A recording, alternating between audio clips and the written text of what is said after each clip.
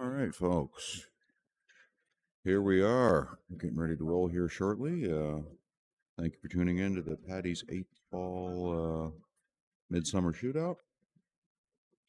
Action's getting ready to start here pretty soon. I believe on the TV table, first up is going to be Damian Pompenick versus Lake McKay. Should be a really good match.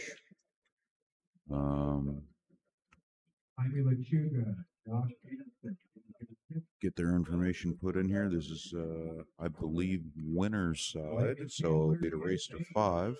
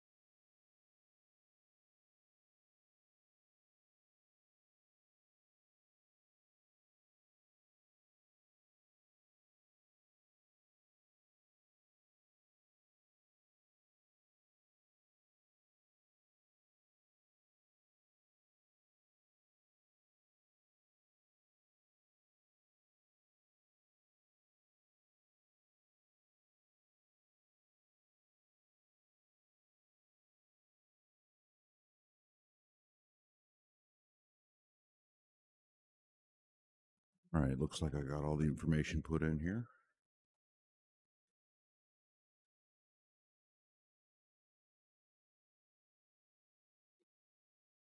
And there we go. Lake McKay, Damian. They're just now making their way to the TV table.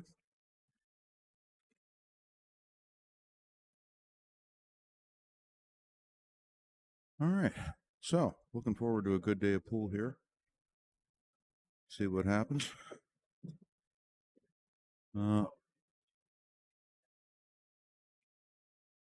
This is a true double elimination tournament, so the B side is still going today. There is no redraw. So those on the B side still got that one bullet left. Need to do all they can to hold on to it. Who are we looking at? We got Lake McKay, Damian. We got a Colin versus Dave Schneed happening. Sheila Clark versus Ryan Carden. And looks like is it a Francisco versus Randy Howell?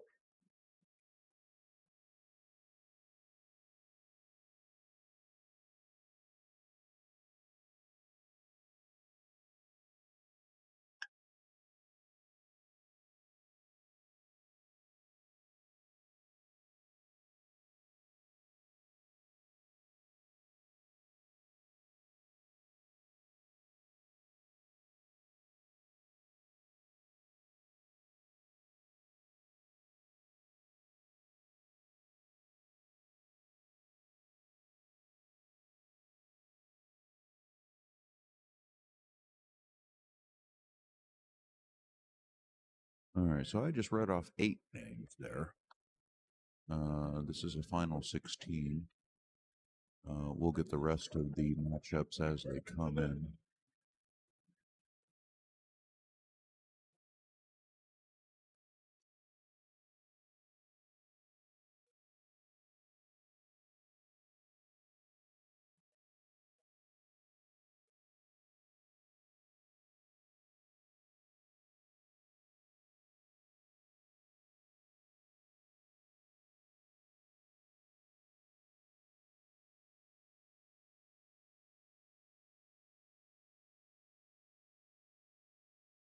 So Lake McKay is going to start things off.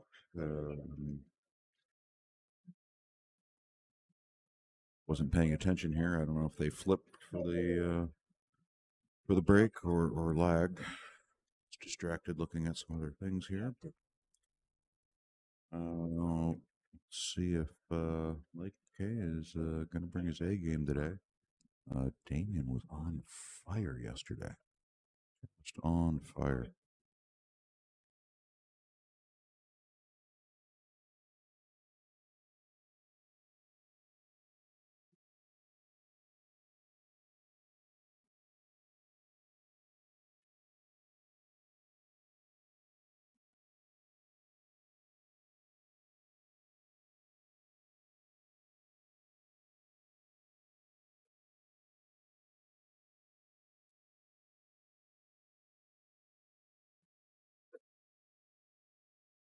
Well, here we go with the opening break. That 6 ball was tracking towards the side there for a second. But the got the 4 in the corner.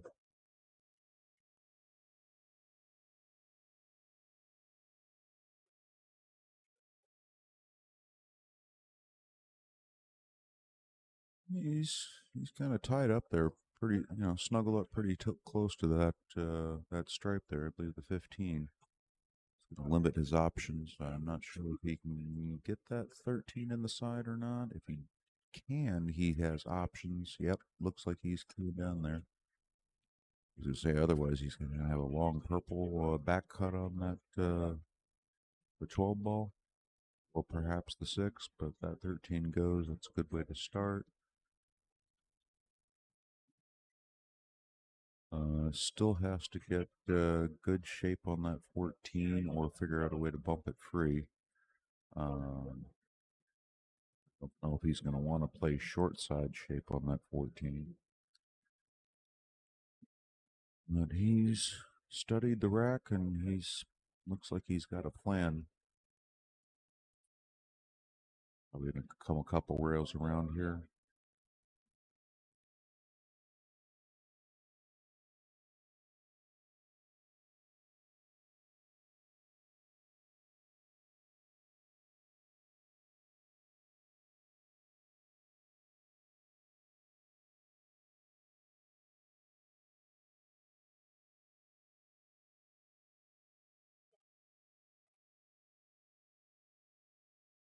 He's just going to play the 11 up table.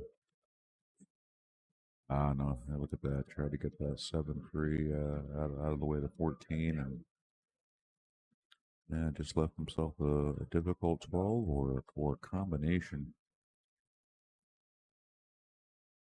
If he takes that 12, he looks like he's going to run into that 5 ball. Or is that the 3? That might be the 3, but yeah, it's a 3. Yeah, it looks like the natural path there would take him right into the 3. I don't know if he wants to do that. So yeah, he's going to, I think, attack that combo. No, almost drilled it. Ooh. Well, that could be all she wrote for this rack. Right? Not really any problems here on solids. And you keep a guy like Damien ball in hand to start.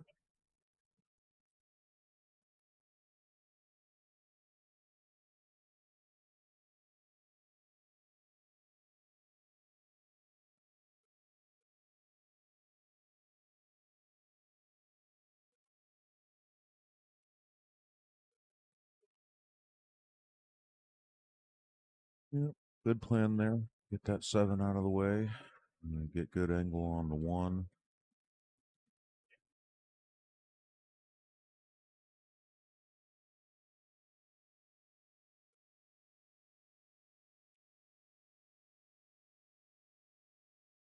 Yeah, I don't know if he got that out of the way enough or not. Yeah, I guess he just got by that. Just barely enough. Little top right off the end rail.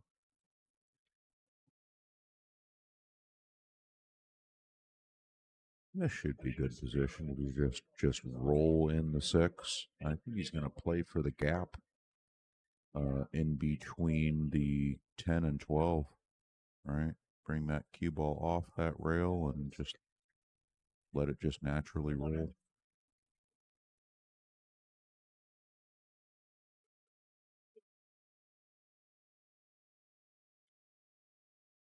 Yeah. Oh, don't want to snuggle up on that. Well, I got a little close for comfort there. Let's see if that goes. Of course, that's going to give him an angle that brings him away from the action. He's going to have to load this up with a lot of inside, I would expect.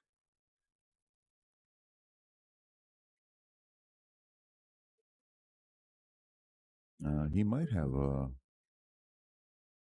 enough room to just kill this on the rail with a bunch of inside. Yeah, he's going to try to kill it.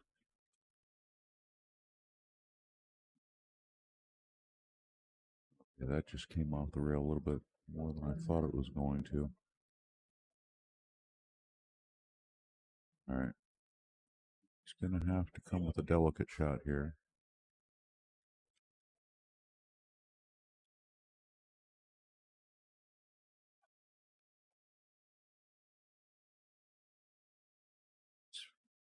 Straight.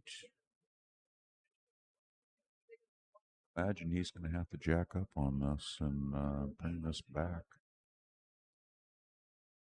I don't think going forward and wrapping up the cue ball around the corner is any kind of an option. And he's looks like he's a little off angle here on the 5 to be coming backwards as well. So I mean, if it comes backwards, it's going to be coming backwards this way, not straight back towards him. Um, I wonder if he can just stop that and just right where it sits and play the 8 down here in the corner.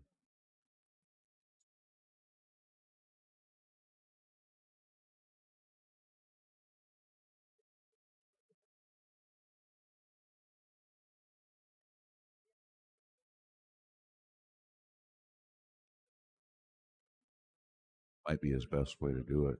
Just stop it and just take the 8 in the corner. Just accept what the table gives you. It'll be a longer shot on the 8, but it'll be doable. But of course, he's much better of a player than I am. So let's see what he dials up here. If he tries to work that cue ball around to just get something a little bit better.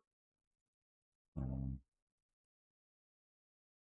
Whenever I try something like that, it's I often fail on that. Yep, no bueno.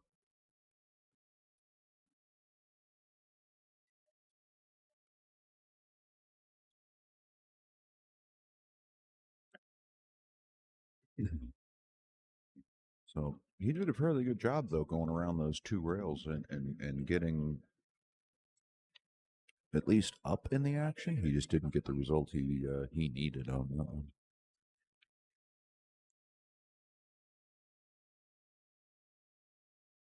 I would have had a total lack of confidence in that shot. I think I would have just stopped it and just accepted that long 8 ball, assuming that it did go.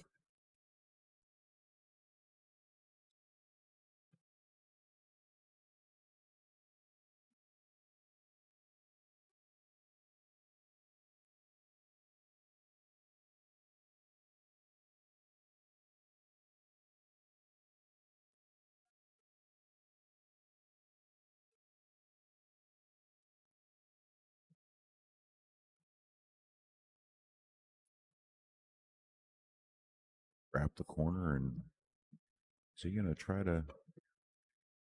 Well, he got a good hit on it,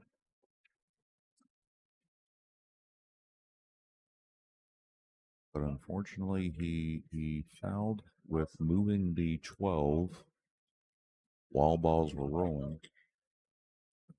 That may have interfered with other balls. So even though we're playing cue ball fouls only, that is a foul.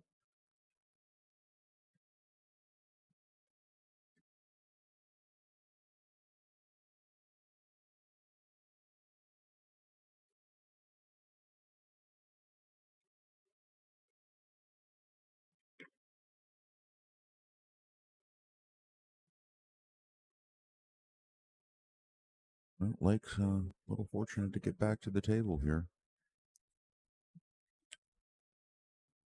I imagine this should pretty much be the end of it here.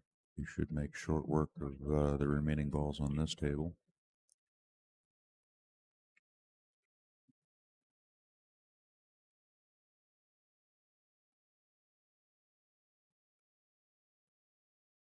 Be monitoring the chat today.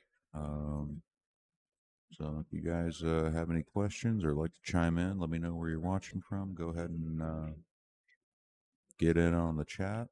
Try to keep you guys engaged today. A little busy, a little hectic yesterday because I was also trying to play in this tournament. So Lake McKay strikes first blood. This is alternating break. Race to 5, still on the winner's side. Say the hardest ones to get the first one and the last one. So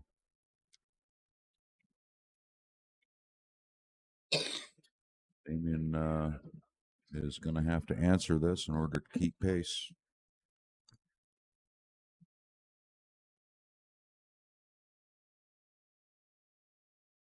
Shout out to all of our sponsors here who made this stream possible. Also like to thank Paddy's here in Coeur d'Alene, Idaho, for hosting this venue and providing the good tables here, all diamond tables, and good food, and really good food. Yeah, we didn't have to leave here at all yesterday. and a shout out to James. Oh God, yeah. Huge shout out to our tournament director, James. Watch that cue ball. Yep. Oh, man. And he bumped the one. Trying to grab that cue ball.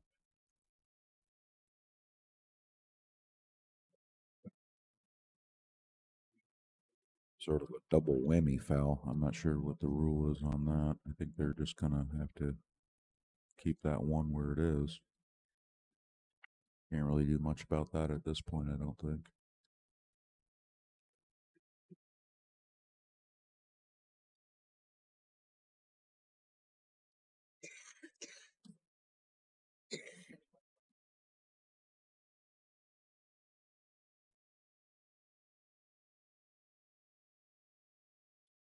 Like he's going to try to dissect solids here.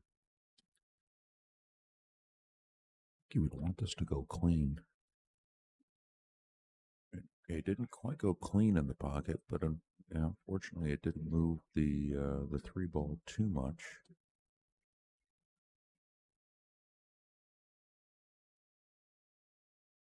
Might be looking at a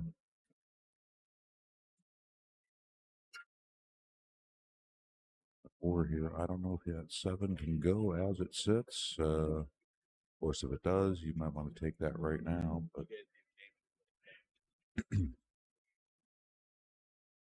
we do, actually. You need one? Oh, hey, where's your tool? In the truck. Need my keys? Yeah. Hey, James. I have a little tool I can go grab. All right, so we're going to need a ball removal tool to pull at least one of those balls out so they can remove the rack. We're going to go retrieve that. I got I have one in my bag, which now that I'm out of the tournament, I just left in the truck. So we got a guy just running out there to the truck to grab that. So little mini break in the action here while we wait to get that ball removal tool.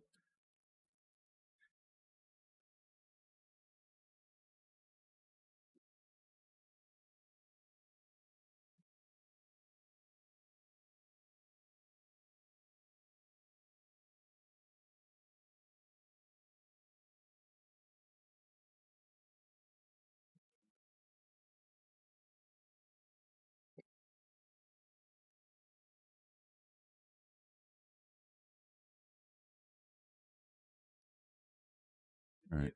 Thanks for bringing it in. Yeah, we'll get it ready. Here we go.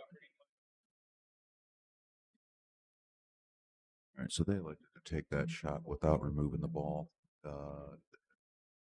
Tournament director was called over to watch the shot and judge it, or referee that shot, judge it, and he refed it a good shot.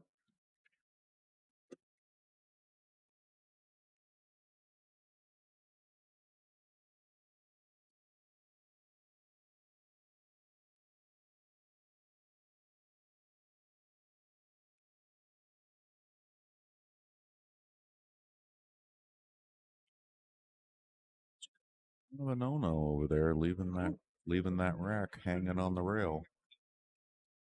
Ball bumps that. I believe that would be a foul. It is.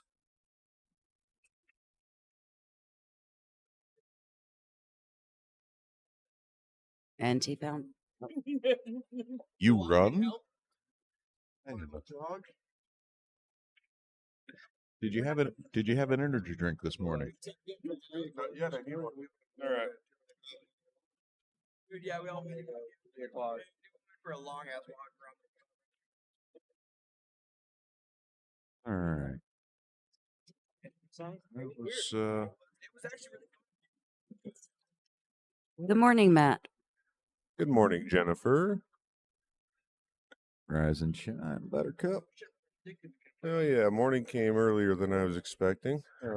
We were tuned in on the stream, so I watched that first game where Damien got a little boogered on the 8, tried to That's take 2 rails at it, and I saw he got a good hit, but he had bumped the 12 with his hand, and the cue ball came right through that path. Yeah. So I he think called the he's foul on himself. Float right over there. 8 in the corner. Yeah. Ooh, this is gonna be a 2-0 lead. Yes, it is. Was it a dry break? I missed that part. Damien scratched on the break. Ooh, ouch. All right. That was an 8-ball run for Damien. For Lake, I should say. Gave him ball in hand to start, and yeah, he cleaned it right up.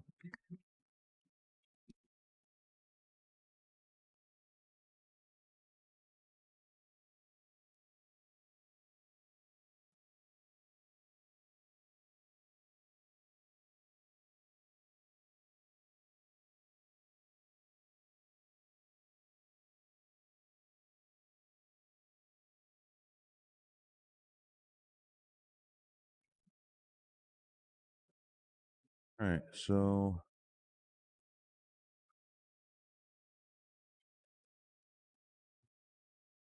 he's definitely in control here, especially with his own break here. Yeah, he breaks the balls really well. But the break shot is so unpredictable. It could just take any little kiss of a ball firing off a rail and Yeah, nicking the cue ball in, or just even to an unfortunate spot where you don't have a good opening shot. yeah. But we got enough speculation, and Lake is set to break. We'll see what happens. He's breaking head on, so it should be a good spread. Using the rail bridge, you're getting a little bit of elevation on the cue ball. Kind of pop the cue ball. Oh, no pop. 6 ball down. And yeah, the cue ball came close to scratching, but he's good. He's looking good here. He's going to take the stripes, I think.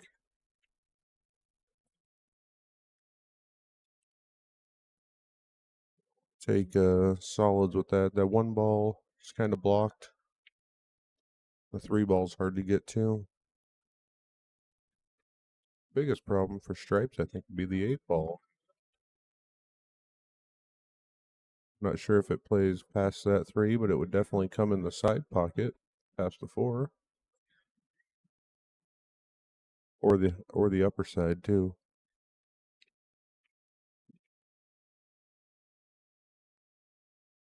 Well, he's going to have to get some movement there on those balls at some point. Obviously, the 4-ball goes on the top side corner. Do they need that tool? I don't think so. They shouldn't. Looks pretty open there. Yeah. Easy enough to remove. He was just worried about accidentally moving the ball. Sure. Just communicating with Damien, making sure nobody's going to be calling a foul over some accident. Yeah. Better to have your opponent remove the rack. I think I would have called James down just to make him get some extra steps in.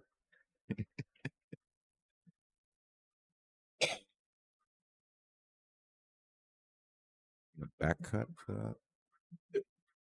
Oh, That was close.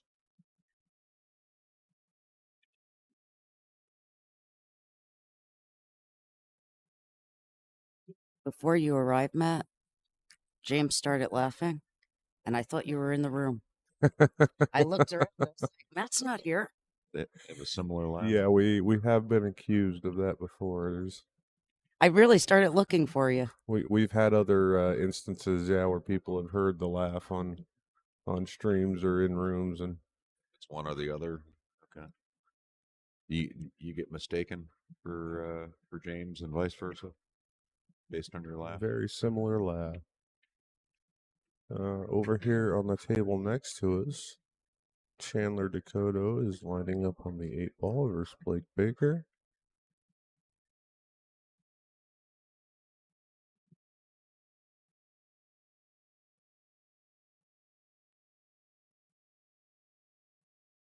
And that ties that set up 1 game apiece. Yeah, Chandler versus Blake, knotted up at 1 apiece.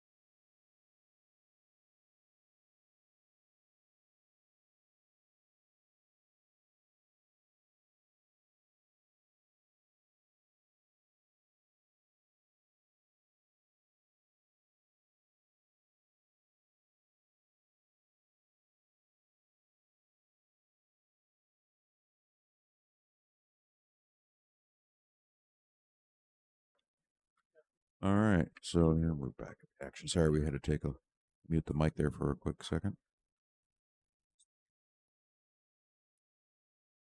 Nice.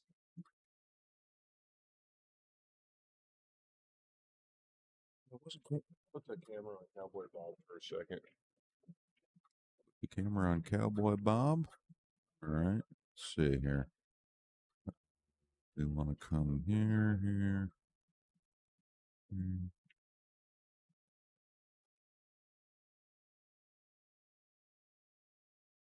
So there in the back, we got Cowboy Bob and Jackie chatting with Jaime there. Maybe we can get Cowboy Bob convinced to come up here and provide some of his insight and wisdom into the commentary. Sure. Any of you that don't know Cowboy Bob, he is a force on the pool table. He can make that cue ball dance. I think he's been playing this game for a couple of years.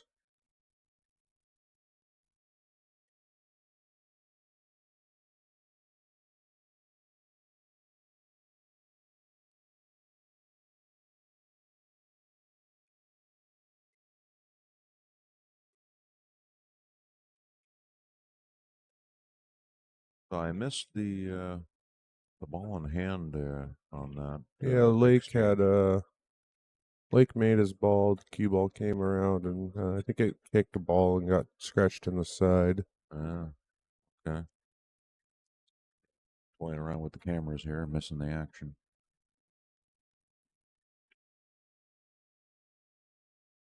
We are trying to monitor the chat. If you guys see us make any mistakes, feel free to correct us.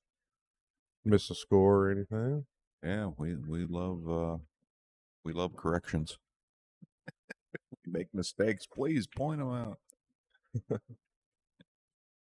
Yeah, we're gonna do our best to stay on top of things here. Squirrel.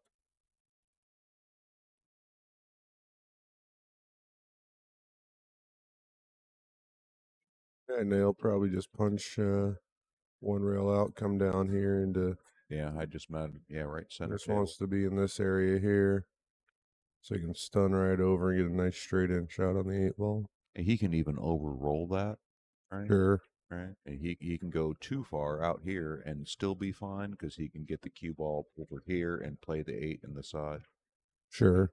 I just even if he under rolls it, right, he can still go 3 rails around and get shape on the 8.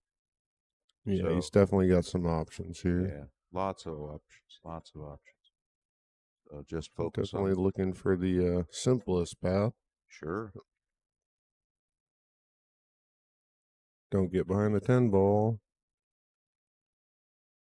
So, Okay. yeah, he'll be. Looks like playing that 8 ball on the side, I would imagine.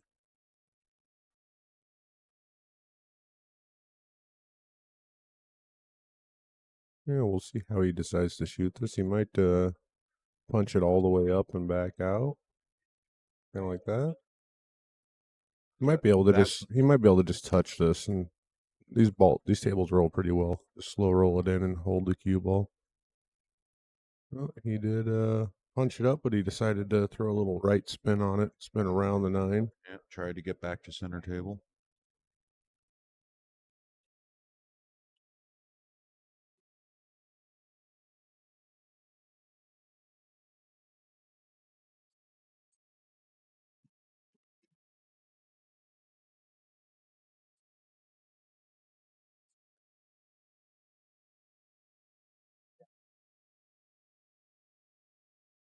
It's coming, Blake. Give him the tool. Yeah. Okay. And Damien is on the board.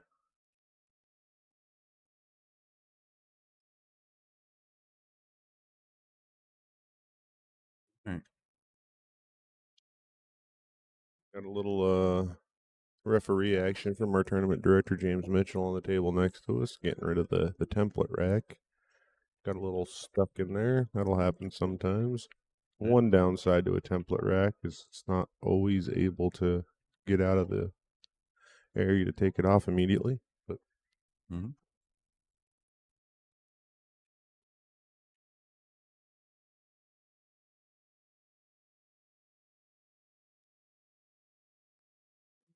They're still knotted up one apiece. This is game 3 action on the next table over. Chandler versus Blake Baker. ooh, that's an uncharacteristic miss from Blake. Yeah.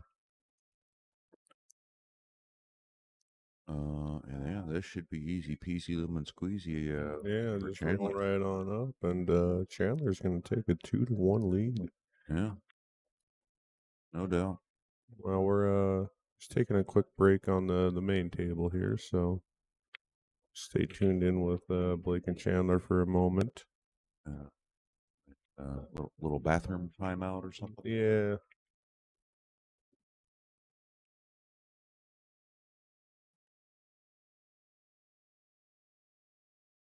It's Freddie Baca in the back there. He playing really well. We saw him on the TV table yesterday, and he was struggling a little bit, but he sure found his stroke last night. Ran 4 racks, beat Jeff Boucher, knocked him out of the tournament 4-1, I believe, maybe 4-2. Stunner. Absolute stunner.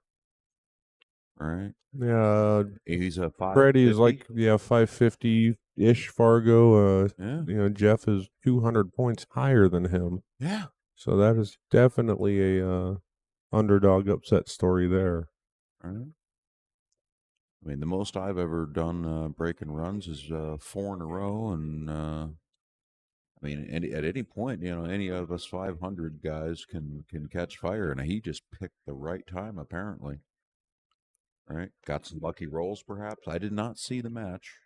Right, didn't witness it, didn't look at it, didn't see it.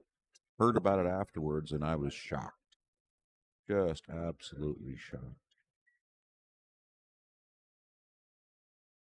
You know who else was shocked? Jeff. Yeah, I imagine so.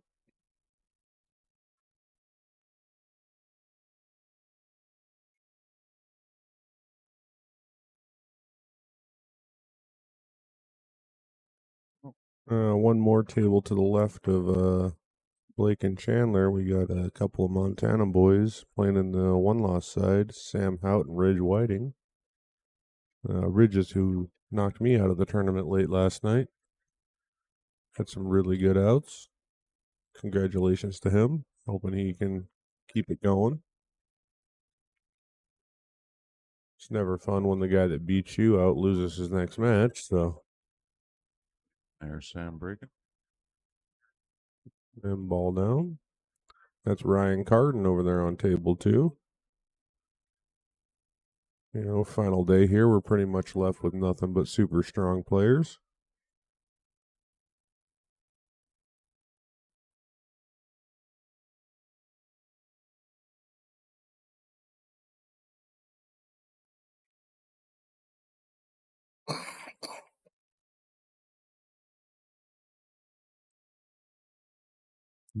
Looks like Dave Schneider is taking a fairly good lead on Colin Ballou in the back there.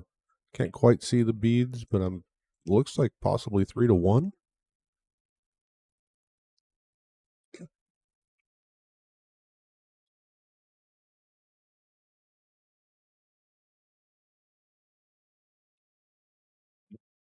Let's see if Damien's got an answer here for Lake McKay, and see if he can find a way to knot this game up at 2 apiece. Damien's working away on some stripes here. He's going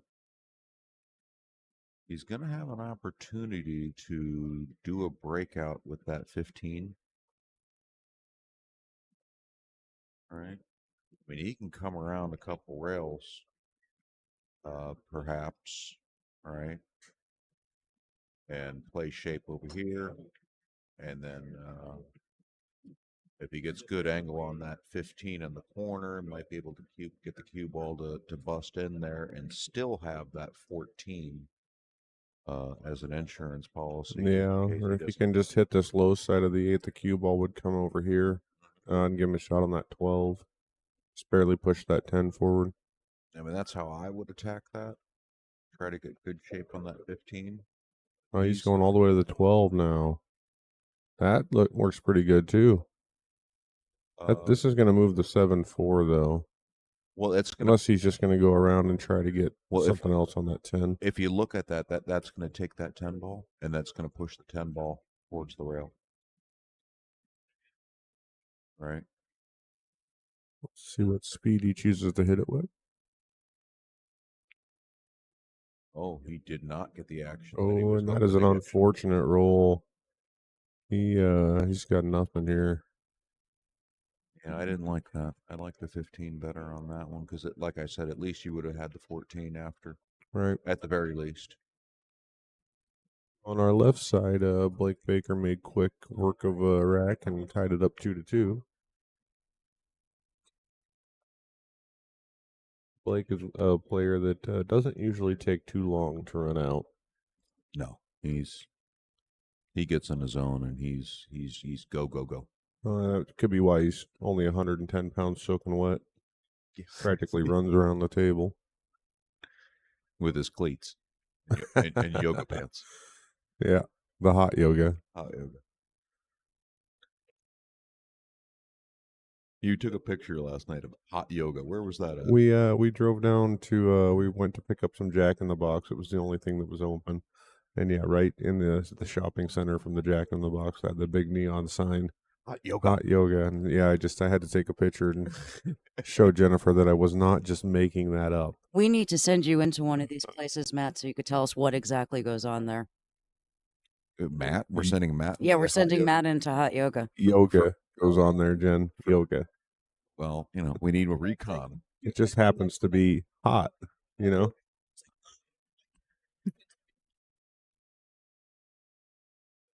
I still need more information. Going in. Who does hot yoga at 1 o'clock in the morning? That's why I need to know what goes on in these Right? places. That's what I'm saying. Well, he tried to jump there and failed to clear the 6. So ball in hand for Lake McKay. Hmm? So I would recommend probably starting with the 7 ball. Shoot it all the way up here.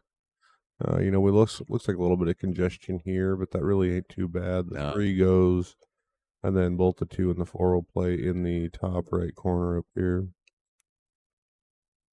Yeah, I agree. He's got to get rid of that. The 7 ball is definitely the problem here.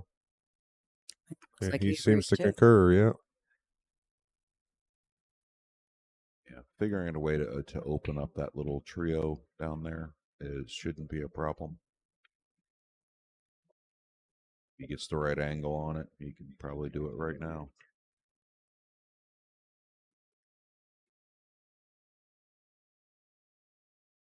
I missed Actually, that. he doesn't even have to open them up if he No. doesn't want to, because the 2 and the 4 both play in the corner. Well, not from there, they don't.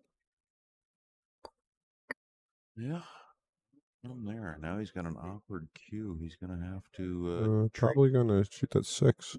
Yeah, but he's gonna have to treetop. Yep. Yeah. Bridging over the top of the ball definitely adds some difficulty to the shot. Anytime you have that downward angle on your cue, if you're not hitting perfectly center, it'll send some unwanted side spin and curve out of your path. So we got 20 folks watching right now. Hello, everyone. Thanks for watching. Chime in on the chat. Let us know. Lake is just going to play a safety. He's going to go right behind the 2 ball. Oh, sure. Oh, he hit it weak, though. Yeah. That's still... He's still pretty safe, though. Like, I think... I don't know. He might have a sliver of that 14. Does he have a sliver of the 10 ball? No. Negative. No, looking over... The camera is so deceiving. Yeah, you look over the table, it's definitely not there. But he can backwards cut this 14, though, up into this pocket, sending the cue ball out that way. His match against Jeff yesterday was shot very similar to this. The 8 ball was down on the rail like here, and he back cut it and came down into this area and got just perfect on it. So didn't we clip that shot? I don't know. I think he did. Damien posted it on his Facebook. Did he? Look at this. See, look at that, just like that. He's good at those. Definitely a shot. I think now he's going to have to cut this 15 to the side, though. It doesn't go by the 1, so he's going to have to go into the side, and I don't think he can hold the cue ball. He's going to have to probably run up and come back up into this area for the 10. And Katamari, he looked like he was playing a pretty good defensive shot there for a moment, didn't it? But Damien was able to pull out of that. She just chimed in on the chat there. Yeah, Lake really wanted to come off that 4 and come in deep in here and get behind that 2 ball. Just a little miscalculation on the speed. It's a matter of just hitting the object ball just a teeny bit thicker than you thought you were going to. It really eats up the energy. And oh, it looks like Damien is looking at cutting the ball up to this corner. which will just push the 8 a little bit forward and leave a nice cue ball right there for the 10. That is a really good, just another backwards cut.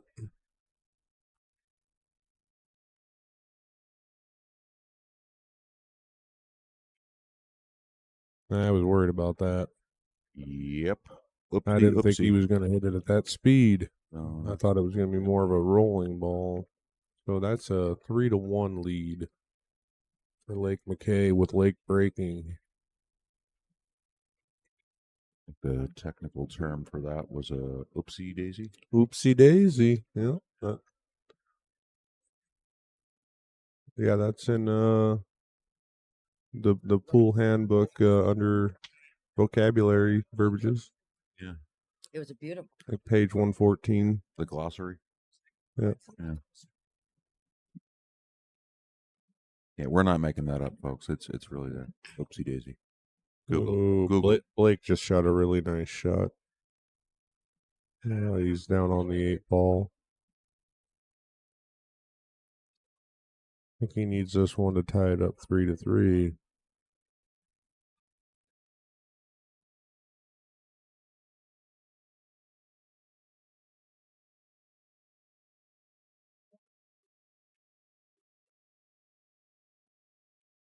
It's in the hole.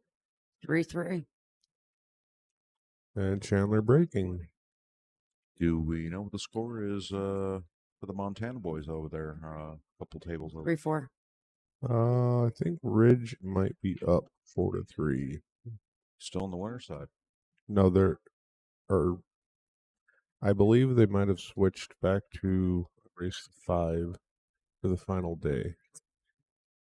I'll go confirm that. Yeah.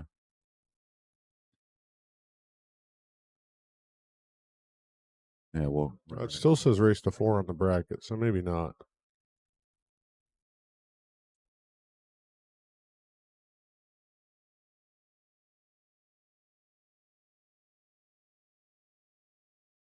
Well, maybe our Montana boys don't know how to count, because there's definitely 4 ping pong balls slid over on the tally above the light.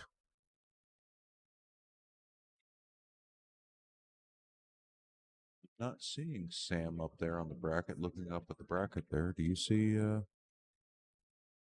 No, they're up on the top. All right.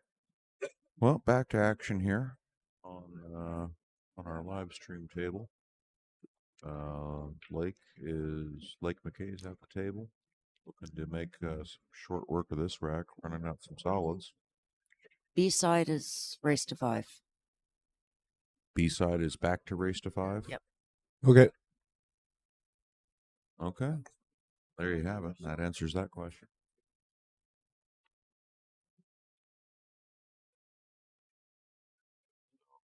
Apparently, day 1 was 5-4, and day 2 is 5-5.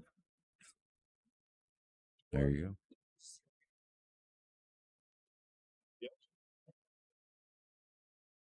James, you're going with the 5 then in the B? You need to click on the horses and change it on the. Yep.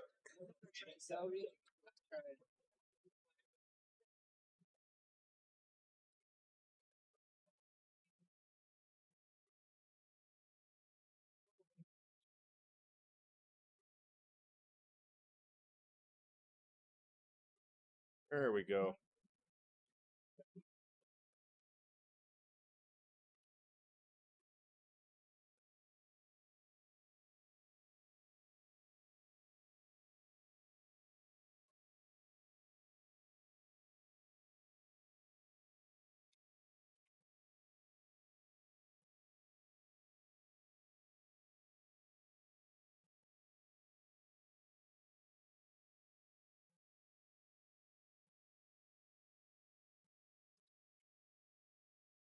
So Ryan Carden was the first match to finish this morning. Defeated Sheila Clark. She is now eliminated. Ryan will be waiting on the loser. I can't see the bracket.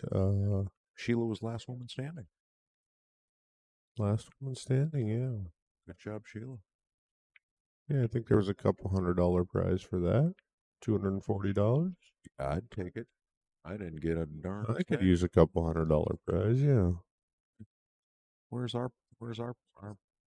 Even if I prize put on money? a dress, I wouldn't get it though because I lost yesterday. I was out yesterday as well.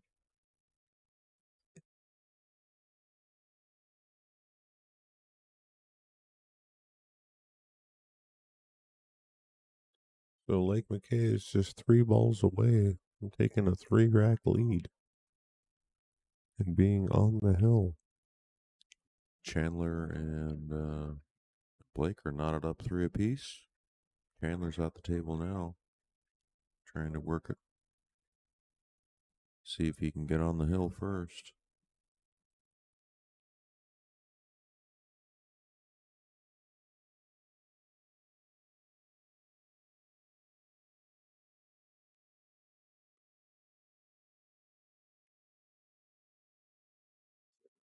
Ball removal tool. James, ball removal. Oh, never mind. I think they got it.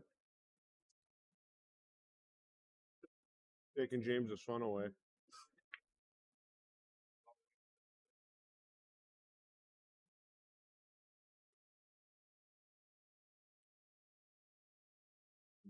Looks like Blake's getting ready to get on the hill here. Right? Yeah, the town racks. Soft. If you heard Mason in the back there, he was complimenting how well the tome template was racking the balls. They do work really well.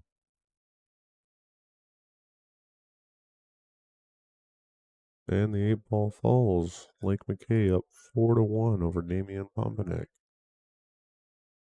Pretty evenly matched Fargo score here.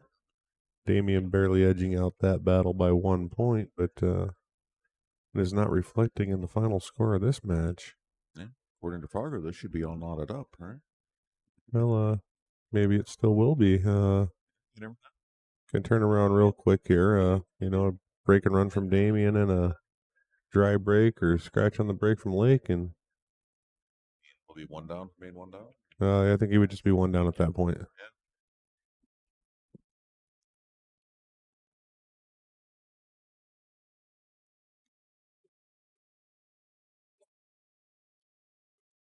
I had to step away. What's the score?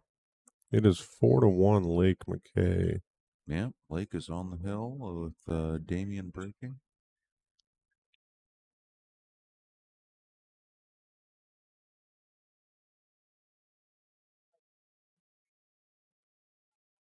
Going with that just off center break.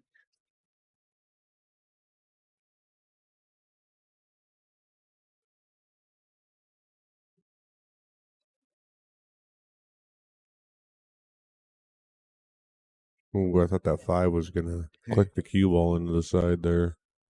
Just looking at that myself. This is a fairly good position. He's definitely going to take the stripes here. That 4 ball creates some problems, and all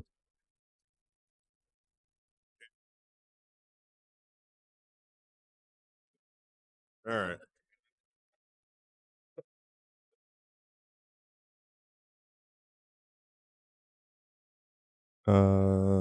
So yeah, I don't think this 4 clears the 13, but if he just stops the cue ball in this area, he can make that 12 and pop over, and that clears all the stripes open. So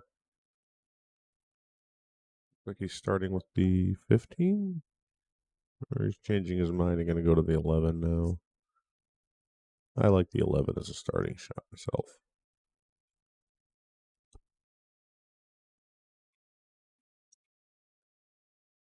Well, that was a very aggressive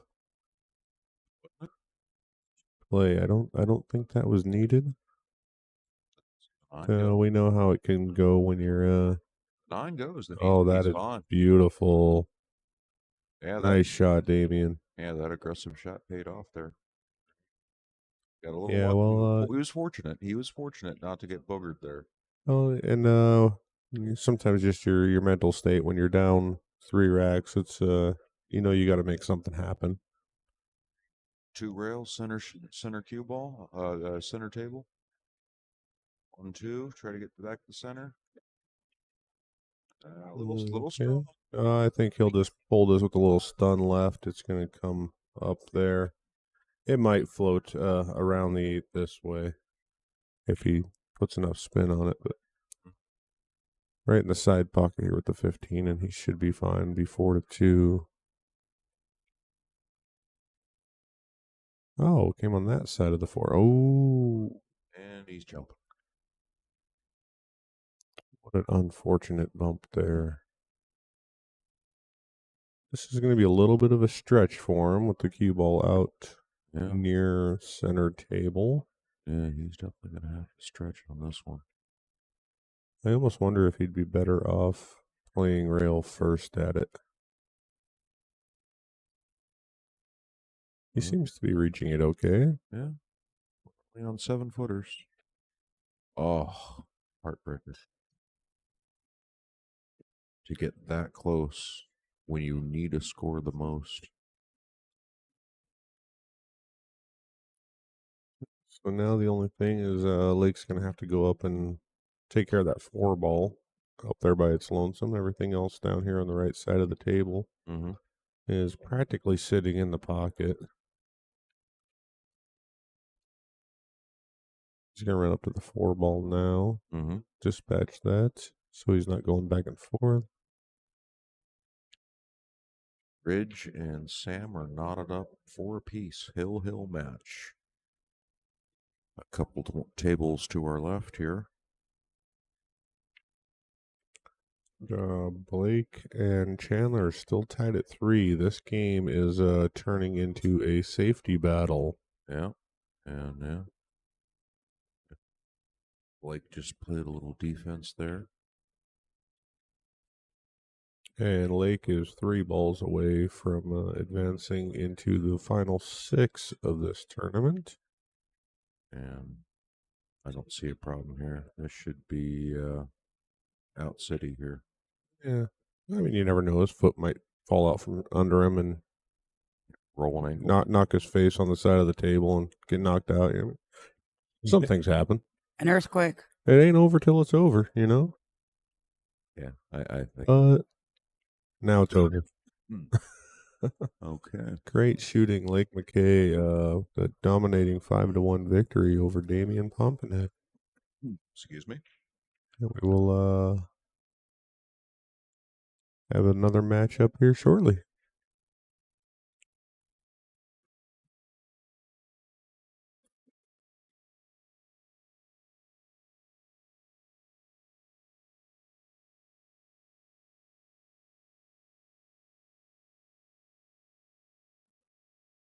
So while we're waiting for some action, we have some table 2 action happening here. This is you're looking at Blake versus Chandler.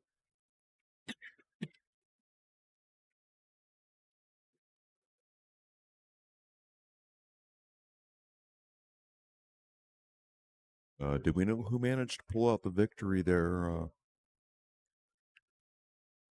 Do we know who managed to pull out the victory, Sam and Ridge? I don't. Sam.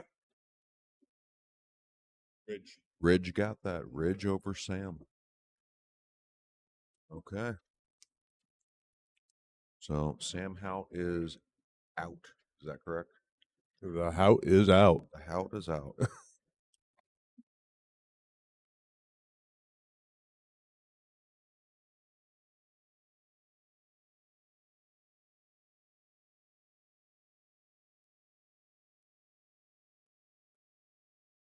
And I leaned over to look over at Sam as we were talking with him to figure out who took that, and missed the action here on table 2. So I'm not sure who got that.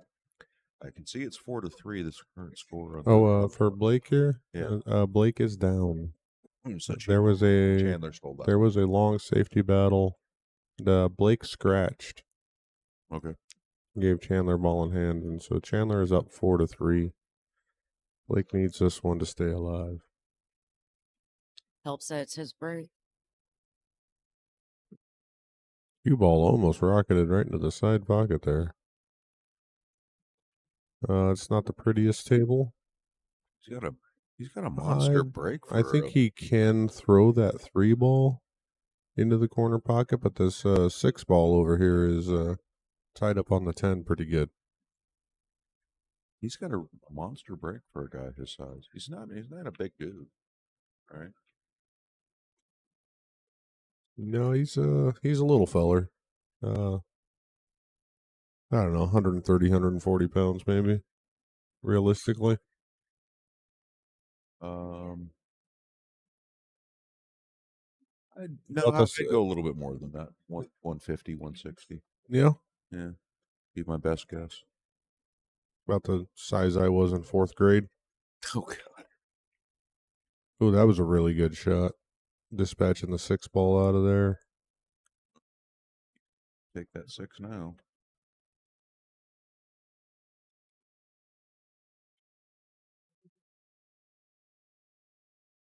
I don't know if he has to back cut it. He might be able to shoot it past the 10 and call a 4 ball. Yeah. I think he's trying the combo there. What happened there? Oh. And he did make the 4 ball. Sorry we missed that. Bumped the button there. No. But he got a little funny here now. He doesn't want to shoot that 2-3 combo from where the cue ball is at. He needs to actually be more inside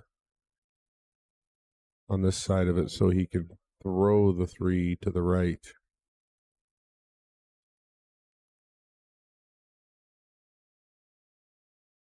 He is attacking it anyway. Use a little bit of spin and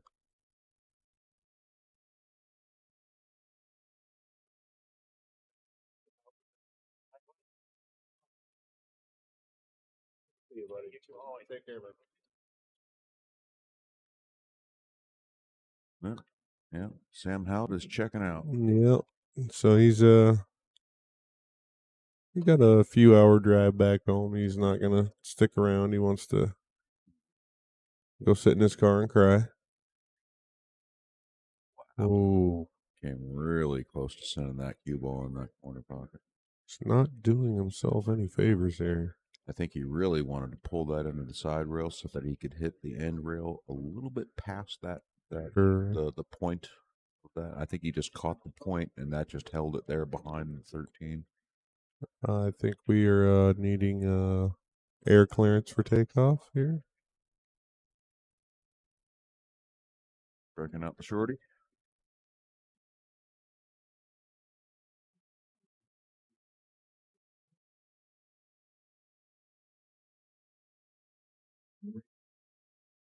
That's the confidence in Blake's game is he doesn't get his jump cue out until he needs it. He doesn't plan on needing it. I usually just get it out because I know I'm going to need it. Yeah, me too. Have it whipped out for every match, ready to go.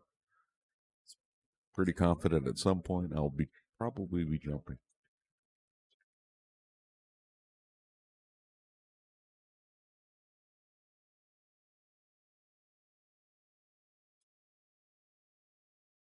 Makes me a couple of mistakes. I know. So yeah, take advantage of those. What you're talking about?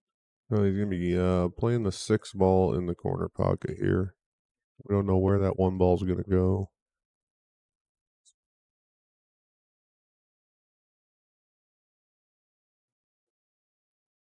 Oh, look at that shot. Clip that, Chris. Oh, this is going to work out beautifully. Come on. Oh, he's got it. Yeah, He's got it. He can shoot that 1 straight into that corner. The cue ball's just going to bump that 12 a little bit, and he will be dead straight on the 8. Yeah. What a beautiful shot from Blake Baker. Yeah. 1 good stroke here to pop that 1 ball. That's all he needs. Shots like that, they get you up to the 700 Fargo. That's a good angle to look right down this 1 ball.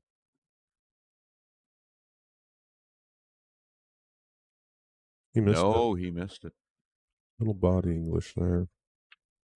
Yeah, he tried to body English, and after the shot, I think he knew it as soon as he hit it. Mhm. Right. But yeah, look at that. So, Would have had a really good looking 8-ball. he did leave the 1 in front of the 13. Really the only obstacle that Chandler's going to have to navigate here. And he's got a couple of options there, 10 or the 14, to come off the short rail and down into it.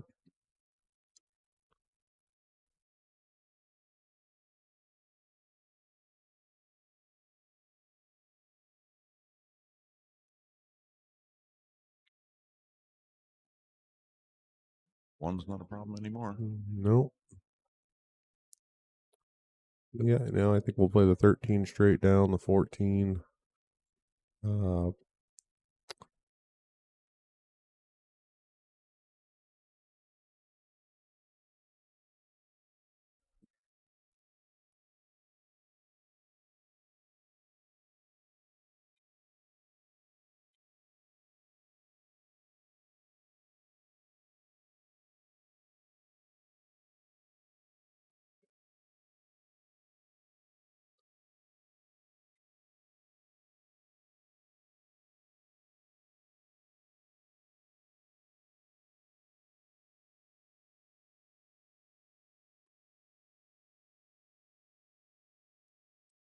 So Chandler at a 655 Fargo, I think, is going to see even another jump in his Fargo rating after this tournament.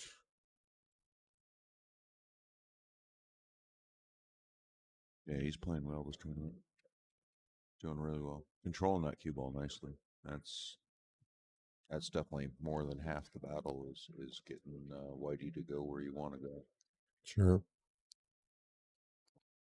Yeah, Blake is nearly 100 points higher in Fargo, so theoretically he should be winning 2 games to Chandler's 1, but that is not the case today, as Fargo is your consistency, not your ability. Mm-hmm. And Chandler is playing much more in the 700 speed at the moment.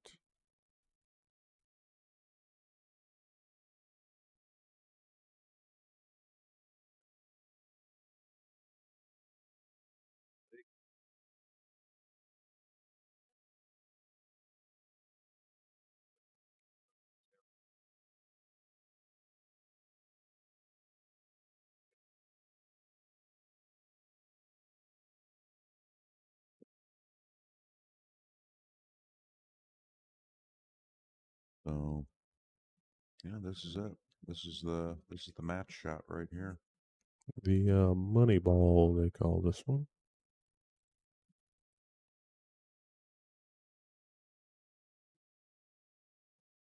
The hole. Chandler takes down Blake. Chandler has a little bit of a twist in his wrist as he follows through. It's amazing how well how straight he can cue with that. Just one of the little quirks that you see some players have that. That was still winner's side though, right? So That was Blake's still not out. winner's side, Yeah, yes. yeah. Blake is not out. He just moves over to the B side. Blake has won many a tournaments coming through the B side. Yeah, I don't think that'll phase him at all. I think he'll shake No. that off. We'll refocus. We're gonna come back to table 1. Do we have some more hot action happening here? So give me a second here, and we'll get things ironed out. With our new players coming in, we got Lake McKay up again. Do we know his opponent?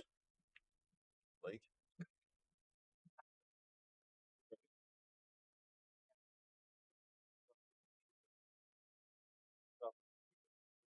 It's like Lake is playing Dave Schneed.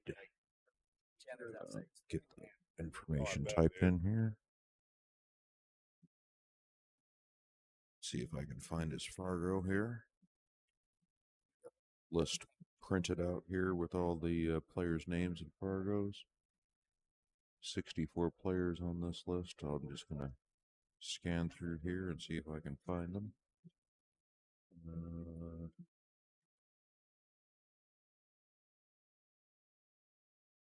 Where is Dave? Dave.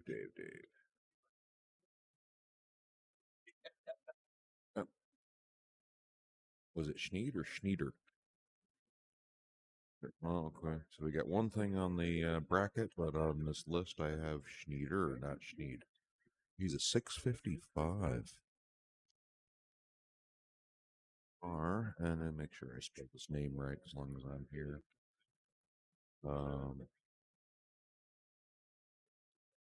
SCHEDER. Okay, I got his name spelled right. 655.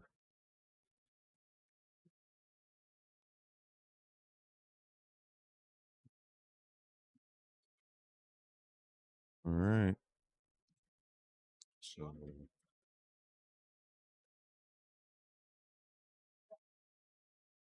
there we go.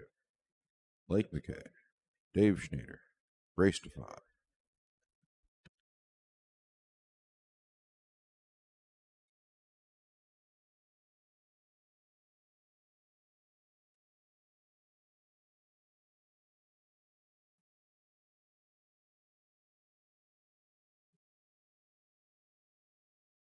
Lake McKay is at the table here. Using stripes and there, but I think he's got the 12 on the other side.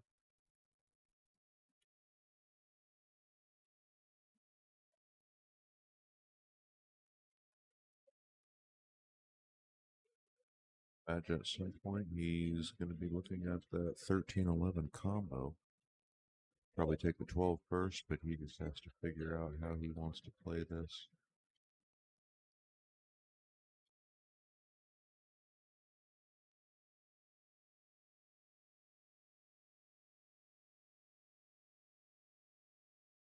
He thinks that 13 plays in the corner. Wow, it does. Okay, well, that kind of changes things up a little bit. I didn't know that it went past the 6. Now we're going to be looking at 11, 12, and does the 14 go past the...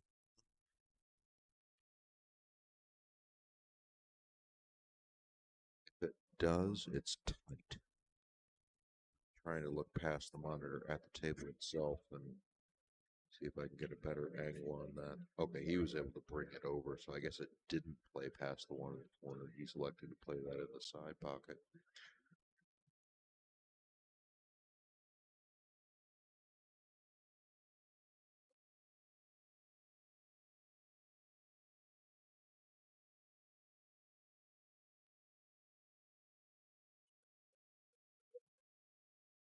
There.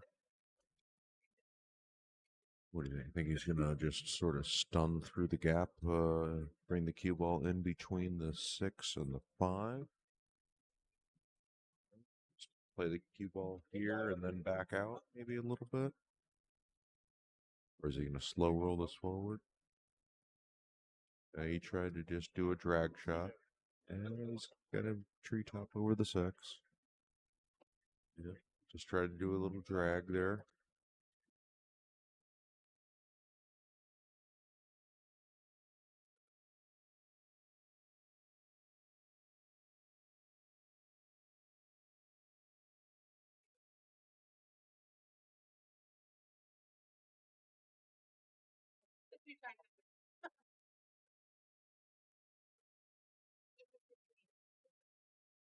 I did too.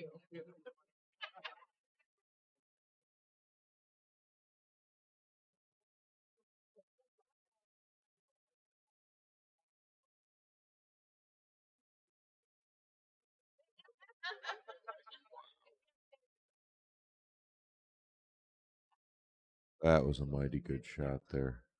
I mean, I think he just got enough on that cue ball to get that thing in the side pocket.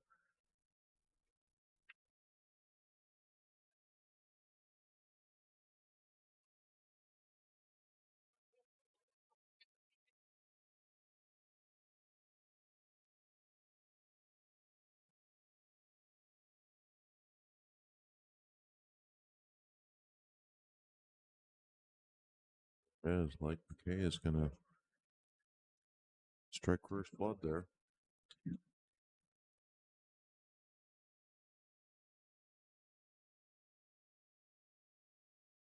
Dave's going to be coming to the table to see if he can answer Blake, who quickly walked over and is getting some breakfast.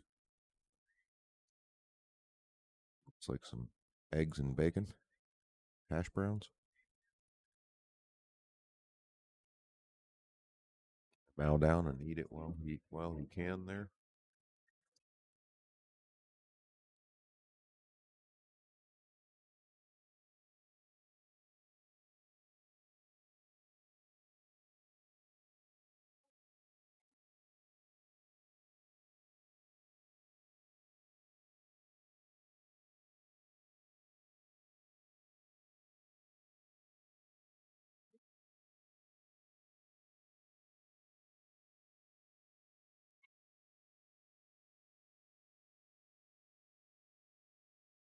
Got Blake Baker versus Ryan Carden taking place on the table next to us. Blake was just moved down to the B-side bracket just a moment ago, and his action pretty much stayed right where it was. He's staying at that table. This is Ryan Carden to break.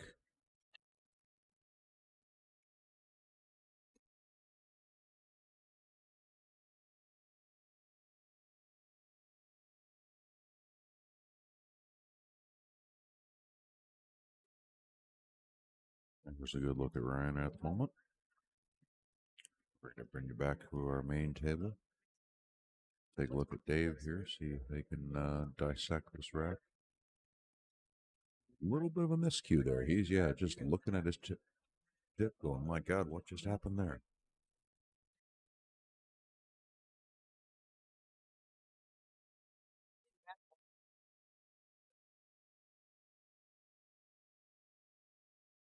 Oh, let's see here.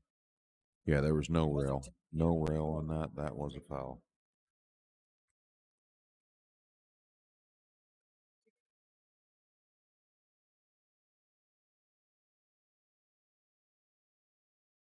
Yeah, completely jumped over the ball, rattled around the jaws of the pocket, came back out,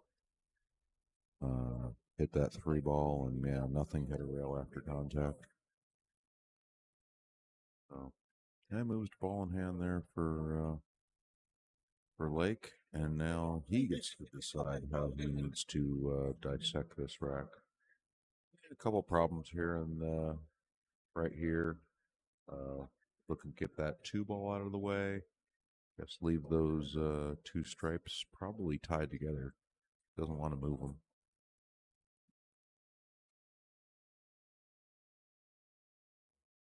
Yep. That just leaves 1 problem to go right there. Solve that one. The 4 plays either in the side or in the corner after you get the 6 out of the way. It also can play here. So it's got a few pockets, or even down table down in this corner. He needs to get a good angle at some point to bust out that 3 ball. 3 is married up pretty close to that 10 there by the side pocket.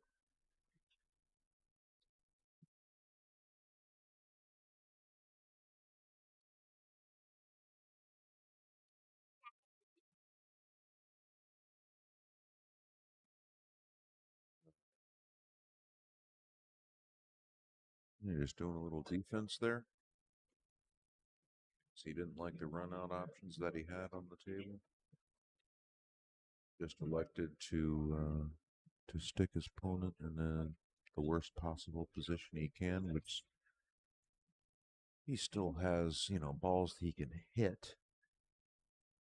Right? It's can he make something from this position, and I don't think he can.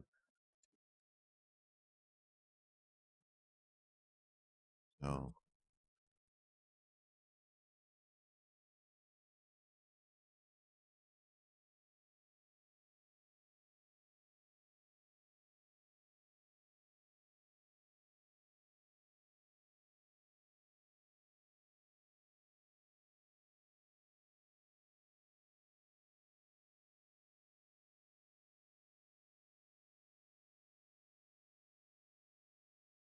All right. So what's he going to elect to do here? Slice that 9 on the side? About all he has.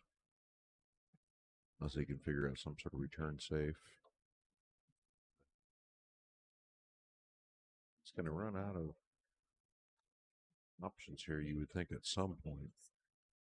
Unless he can really get creative and make something happen.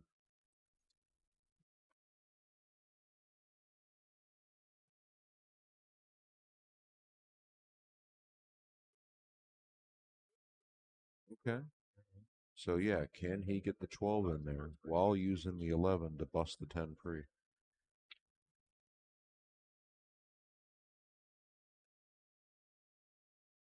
Nope.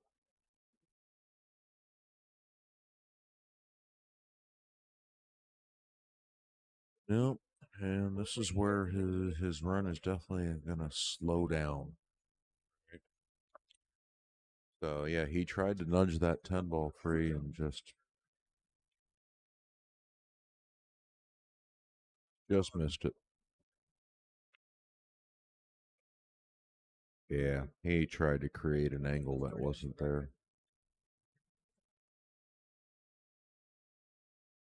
So now he's going to leave, leave Lake an opportunity here, but of course he's going to have to figure out that 3 ball as well. He could just lay up here and play safe. Yeah. That's pretty good. He's not jumping there. He's going to be kicking at this 11. think he's gonna like whip you or something, don't ask him. Like that. Good contact. Yeah.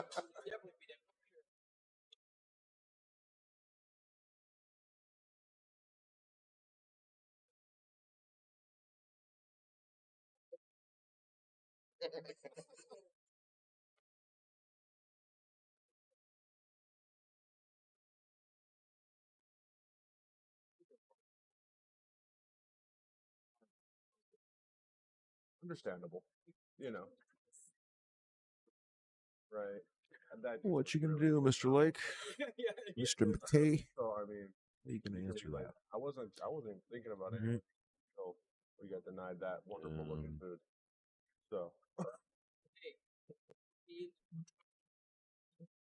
You know, I do want to say if that 6 is out of the way, you pot the 6 and you get a good angle on that 3 ball. The 3 ball should bank cross-side, right?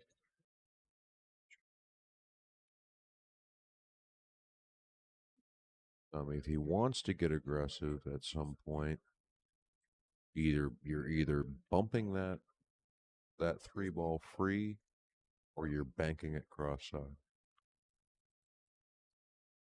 Just rattled that one in.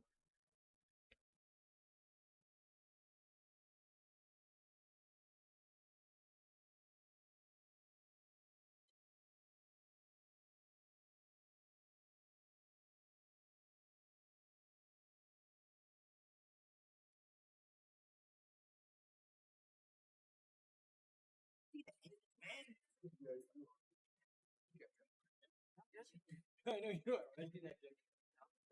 I know you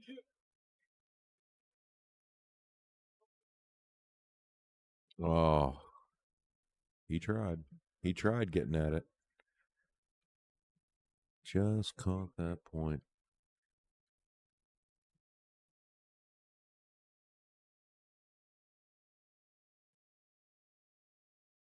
Once again, Lake is just going to lay up.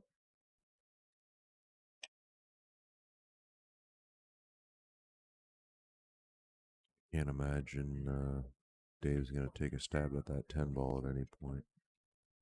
Probably going to try to just avoid that at all costs.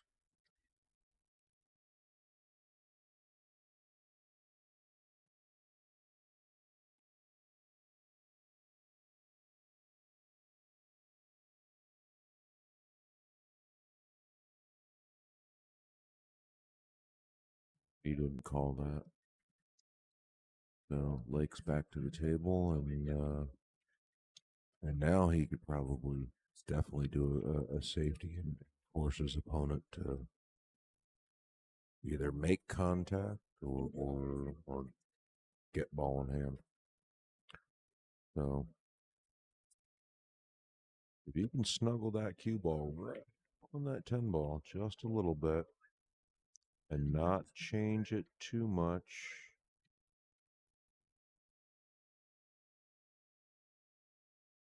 Yeah, that was a good hit, and the result wasn't too bad. Right, he didn't really change the fortunes of the 3 ball for Lake.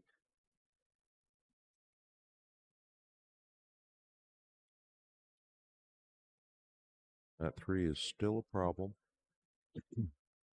You know, Lake could certainly try again. Right. One more little bump from his opponent trying to do the same exact shot might just be enough to just completely free up that that 3 ball.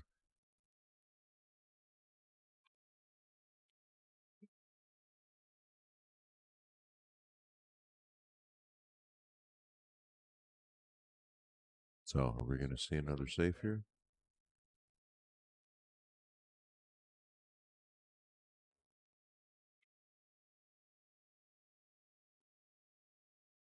I believe the hit is there. If he leaves the cue ball anywhere along here, I think there is a clean hit on that 10 ball for Dave.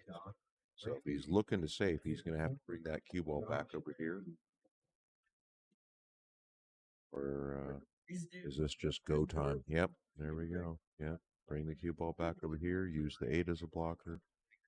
Force your opponent to kick this way. Once again, just try to get right there and without disturbing that 3 too much.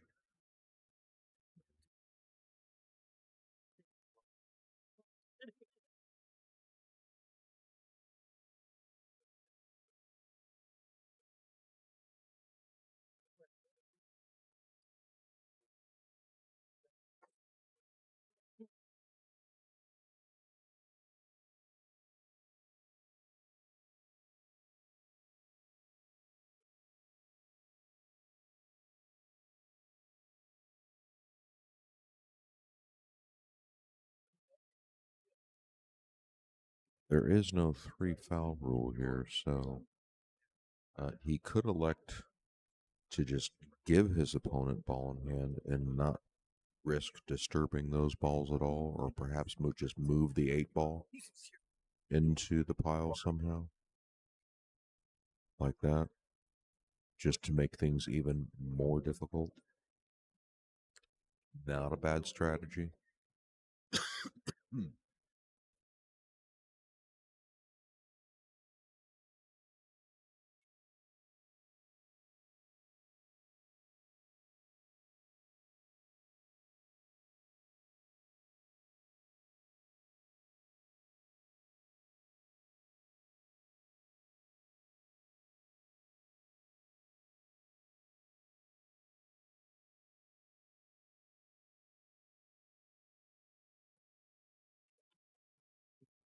Yeah, Lake needs to do something to get the action changing over there.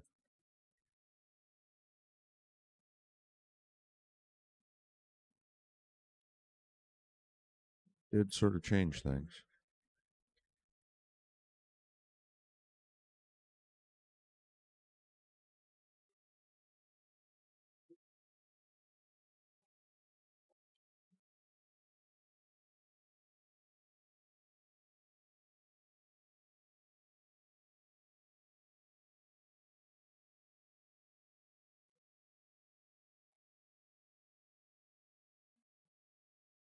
Yeah, I think he's just looking to nip off that 10 ball and send the cue ball around here.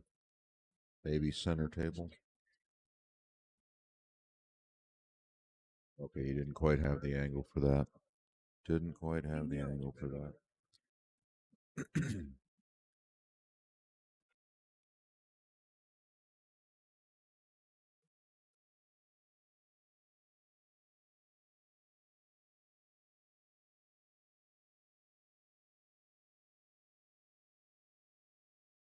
we get aggressive and try to go for the 3-7-2 combination? There's enough room to get a cue ball over here, right? No, he's gonna free up those two balls and play safe. Try to get that 7 out in the open space a little bit. There you go.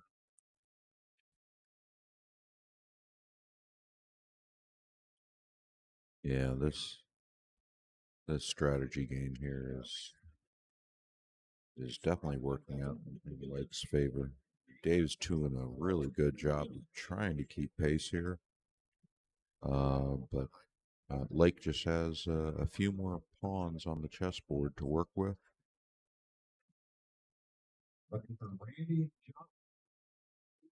He's going to push that 8 up in there again.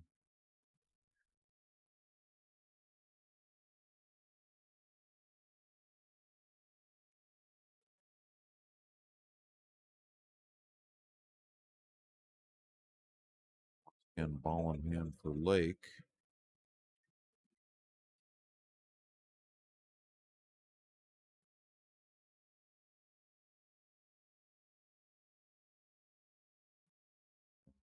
Lake needs is just that one opportunity to solve the puzzle, and he's going to be off to the races. And he's looking for a way to solve the puzzle, and if he doesn't have it, he's just going to make a little movement.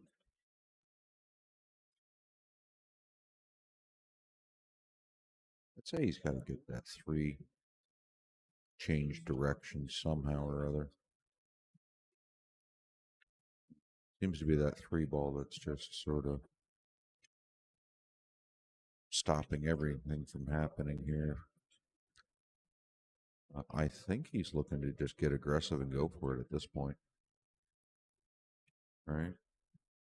And he's eyeballing that 3-2 combo because the 7 clears. The 7 goes past the 8 in the corner. I'm looking down the table right now, and yeah, a 7 does clear. So if he can get that 3-2 combo going, that's a little close.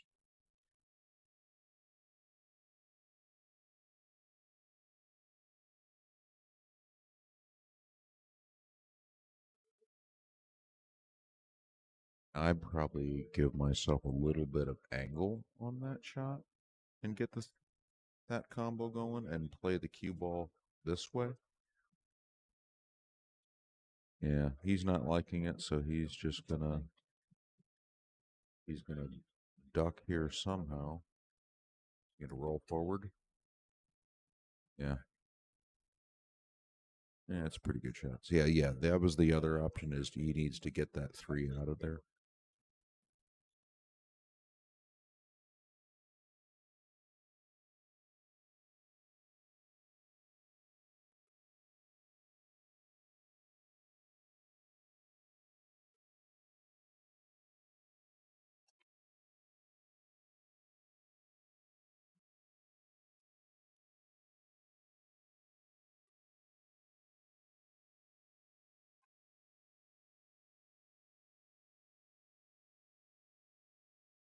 He's had 4 chances. Huh?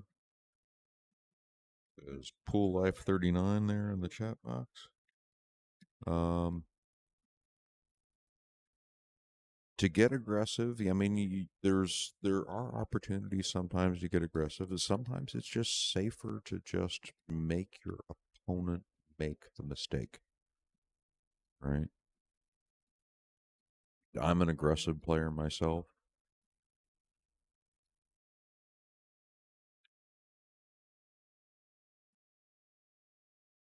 But when it does come time for strategy, if you take your time, think things through, and play some really clever shots, it can keep you in the game.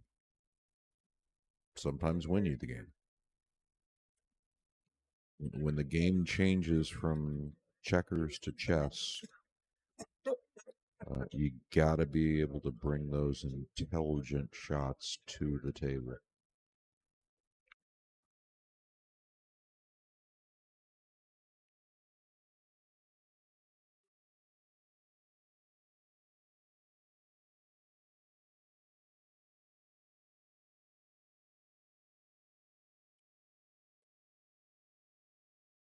Well, I believe he might have left the cross side bank.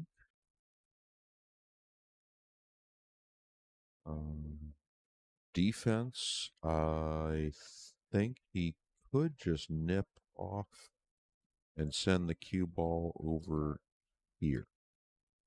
If he's looking to just lay up again. Right? If he's getting aggressive and just decides, he's getting frustrated, decides to go for it, the cross side is there, but he would have to hold the cue ball pretty good. Yeah, he's going with option B, which is just send the cue ball up a little bit. And now the way he happened to move that 10 ball a little bit, now the 10 ball is blocking the 7 from going in this pocket. He could play the 7 off of the 3.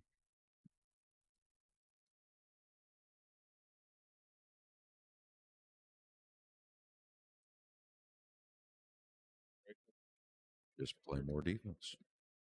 Right?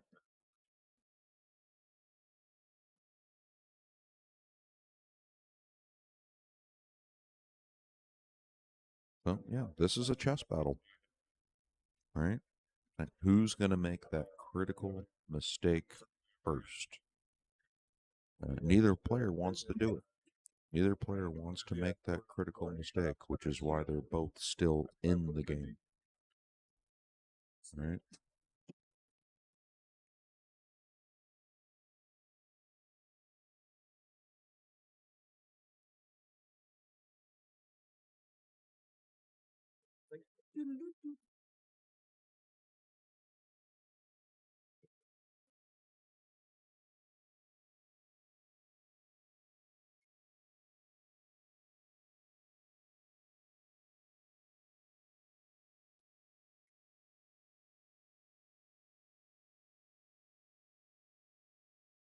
Here's an aggressive play, right?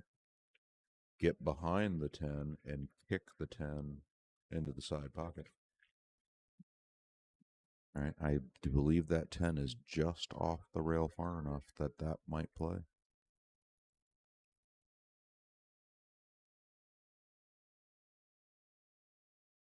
And that's another good strategy move right there. Just tie up your opponent's balls nice and tight. So I'm back. This is just chess battle. They've been doing this sort of thing back and forth. I was just gonna say I just came back, was a little preoccupied, and this has been we're been a long game, more than a dozen. But yeah, shots this is exactly what like I'm thinking. He's gonna just bank the 7 out here, and he's gonna tuck that cue ball right in there. He really wanted to get it deeper in here behind the 3 to take away any one rail. I would have loved getting that 7 out further. Yeah, he definitely underhit it. With a little more speed, the 7 would have traveled more, and that worked. And he would have got deeper really behind. well. Now Ken Lake just barely thinned this ball and touch it and glue it behind the. Was that the 5 or the 3? That's the 3 ball. It's the 3 ball. Okay. Yeah. So that worked out really, really well for Dave. He hit that really good and got his 10 out in space. And he just changed everything with that shot.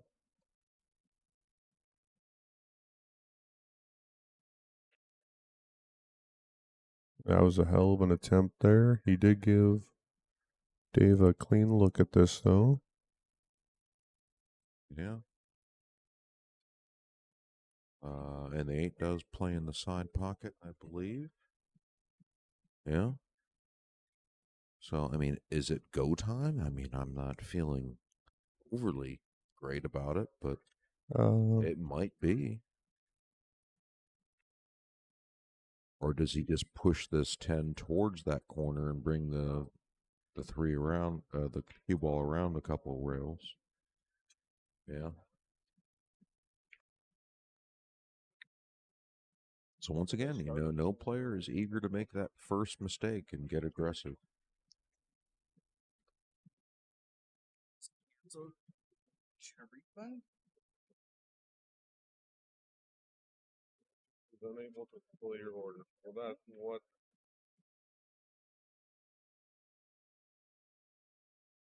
$16. I don't know. Dude, just fucking drive over there. It's fucking. They only fucking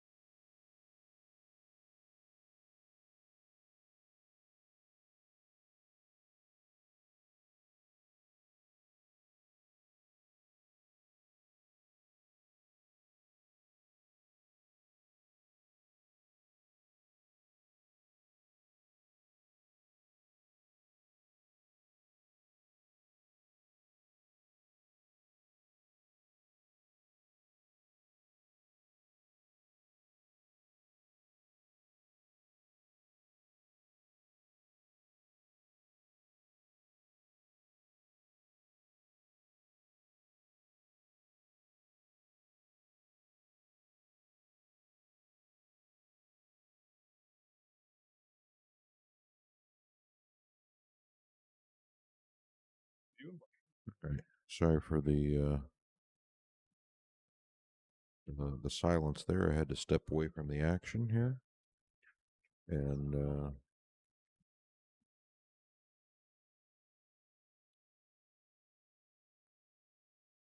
got a little distracted there. But Oh, no, he's I'm gonna put Dave right on this 8 ball. well, I mean, if that 7 Or does goes, it play? I think it's go time. Oh, yeah. It's go time here. Finally, yeah. I stepped away from the action, missed what happened, and here we are, and it's go time. Yeah, Yep. that critical mistake had happened. All right, neither player wanted to budge for the longest time. Boy, that sure stings when you play that tactical battle for so long and you think that you Oh, yeah. actually came out with the advantage, when Uh-huh. Dave kicked that ball and got his 10 ball out in the open space and Mm-hmm. had an opportunity. All right. Yeah, what a tactical battle that turned out to be. All right, well, Lake McKay's off to a 2-0 start here on Dave.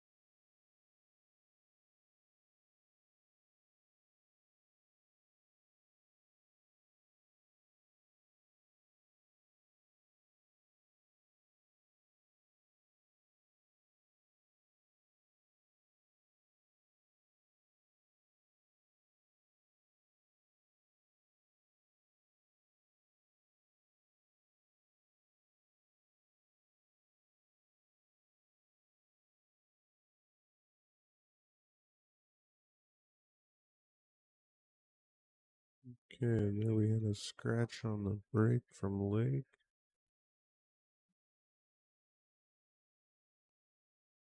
Dave really needed that to try to get back and stay in this match. Table behind us, we got the B-side Damien Pompanix playing Ridge. Table 5, we got Joe Kaluza playing Colin Ballou. They're also B-side.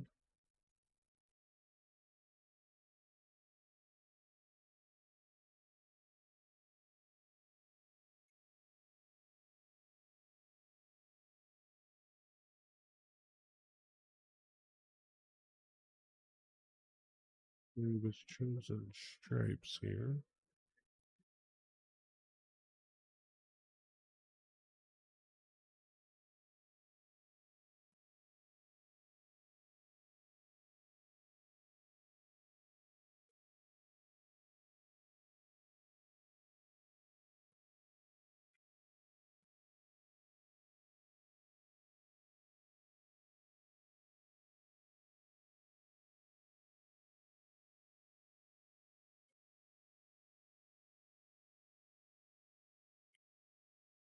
There aren't any problems with this layout.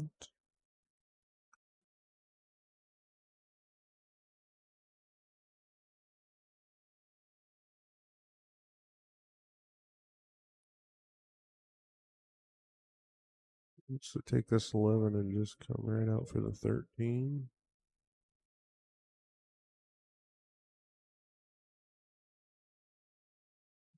Short there, he might have to play the 12.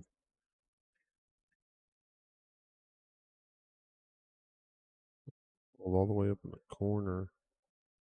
Use 7 as a break. Might be going for the side, actually.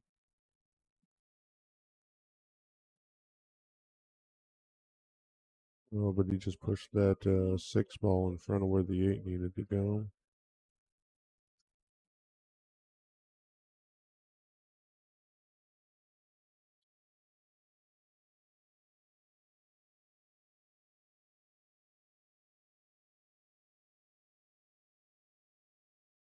Dave is looking to see if he can squeeze that 8 by the 6 ball.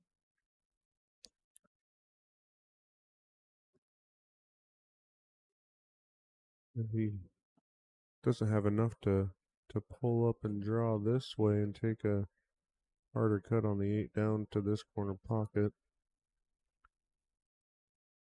Or he could maybe just Z the shape here and play the 8 all the way down. Got a little wild with it, but this will work. He has a shot. It was a lot of cue ball travel to get right back to where almost a stop shot would have put him, but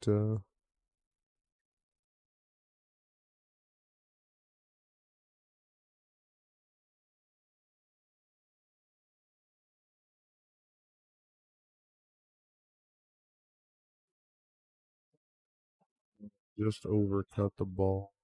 Left it hanging in the jaws.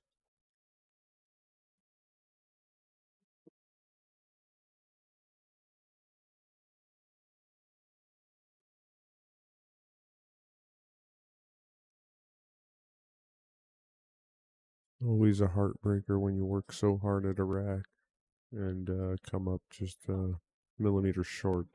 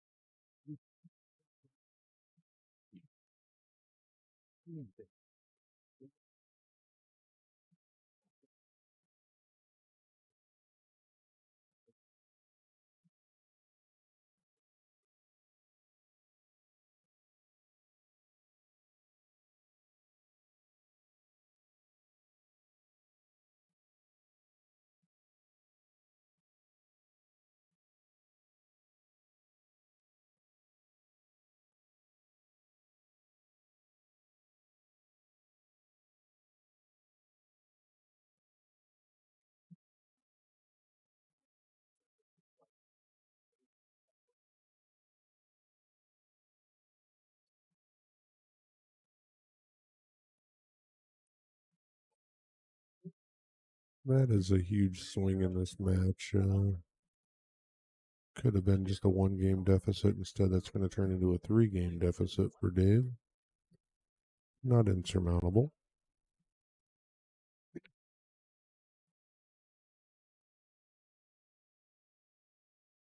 Lake is hitting the ball really well.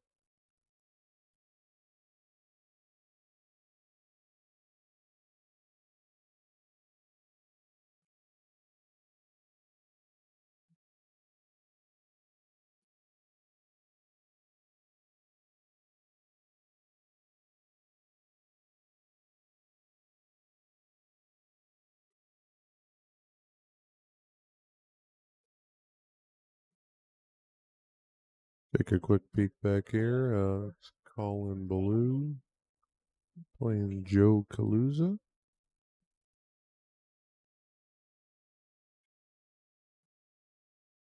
And over here to the right, behind Dave there, we got Damien sitting there and Ridge down shooting.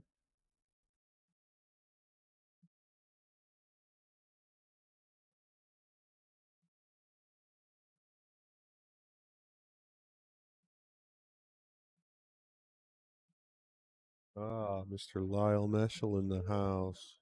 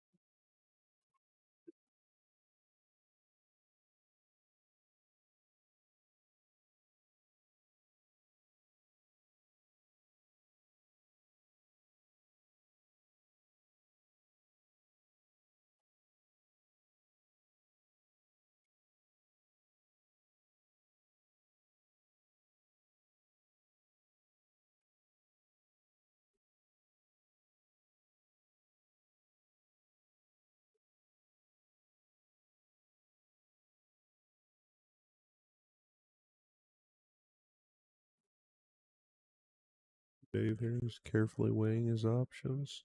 He knows the importance of this rack here.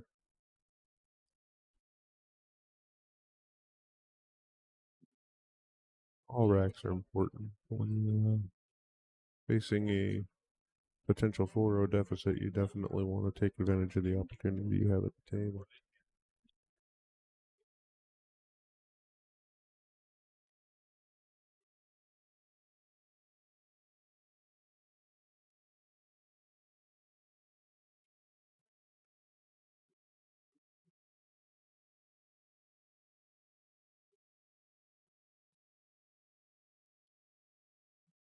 So I just came over to the main seat here where I could see the chat. Had a couple of comments from earlier. Anka talked about that jump shot that failed. Bank probably definitely could have been better. Cool Life 39. Thanks for watching, guys.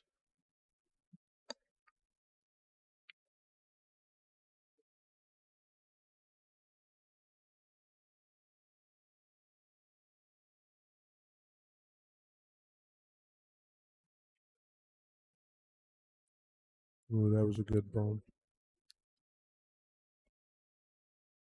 Now he's just gonna play a little high inside, come right up into this area. Play that 11 ball. Bump to 12. We might ask Mr. Mitchell to come down and remove the template here.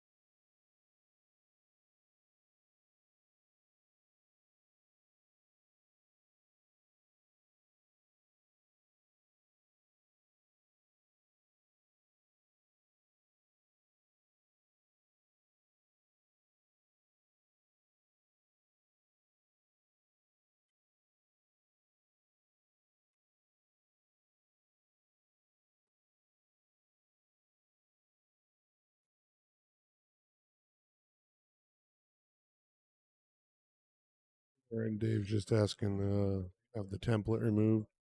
Don't know where Mr. Mitchell is at the moment, so I'm gonna have Mr. Chris Cook come down here and be the referee for the moment.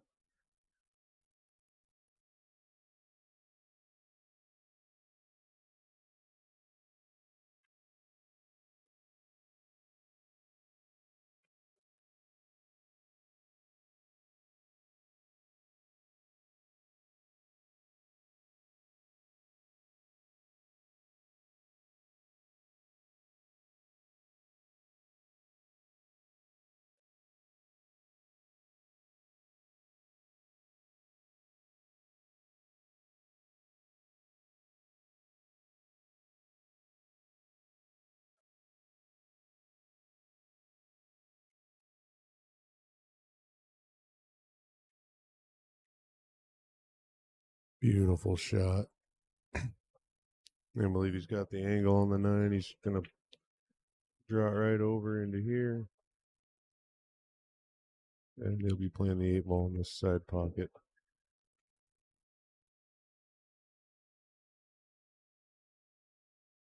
I don't know if he's just going to stun this out or if he's feeling gutsy, he might follow it forward into this rail and out. Looks like he's going forward. Beautiful shot.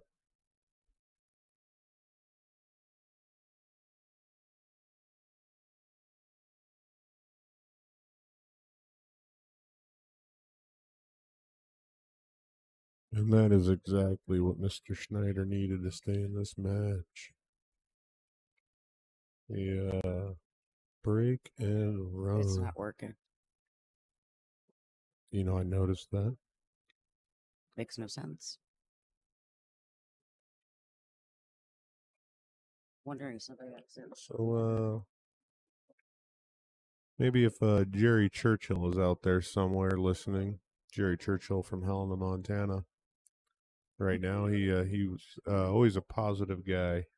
His mindset right here is I'm only one down from being one down. You like that? I love that saying. That's yeah, shout out to Jerry Churchill. Wonderful man.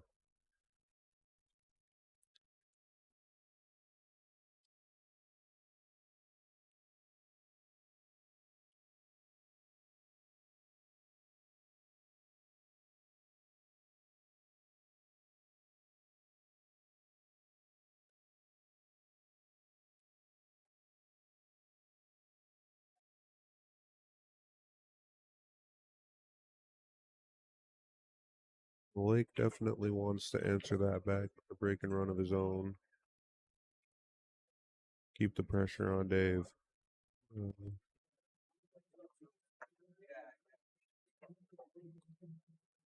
This rack does get away from him. And it goes 3-2 with Dave breaking. We could have a very tight match on our hands.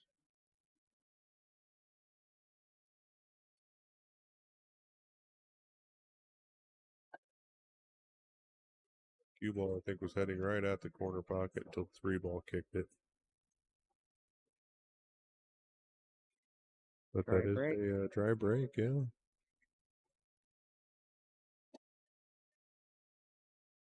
It's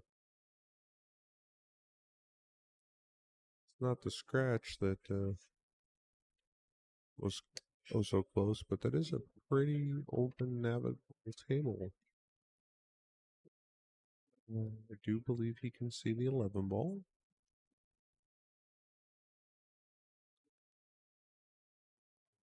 Nine, I'm not sure.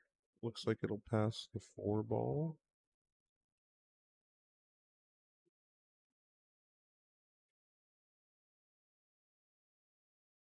That 11 is a little closer.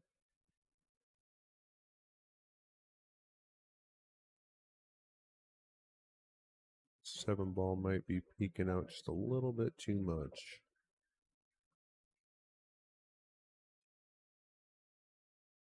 Looks like he's aiming at the 13.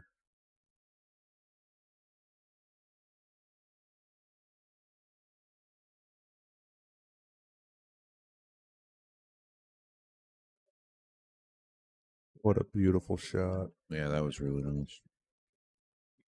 Now the 11's a problem, though, isn't it? Yeah.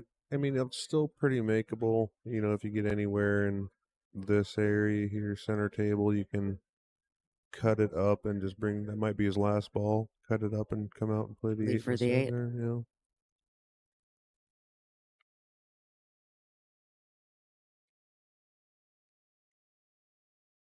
That was a pretty cue ball. Mm. Center table, good position for most instances. Yeah, he took a peek at that 11, but not quite ready to attack that yet. I think he needs to shoot the 12, maybe roll forward a couple of inches in this area, and then play the 10. And if he can stun off the 10 and get down there for the 9.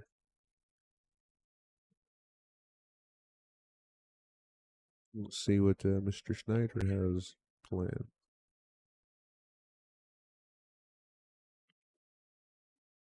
How about draw down for the 9 off of that? Beautiful stroke.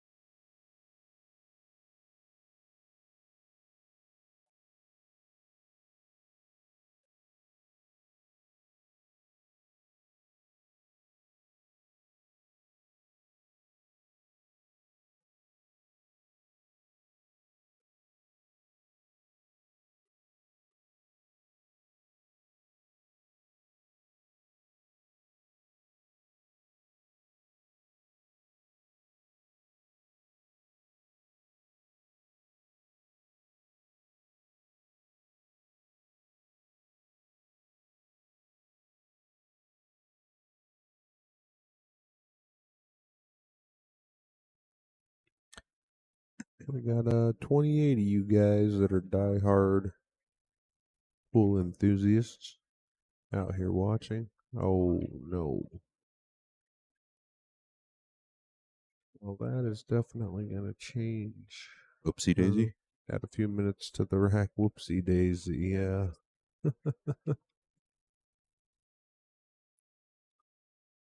Yeah,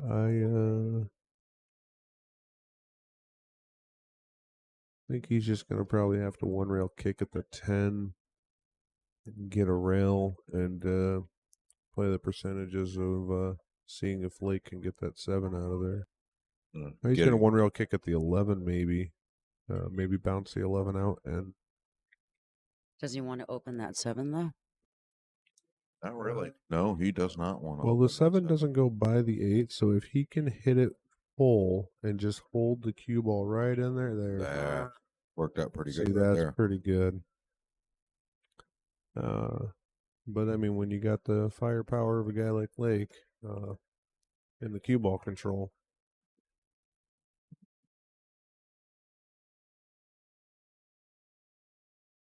obviously going to start with the 1 ball. He can see the 5, but that's might even be able to see the 2. But bridged up over, treetopped over the 7. Not a shot anybody wants to start with. Ooh, he's looking at maybe playing a counter safe here. That's not bad. That's pretty good. You know what you do here is this is a short kick right here. Chris Cook loves this shot. And you kick that ball right into the side pocket.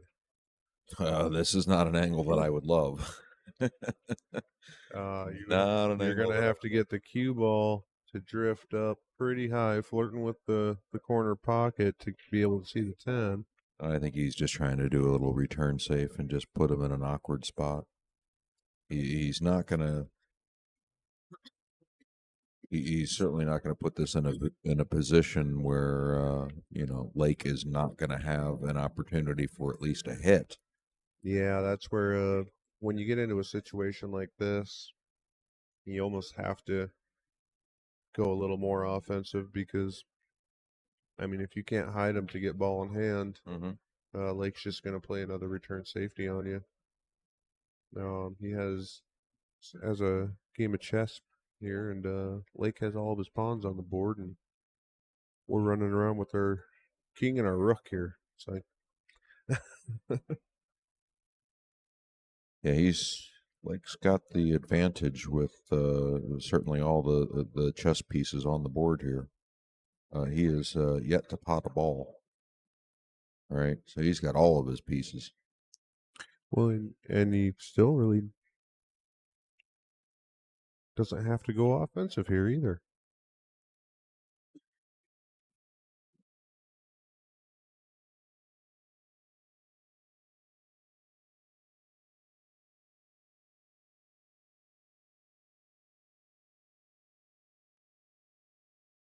Too bad. And that was really well controlled cue ball. Had that ball not got to the corner pocket, Dave wouldn't have had a whole lot of options. Well, not really seeing a lot of problems here, right? It's just pattern play from here. Controlling that cue ball, picking a good pattern, and he should be able to get out. Yep. Shoot the 3 ball up next, come down, and they might just roll up and take the 6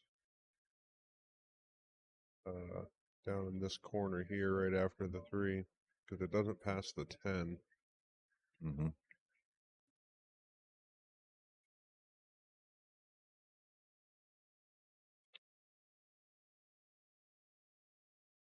You don't really want to try to stop it and play the 6 on the side. Being so close to the ball, you could get off angle and funny real easy.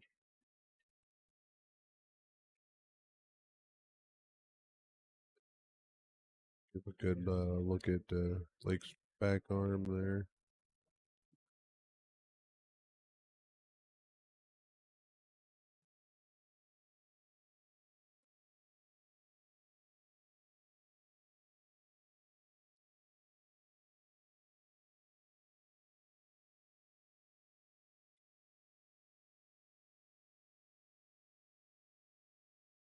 A lot of good safety play today.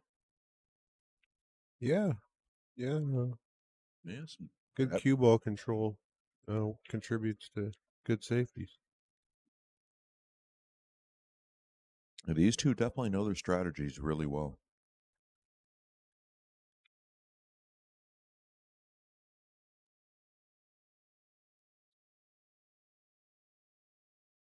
Gonna go up for the 2 ball now. Yep.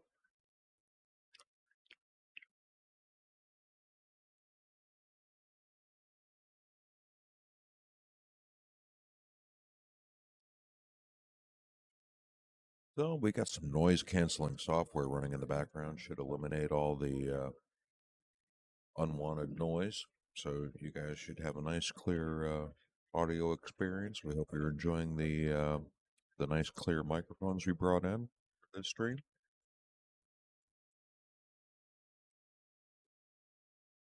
And since right now I'm chewing chewing on some food, you guys probably don't even hear that. I heard it. So yeah, we'll hear it on our end, but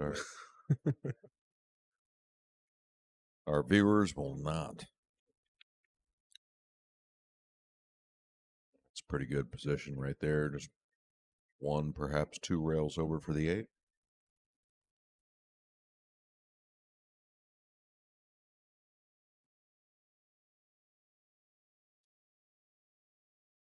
Top left. And that should do it for this rack. Lake McKay with another dominating performance. He was up 4-1 in his last match too. Finished at 5-1. Yeah. Lake's on the hill. But we do have Dave to break. He did break and run his last turn at the table.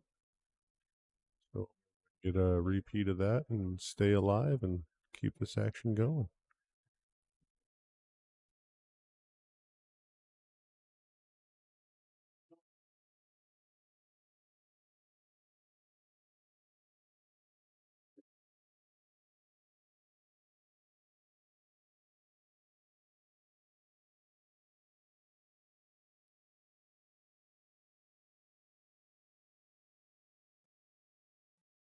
So, Ridge Whiting from Olson, Montana, Ronan, I think he lives in, defeated Damian Pompnick 5-3. Good shooting, Ridge. Some interesting developments here at this tournament, right? Things you just wouldn't expect to happen are happening. Yeah, so that is now Blake is the only one of the top 3 picks of the Calcutta still alive. Number 1 pick and number 3 pick are both dispatched early.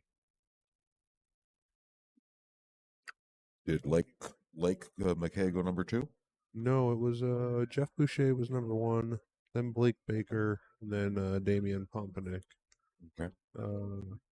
Blake was just later down the list. He did go for pretty close to the same amount as the third pick, $500 or $600, I think. So yeah, there's definitely a lot of confidence in Lake. When you get this many heavy hitters in a tournament, it gets difficult to really choose who you're gonna take as that overall contender because there's a phrase I think it originated from football, but any given Sunday, you know. Yeah. And it is Sunday. And what do you know? It's Sunday. Yeah, we've definitely seen some upsets in this tournament where, 100, and 200 point Fargo advantages have been defeated handily. Yep, I had 140 Fargo guy less than me take me out of the tournament. 140. Wow. Right? It was a 442. Is he well established? Didn't check on that. Yeah, Freddie Baca beating Jeff Boucher out, I think, was almost a 200-point difference. Yeah, that's Uh, got to be the biggest upset I've ever seen. Ridge defeating Damien. I think Ridge is in the 570 range, so he's up there, but that's a 130-point difference. So Chandler Dakota beating Blake Baker, almost a 100-point difference. Chandler's a 655. Blake is a 731, I believe.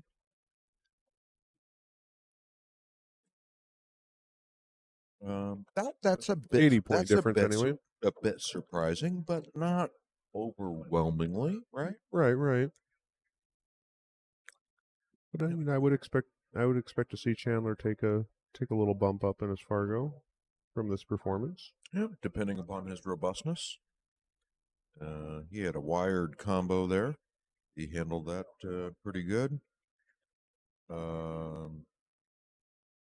With the exception of getting a stellar leave. I mean, what's he going to do here? A bank? Cross-side bank? I think you'd have to go to the corner and get your cue ball down more on the right side of the table.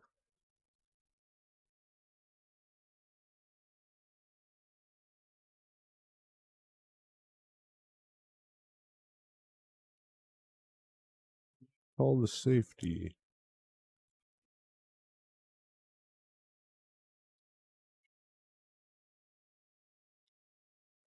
You gonna try knocking that 7?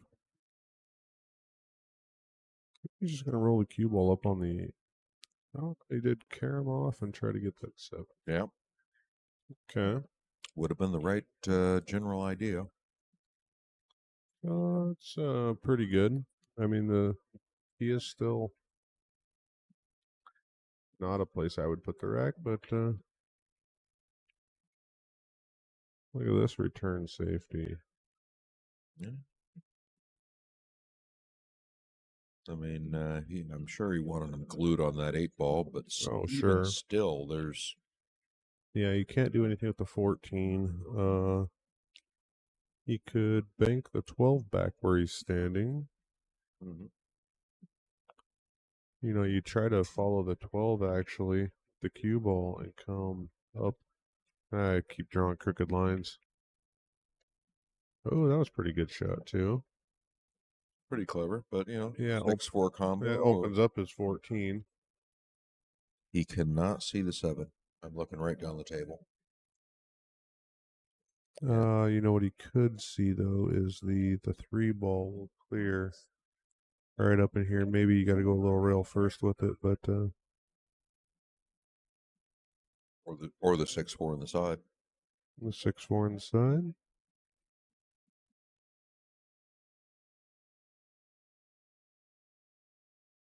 Or how about a safety? Yeah, these guys are not afraid of going to the defensive side of the game. And such intelligent safeties where they, I mean, when you know you're playing another guy of super high firepower and how you can limit his abilities.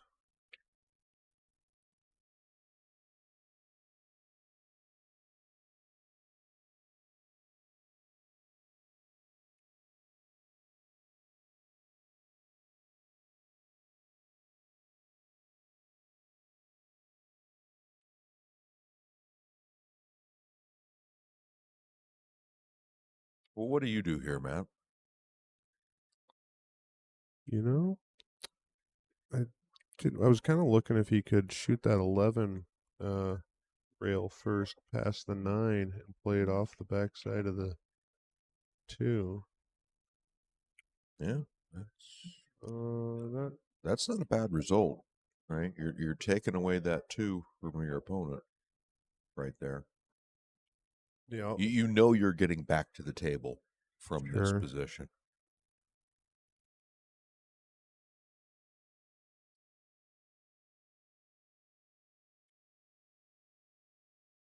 Blake can put his 4 ball on the side.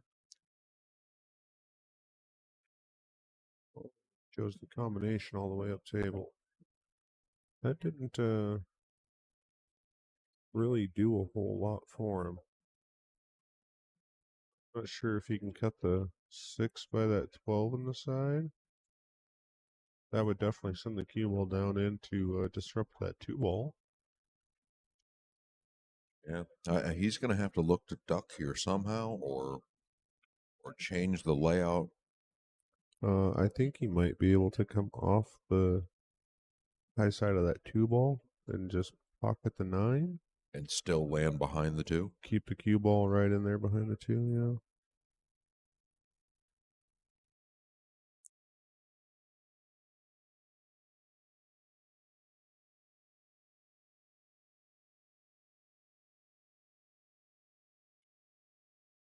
See if he sees that.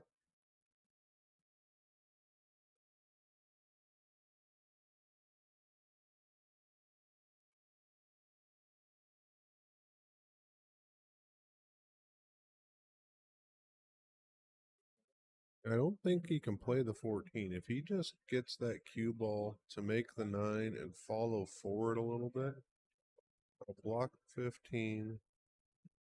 I don't believe the 13 goes by. The 8. And yeah, if you're down here in this short rail, I don't think you can make that 14. It's sitting pretty far on the point, it looks like. Maybe it's more in the pocket. I think he may have spotted your maneuver there.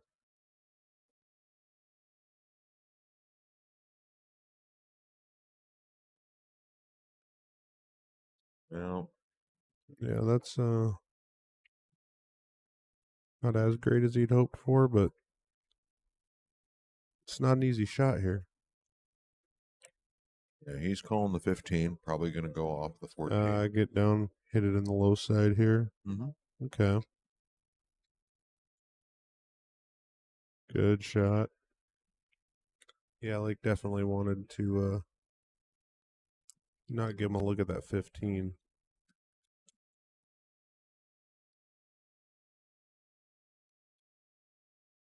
11 in the corner. Just bring the cue ball right over into the side rail. Back out. Or is he going to do a change up and look at the 12? Yeah, he's sticking with his first choice there. 11 in the corner, top right hand corner.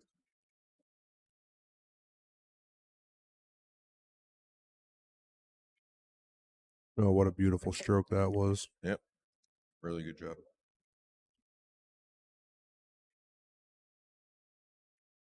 And now we're just going to spin around. He wants the cue ball out in this area here.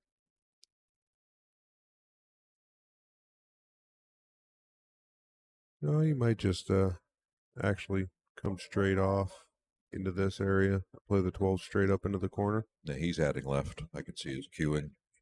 Okay. Yep. Coming around. Trying to. That's shorter than he wanted. But he can just follow forward this way and play up and play the 8 all the way down. He would have liked to have been able to have a stop shot, but a little bit of cue ball maneuvering is not a problem for Dave.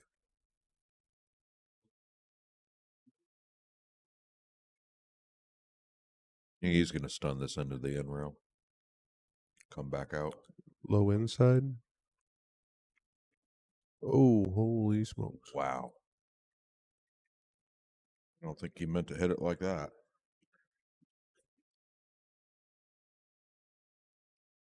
Fortunate to have a shot here on the 8 ball, although it's not the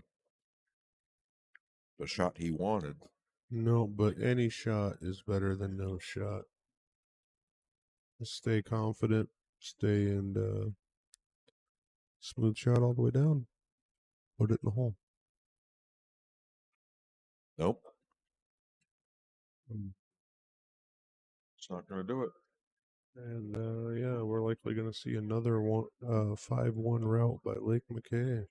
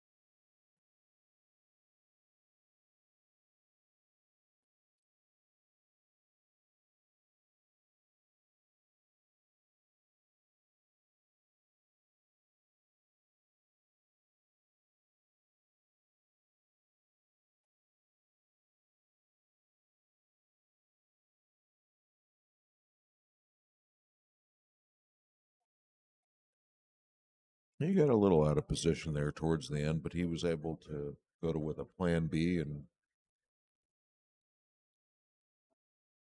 pot the 2 and then the 5. Just like that.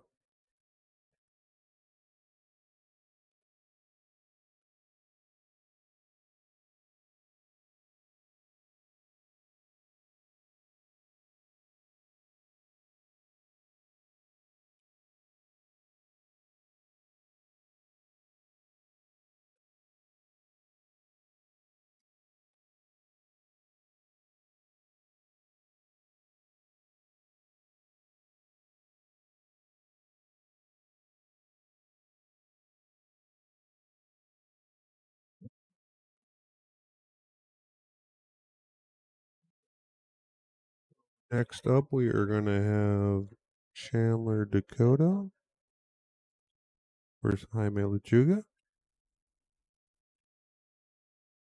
Jaime is a 582. Chandler's a 655.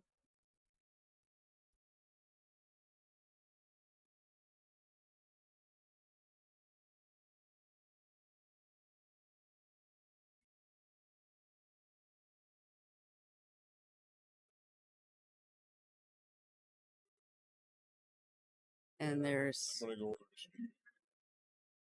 You didn't order breakfast? No. We tried, and then the restaurant was closed or some stuff. They canceled the order.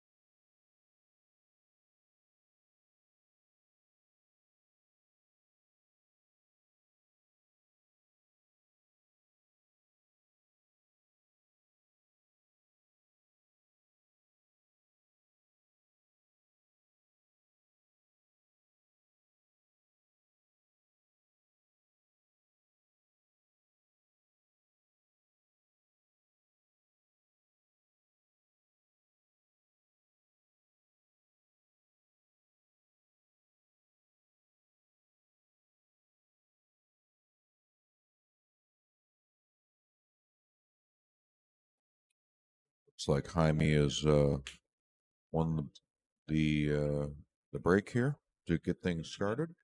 Good view of table 8.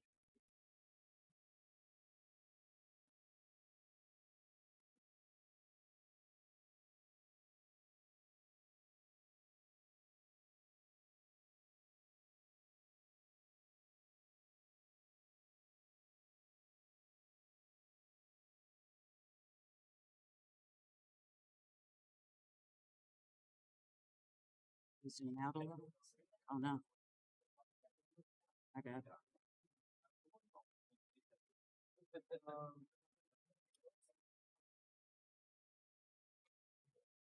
Chandler and Jaime here.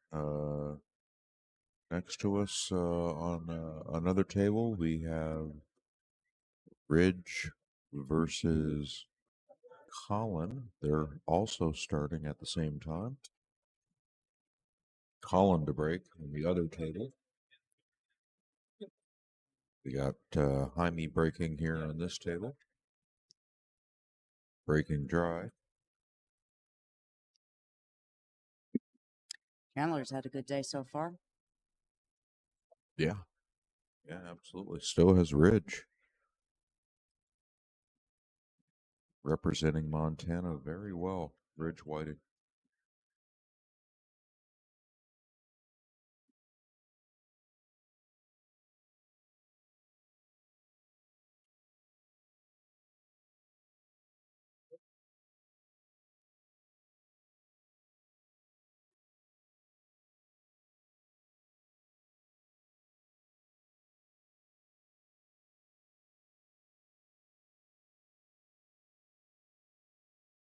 Chandler starting off with solids here. Huh? Did they play last Probably night? just going to roll forward and take the I 5. don't remember. I was here. But Like don't in the remember. morning or something? Um, You know, once we get that 5 out of the way, probably work on the 6. Yeah, that's a little far for the 6. He's got a plan that I'm not seeing. But this is fine too. I mean, he can certainly go 2, then the 4, come back for the 7. Okay, 6 is going to be his outlaw. And he's going to play the 8 up in the same pocket here as this, as that 4 ball. I don't think he wanted to end up there, but he can still make this work.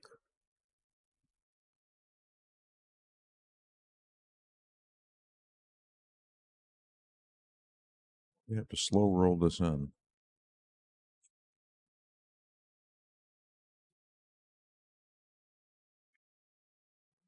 Nice and easy. Yep.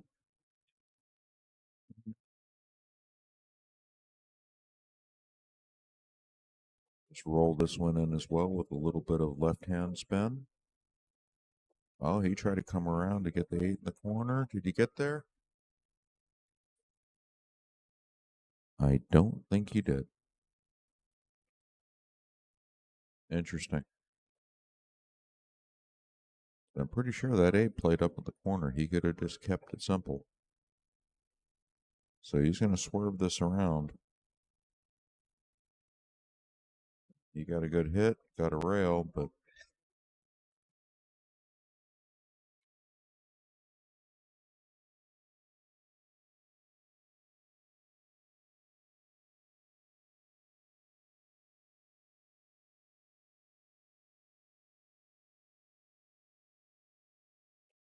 Colin broke on the other table versus Ridge, and did make a ball on the break, but was not able to run out here. Ridge is on the table trying to see if he can get on the score first.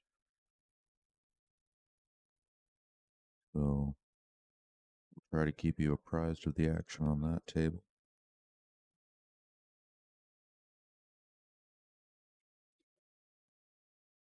We are 0-0 here on both matches.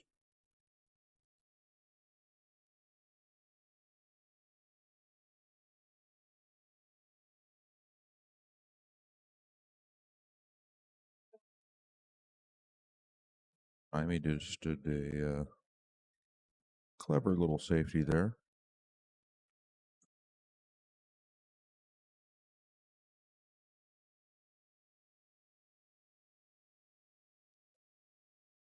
Once again, he's looking to swerve this in.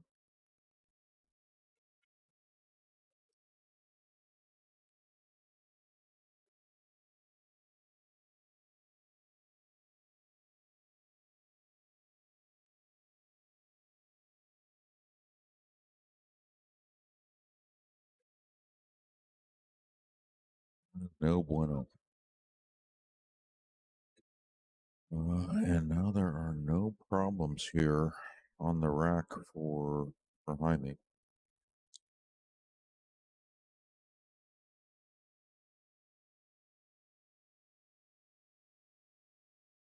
Looks like Ridge has taken the first game over on the other table. Ridge is up 1-0.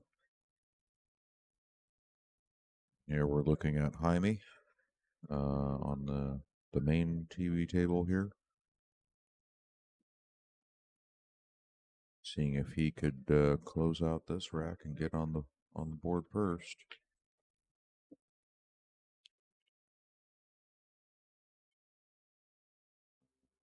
Chandler got to the table here after Jaime's dry break and ran it all the way down to the 8 ball and just kind of lost the cue ball a little bit and didn't give himself a good look on the 8 and now here we sit on this rack.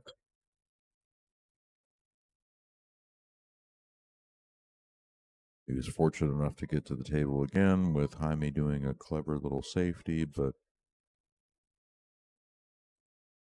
he had a wild attempt at a Masse that did not work at all.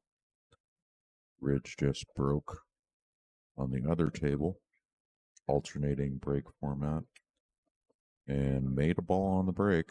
So Ridge is staying at the table. He's up 1-0. Looking to see if he can run out this rack to go up 2-0. Race to 5.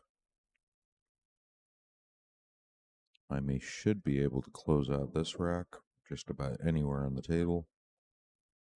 All right. That stop shot right there on the 10. Don't have to really worry about, working the cue ball around the table. Keep it simple. Just hold it right there. And yeah, we should be looking at Jamie striking first blood here. Or Jaime, excuse me. Yep. This should be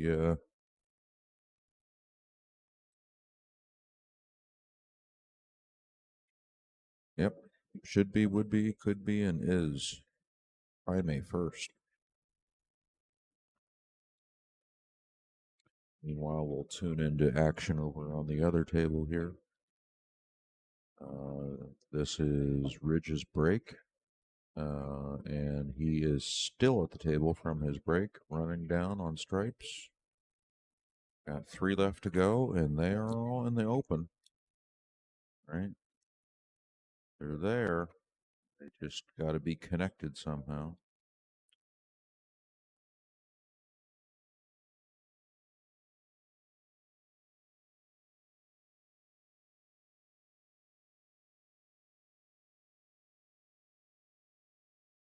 And he briefly looked at holding that cue ball kind of right where that one is, or drawing back maybe a little bit.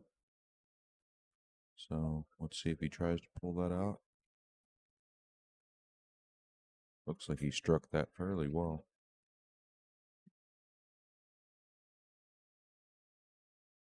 Can't tell exactly how straight he is. I know he's fairly close to being dead straight on that 12 ball. If he's got a little bit of angle on this, he might be able to work it so he can get the 8 ball in the side pocket. Yep, there it is. A little bit of angle, 8 in the side. So that's a break and run. Break and run for Ridge. And just like that, he is up 2-0. Yep, 2-0 for Ridge. Yeah, he's bringing his A game to this tournament.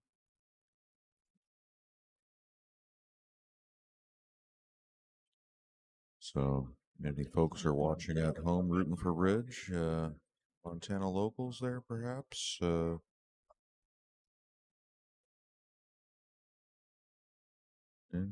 chime in on the comments there. Looks like Mary is rooting for Jaime from Colorado. All right, Jaime's got a fan.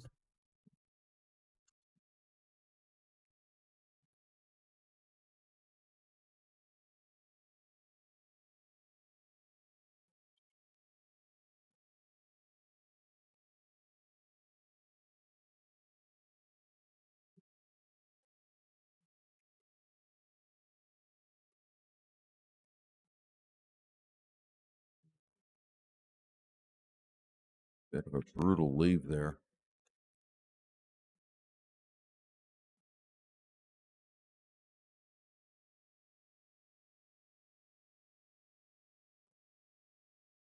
Okay, now here's an interesting shot. I know on diamond tables and most tables, this diamond here connects to that diamond there. That is a perfect cross corner bank. And it looks like those 2 balls are pretty close to that line. So that cross corner is on. And I think it does go by the 15. Wow. The thing for the balls. He's got it.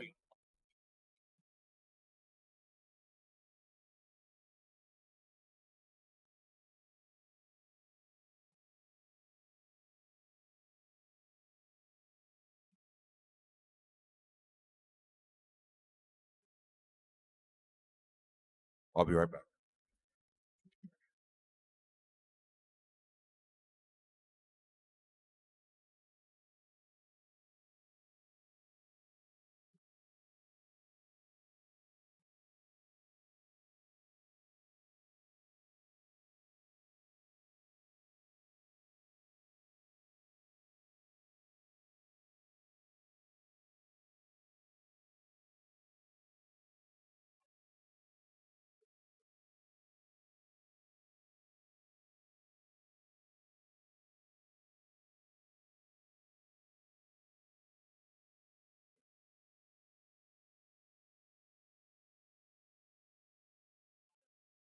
These. Gotten really good at using those. Those are awesome. Yeah.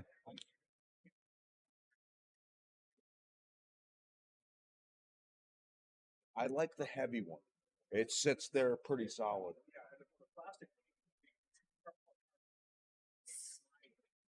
Oh God! So you really have to hold it there.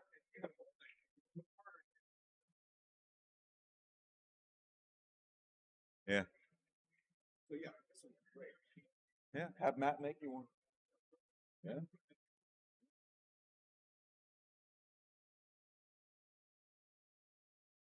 Okay, and I'm back. Sorry, I just need a little. You need to look like you needed an extra set of hands in there to maneuver that rack out of the way.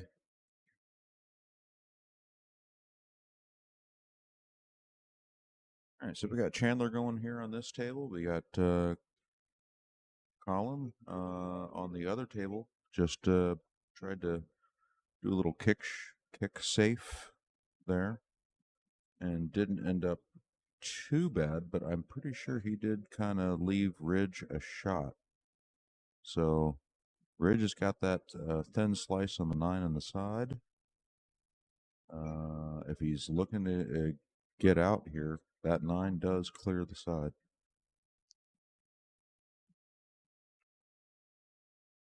Lose the cue ball a little bit with the speed, but no, didn't even attempt it. Yeah, he looked elsewhere. So back on the main table here. So we got ball in hand for Jaime.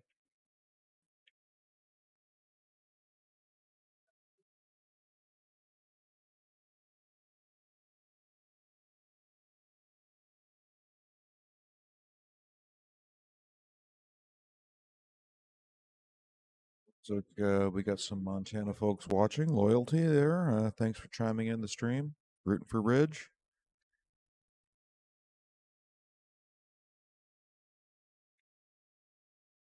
Ridge is at the table now, still trying to plug away over there. And just made a great bank. He's still going. Ridge is trying to make something happen.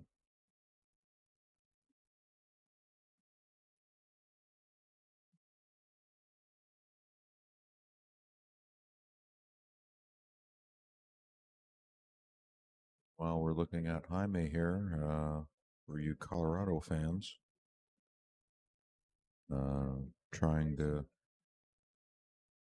see what if he can get up 2-0 here.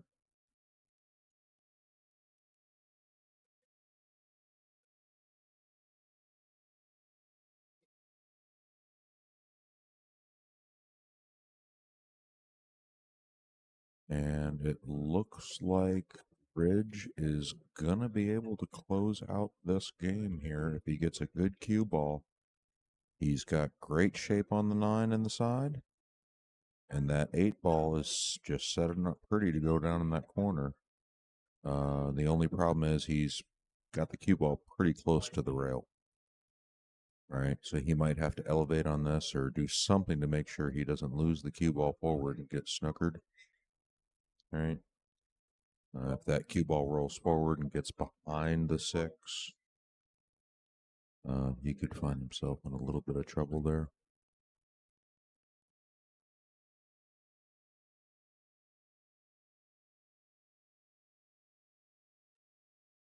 He's blocking the camera right now, so we're not going to be able to see what he does. And yep, sure enough, unfortunately, sorry about that. I hope I didn't jinx him, but yeah, sure enough, he did roll forward on that 9 ball and does not have a good look at the 8. Jaime here, trying to get that ball all the way down table, has missed the pocket. So we're going to see Chandler coming back here and seeing if he can close out some stripes.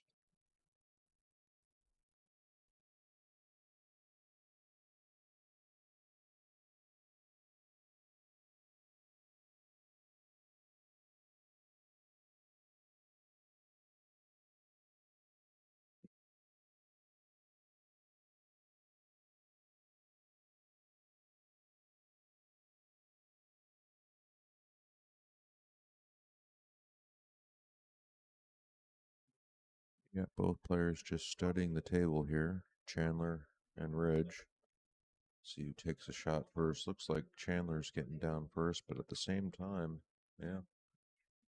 Okay, there's Chandler. And here's Ridge. I think he's just going to try to hit the end rail and then get him behind the 8 ball for a safe. He's adding a bunch of spin to this. And did not get a rail. So unfortunately, it's going to be ball in hand. Valiant effort though, to close that rack out. He came really, really close.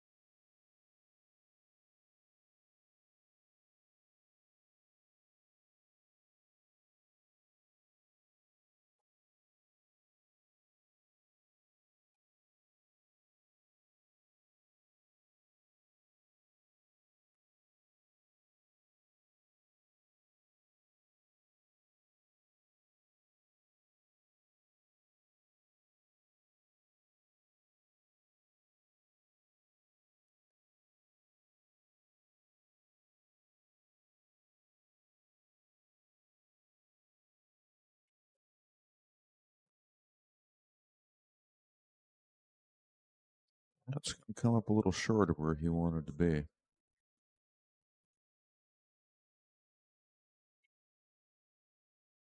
So he's going to have to do a good job of holding that cue ball or coming around table. 4 rails. Meanwhile, over on the other table, Colin is still working on the table here from Ridge's ball in hand that he gave him and has worked his way down to the 8 ball and is taking a stab at it right about now and made it. And now the score there is 2-1, still in favor of Ridge. So Ridge did have an opportunity there, right, to go up 3-0. All right, the opportunity was there, right? So he just needs to focus on the positives and just say, "Hey, I had the opportunity." Right? And sometimes you just got to stay positive and not dwell on the past. You make a mistake, you think about your mistake, you learn from it, and then that's it. You erase it, you move on.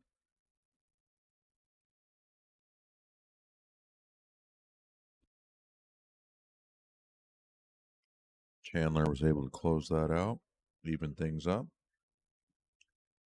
All right. So we got this one here all knotted up one apiece.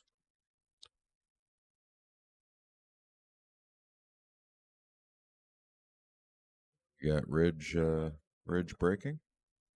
Ridge is up 2-1.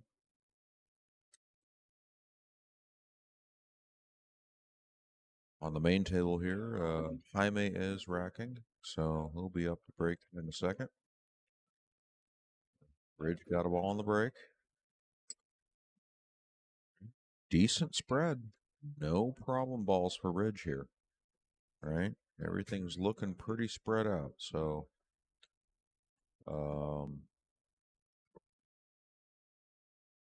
I don't know if he's got a good stripe here to, even if he wants stripes, I don't know if there's a great starter. So he's going to choose solids, which is fine because they're easily navigatable. We're going to come back to the main table here. Take a look at Jaime.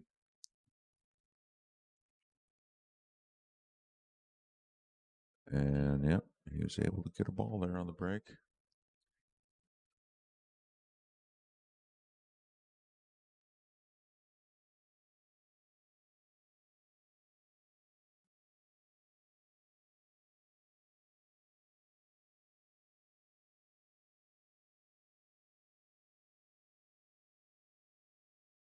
Study this rack here and figure out how he wants to attack this.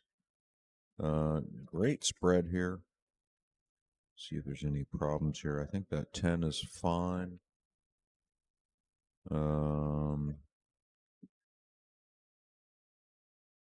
Looks like the 8 ball has a couple of pockets there in either corner, right? Here or there. That should be fine. Of course, still plays in the side pocket, so no reason to work the 8 ball in any way. Try to bump the 8 ball around.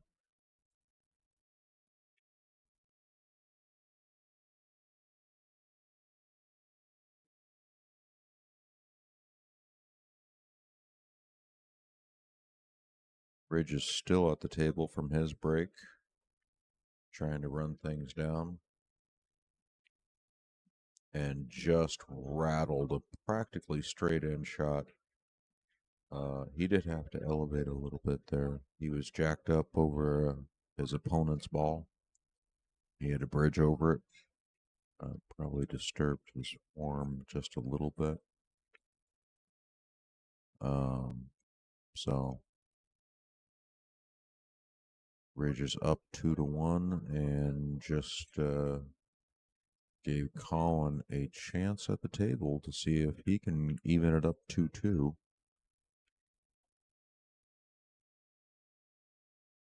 We got Jaime still here at the table, working things down, seeing if he can get an edge on Chandler and go up 2-1 in this race to 5.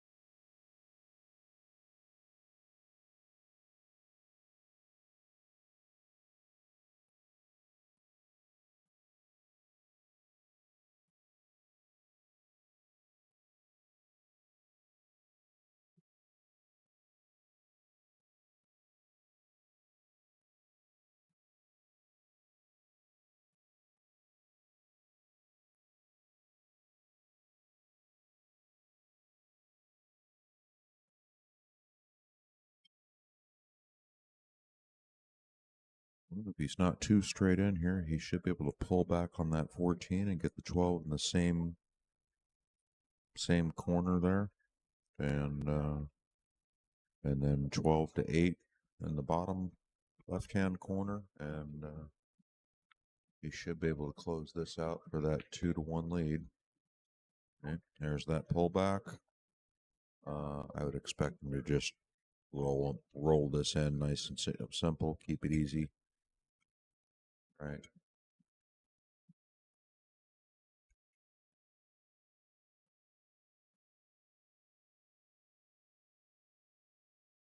Just stick with a nice rolling cue ball. Let it bounce off the rail a little bit. Yep. And that should be 8 in the corner pocket with Jaime going up 2-1 here in a second. We got Collins still at the table, almost scratched, but got a lucky bounce off the point of the side pocket to hold position for the 8 in the corner.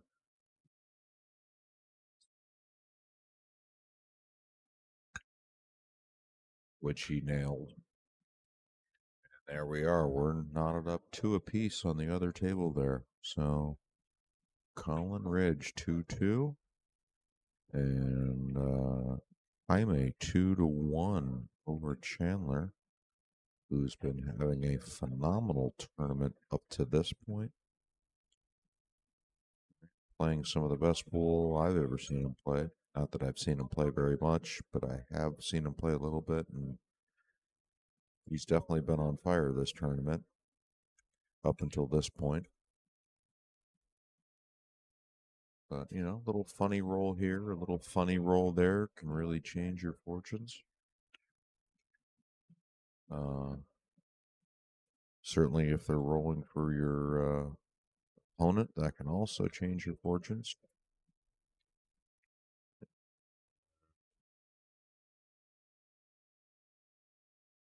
Looking at a dry break there. No, I think he did make a ball on the break. Looks like he got a stripe on the break. So 1 stripe down. Gonna be eyeballing those solids, which don't look too bad until you get down to the 6 ball. Right.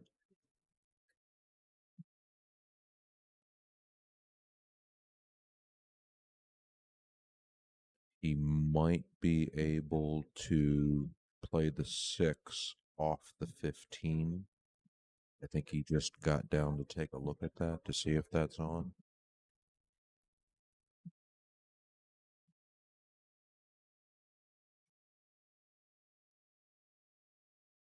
The 5 does play in that corner. Well, then if that 6 carom off the 15 was there, this is the time that he would be looking at it. And yeah, he's definitely studying that at the moment to see if that is something he wants to attack now.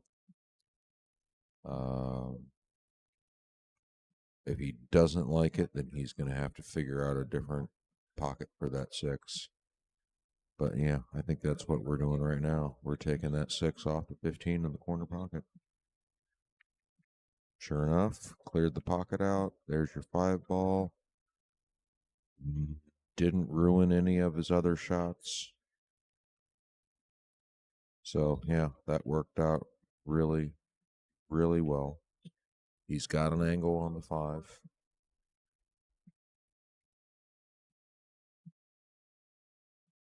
Not much of one, but a little bit. So should be enough for him to work the cue ball.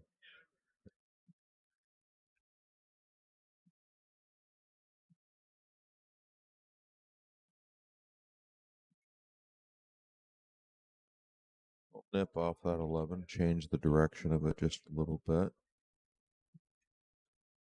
But with that 3 ball sitting right there as an insurance policy, Okay, the 7 does not go by the 14 in the bottom left-hand corner. So he's going to have to get position on the 7 for one of the side pockets or perhaps the top right-hand corner pocket.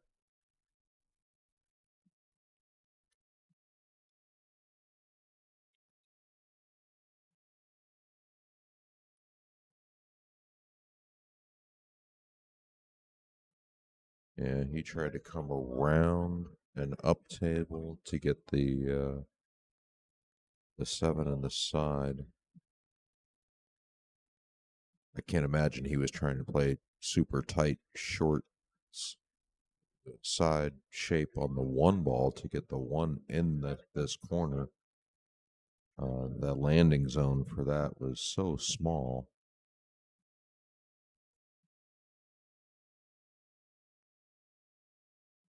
He's going to have to bring one hell of a stroke here. One hell of a stroke. Did he get there? He got there. And there is not the same as getting there. He got the wrong there. That's not the there that he was going for.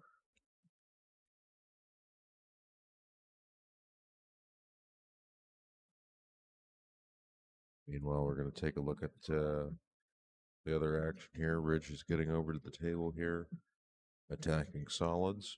I think this is his first stab at this table. And misses the 1 to start, but doesn't really sell out. In fact, not only that, he ended up getting safe.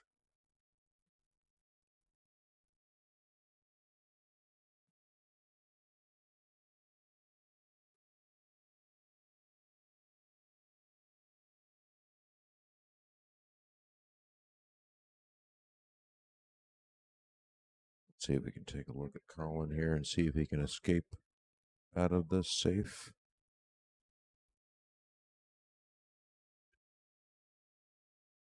Which he does. But I believe that he's left him that 1 ball in the corner. He can get by there. All right, so we got Ridge off to the races on solids, but he does have a problem with that 3 ball. I'll keep you apprised whether or not he gets that solved. Meanwhile, back here on this table, Jaime is at the table. He's up 2-1.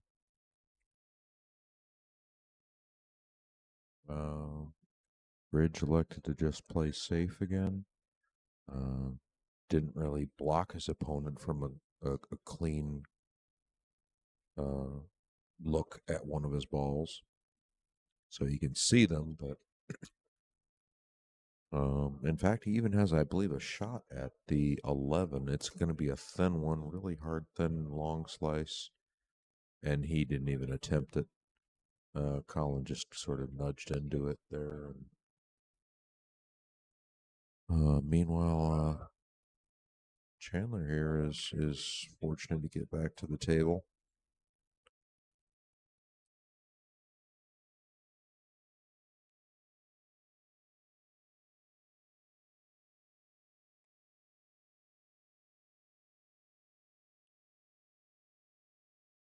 Did a good stroke on this one. All right. He just elected to just play safe. Yeah, definitely seeing a lot of defensive play today. All right. A lot of defense.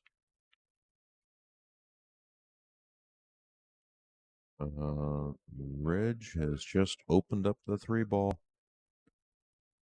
And looks like he's going to have every opportunity for it out. Well, until I get back here and look at the 7. The 7 is being blocked by the 8 ball. So he's going to have to solve that. And does he? No, not yet. Not yet. Yeah.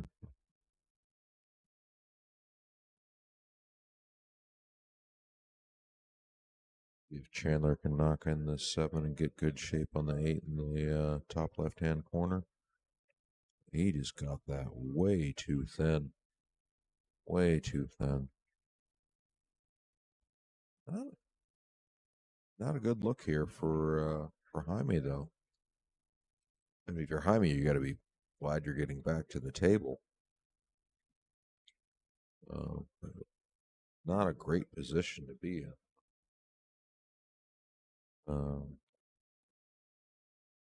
Reg is trying to work that cue ball around and has worked it around, I believe. I think a shot on the 7. Quickly show you what he's looking at here. Cut in the side, cut all the way up in the corner, perhaps a bank.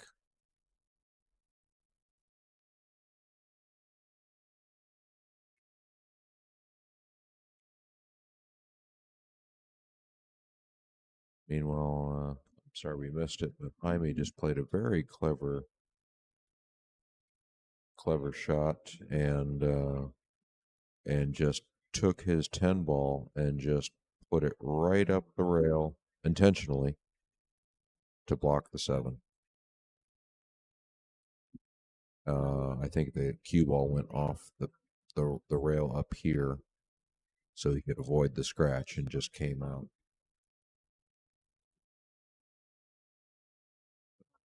Again, the defensive play has been quite good. Meanwhile, sorry to say, Colin's going to take this game and it's 3-2. Right?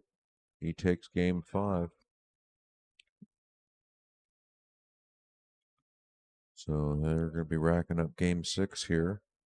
It's 3-2 Colin and a race to 5.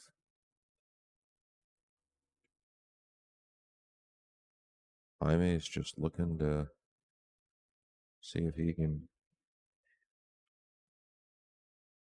create a little bit of distance between that 7 and his 10.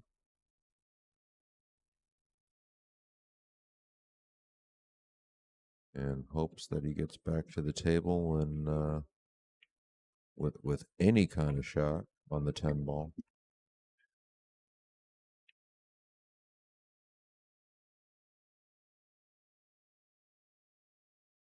Oh. Yep.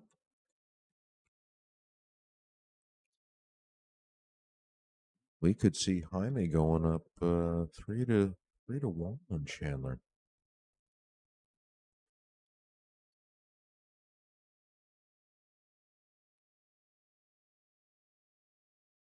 Yeah, looks like Colin's got some fans from Ohio tuning in.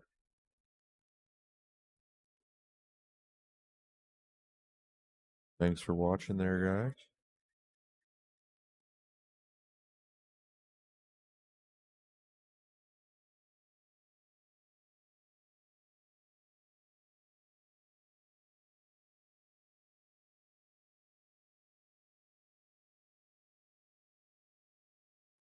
Yeah, Jaime's got a good leave here. Set himself up nice for this out. Meanwhile, on the other table, Ridge is lining up to break, alternating break format. I guess Colin broke last. This will be Ridge's break.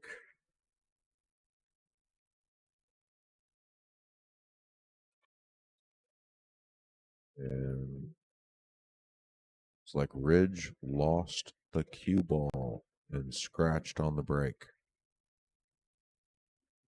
Meanwhile, Jaime was able to close that one out as expected. We're going to go ahead and tune you over real quick to this match here. Let me see if I can zoom that out a little bit for you.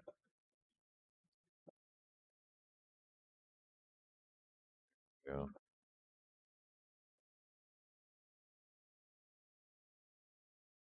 All right, so there's Colin at the table.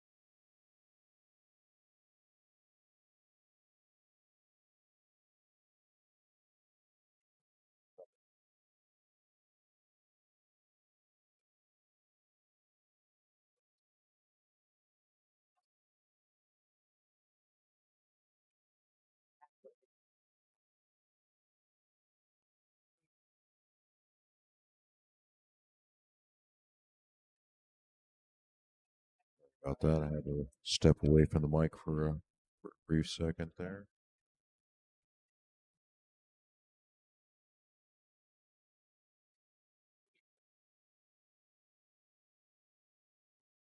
And looks like Jaime just lost the cue ball in the side pocket here to give Chandler a chance to get up on the table. But looks like Chandler's taking a timeout. Hit the restroom real quick, so we'll swing back to the other table. Colin is at the table still. I believe he's been at the table the entire time, I believe, since Ridge broke and scratched.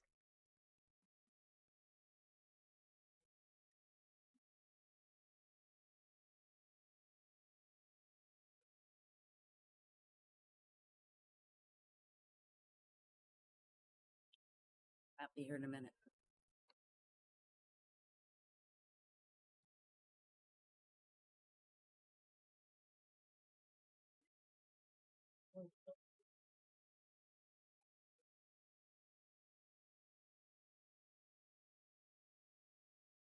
Wow.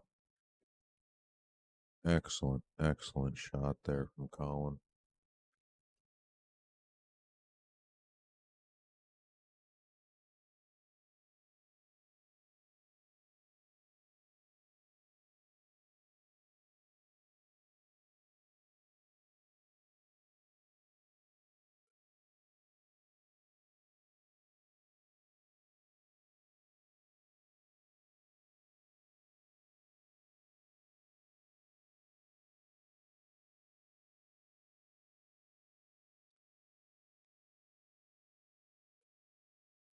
Lining up for that four deuce combo corner pocket. And if he solves that equation and gets that four ball to set up nicely, perhaps in the side pocket. Okay, that went further straight across than I thought it was going to, so that's not bad position.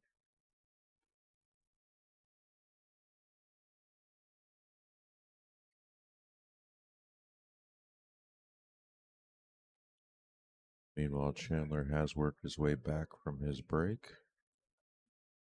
So he took a brief timeout there.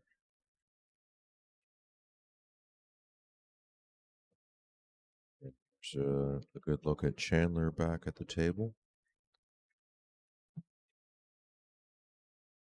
Hey, welcome back, Matt. Hello, Chris. So we're flipping back and forth here between the two tables.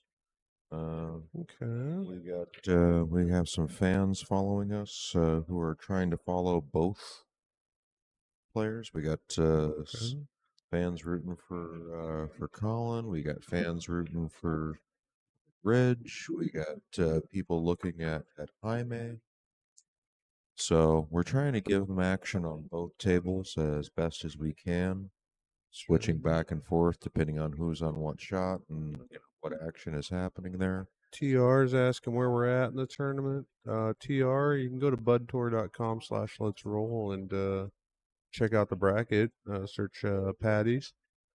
But we got Randy Howell, Blake Baker going to be playing. They're playing on table 6 for the 7th, 8th spot.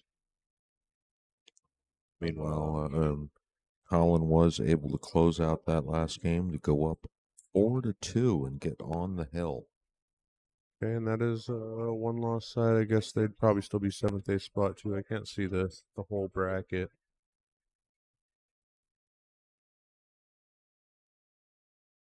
And we are still winner side here. The winner of this will play for the hill against Lake McKay.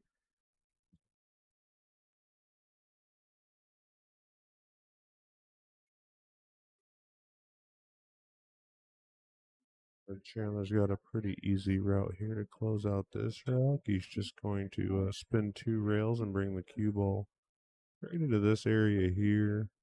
For the 8, lower side pocket. Meanwhile, on the other table, we have it was Colin to break on this one, so he's on the hill and he is breaking, and he did make a ball on the break. Do you have the other camera set up on that table? Just double click on overhead there. And Oh, okay, yeah, we Yep. do have it there. Yep, and we need to Yeah, go back. meanwhile, while Chandler just dispatched that 8 ball, Yep, just go back and forth between overhead and Was, side view.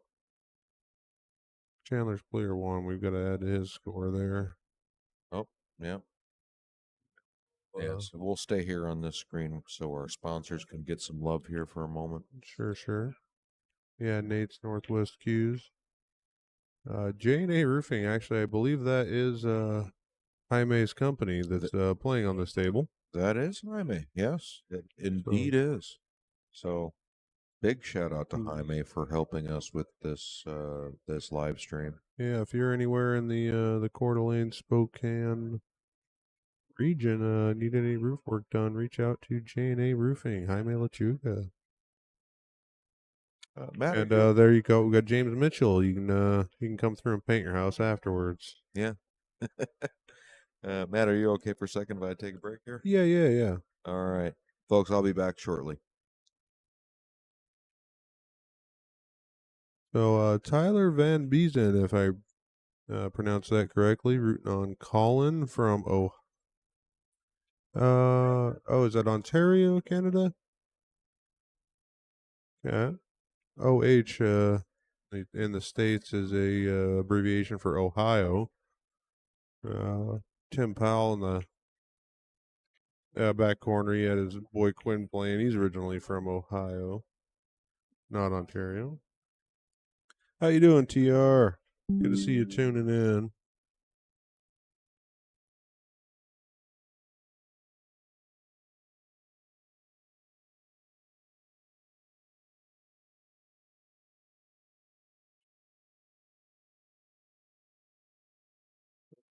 Chandler's in a bit of a pickle here. We got Ridge on table 2. Got a pretty good run going. Well, Chandler's looking, let's give you a quick peek there. He does have one problem with the 4 ball up here. I don't think that goes. He's going to run into it right now. And the 13 fell. That was a beautiful shot. He just needs to go from the 4 to the 8 here. Looks like the 8 does come in this lower corner or the side. I mean, he's got options galore here. Sorry, guys. I didn't double click it. Sitting here commentating, and you're not seeing what I'm talking about. Meanwhile, Chandler just nailed a bank shot while I didn't have it on that camera. Sorry, guys. Just seeing some great shots. Too bad we can't have both these tables at the same time.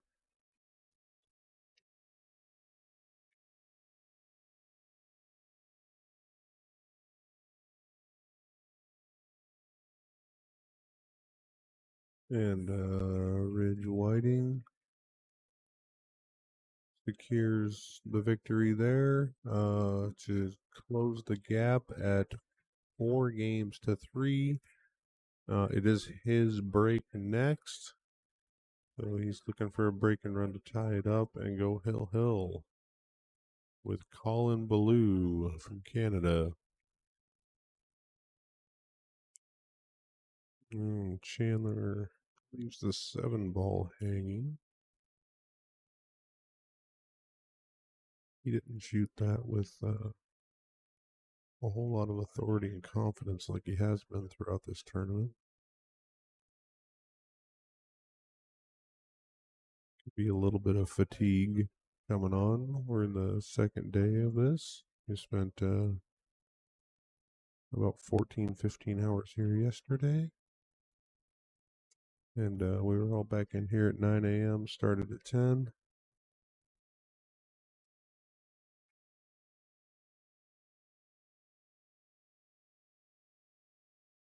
Oh, TR got food poisoning from the fair. That sounds miserable. Sorry about that, buddy. Got to be careful with that fair food.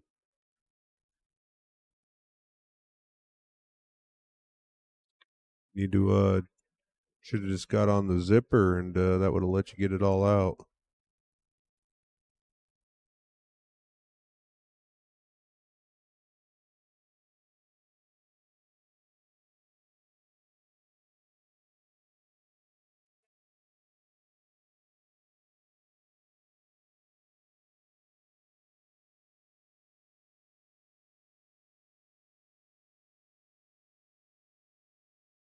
Well, looks like we do have a lot of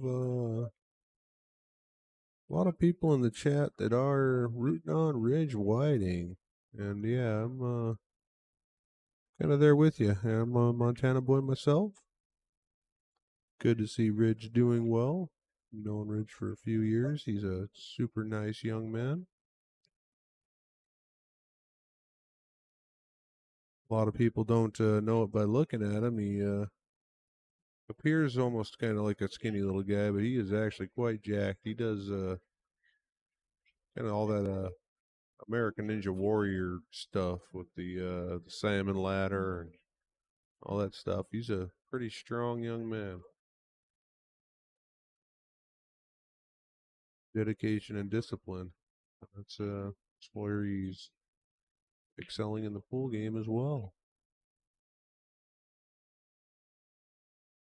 I'm gonna pop back over here to the main table for a second though, as Jaime's trying to dissect these stripes here. Got a rather open table. Well, the problem is the 15 ball does not go by the 13. He's probably going to have to come out to this area and take the 13 first. Oh, careful. Almost got behind that 5 ball, but I think he can see the 13. He's just going to go into the rail, come back out here, probably take the 14 next and spin around. Well, that is not the angle he was hoping for on the 14. He wanted to be able to be in this area so he could come up around and get above this 15. The 15 does not go down. You may be able to carry him off the 8 on the side, but that's going to push the 8 up table. We don't want that. He's pretty straight here. You could almost play a 1 pocket shot here with a little high inside and bank the 14 this way while sending the cue ball up and maybe get, in this area here by the 6.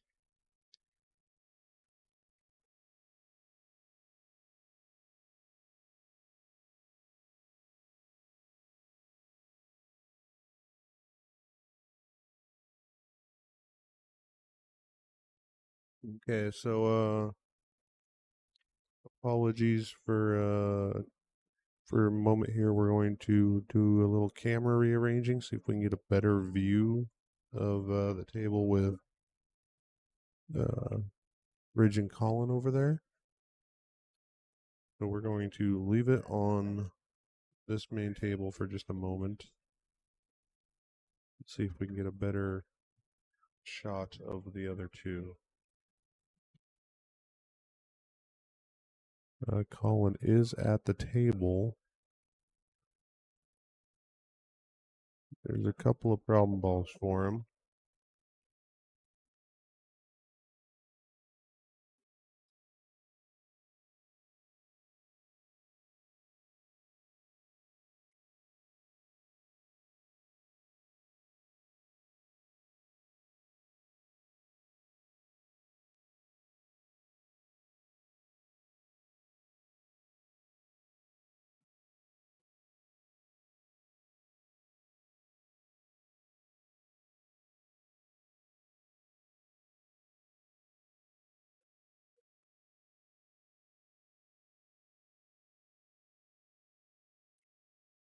Ramon Herman does some streaming at his bar.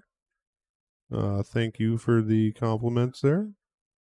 We're trying hard to give everybody a quality broadcast.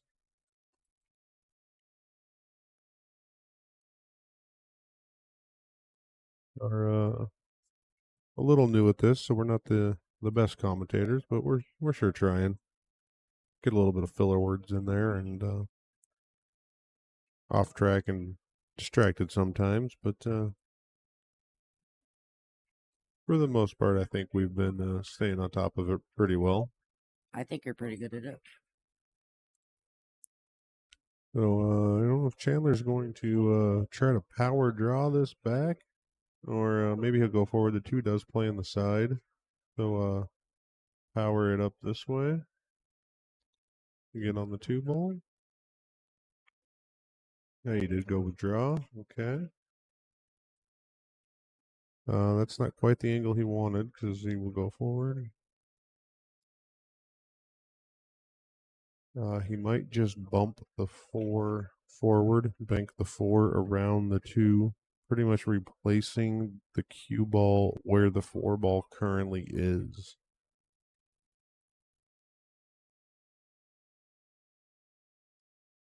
Yeah, that's deadly right there. Just deadly.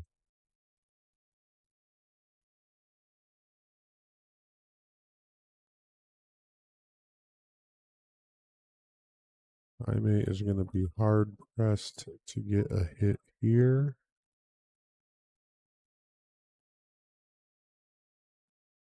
He's going to come down off the low rail. Just he's going to shoot it with some spin. Try to. Oh, and he almost made that ball. What a shot!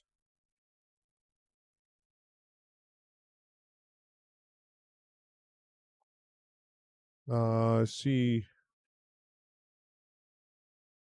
a couple people. Jaime Lechiga Madaleno rooting on Pops and Eloy. Let's go, father. Are you also Jaime's child there? He's the best roofer. I wouldn't doubt that for a second. Hell of a nice guy, too. Really enjoy conversations with Jaime.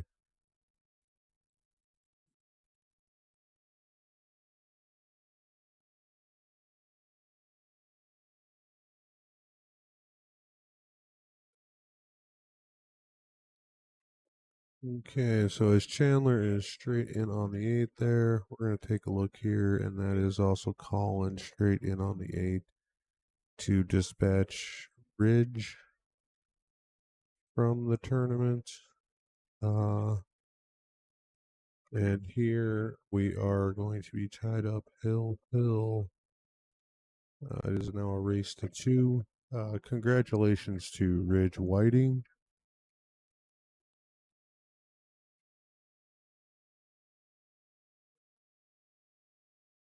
Do double check the bracket if that was 7th, 8th, or 5th, 6th there.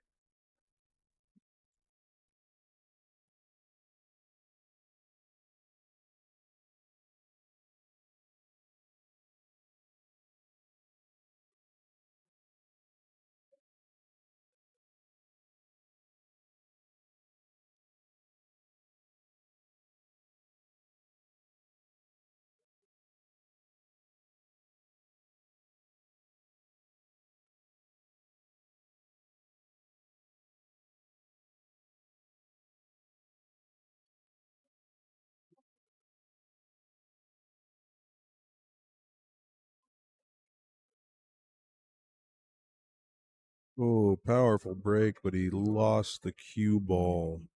Yeah. That is definitely an unfortunate turn of events for Jaime.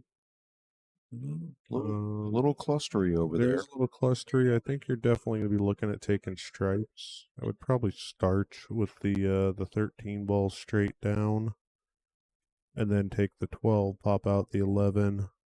You know, and then you just got to come down here. You got the 9, 14, 10, Sure. 14 in the side, 10 in the corner, 15. He could also be looking at a 7-4 combo in the side. Right? Could, yeah.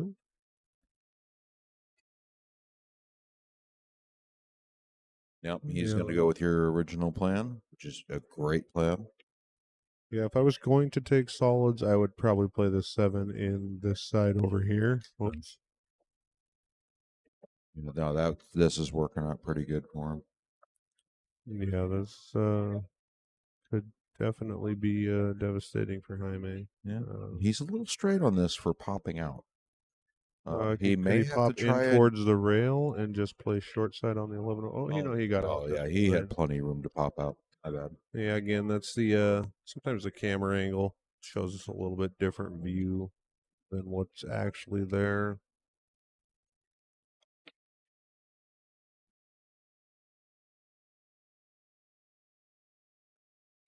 So yeah, Ridge Whiting was 7th, 8th. We have so Randy Howell is playing Blake Baker on the back table. See if we can maybe get somebody to go down and peek at the score there and see if we can figure out what's happening. I can see Blake is shooting solids, but he's got the 8-ball tied up. And that was Blake versus Randy Howell. Randy. Okay. The winner of Blake and Randy will play Dave Schneider for 5th, 6th. And the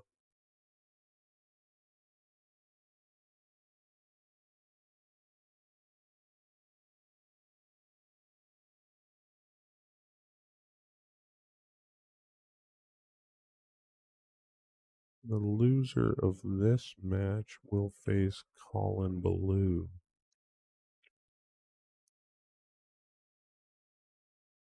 The winner of this match plays Lake McKay for the driver's seat. It's 1-4, and I can't answer your next question. Okay. I could guess. If I had to take an educated That's what I guess, was going to do. no offense to Mr. Randy Howell, he's played phenomenal this weekend, but Blake Baker, he got put in the losers bracket by Chandler here, playing on table 1. And Blake has that 700. We're going to turn things up a notch here. He dispatched his next opponent 5-0 in about a half an hour. Just made a phenomenal shot back there. Yeah, he was playing Ryan Carden after he lost to Chandler. Ryan Carden is a phenomenal player. I believe he's local here to Coeur d'Alene. I see him a lot of these tournaments in Spokane. He's you got to be 630-ish Fargo. And Chandler takes advantage of the foul on the break by Jaime. First on the hill, and he is breaking. He knows he wants to just get a break and run here. He does not want to give Jaime any chance at the table at all.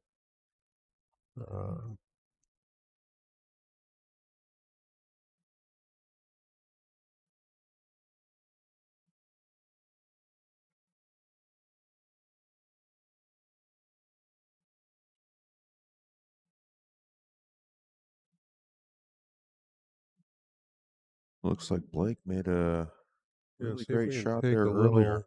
little peek of Blake Baker back there behind Chandler. He's in a bit of a tough spot. That I believe is his 15 ball tied up against the 8 right here.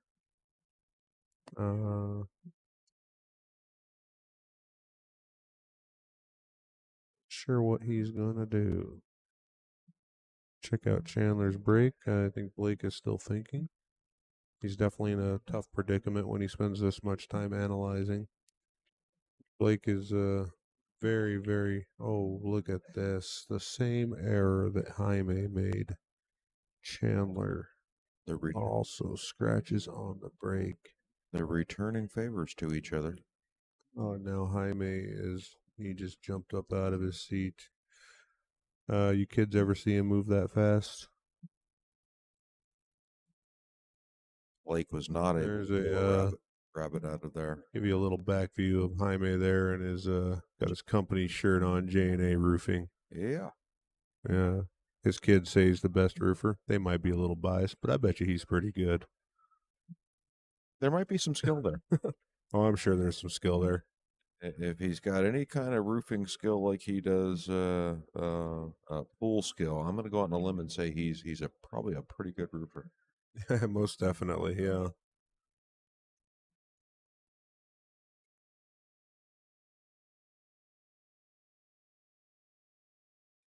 Hmm. Tyler, how many Americans come to Canada to play billiards tournaments? It is fairly rare. Canada's a lot stricter about who they let into their country.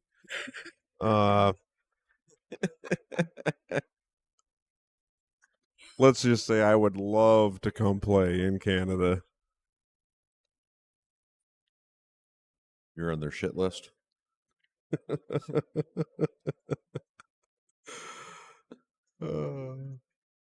No, everybody loves So Matt. if you know anybody that works for Border Patrol, Tyler, that might be able to sneak in a favor.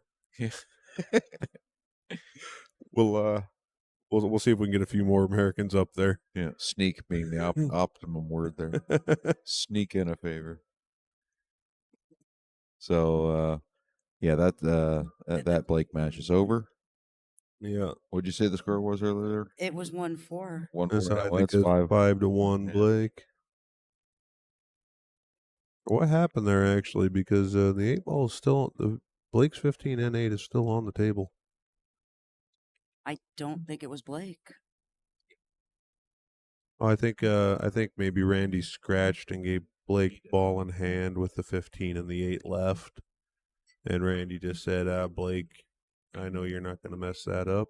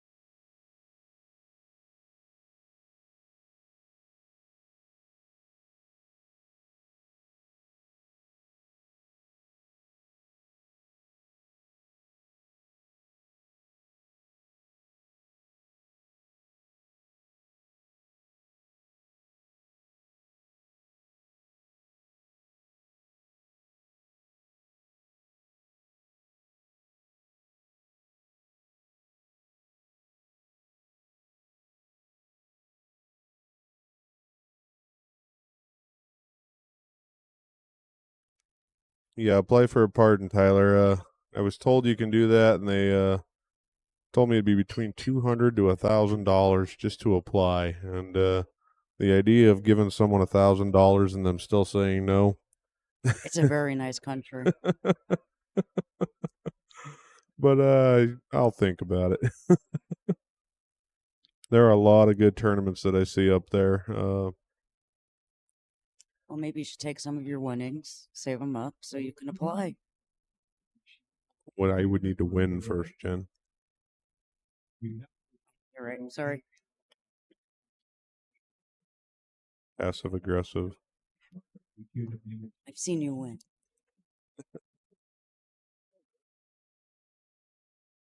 Could start hustling in Kalispell. Yeah, there's tons of money action in Kalispell. Everybody's willing to gamble. Ask Tim Powell how easy it is to find a money game in Kalispell. There's always that one drunk guy. And I'm talking about one in particular. Tyler says you're exactly right. About what? I think using my money to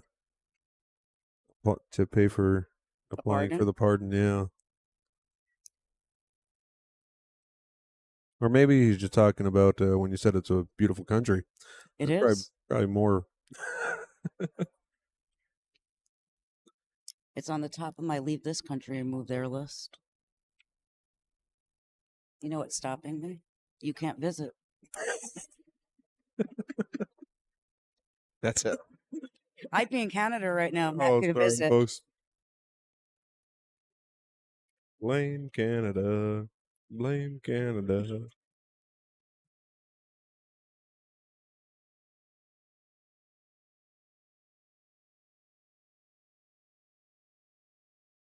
It's like there's one hell of a party happening at the Olympics right now. The screen in the back there. Oh, yeah.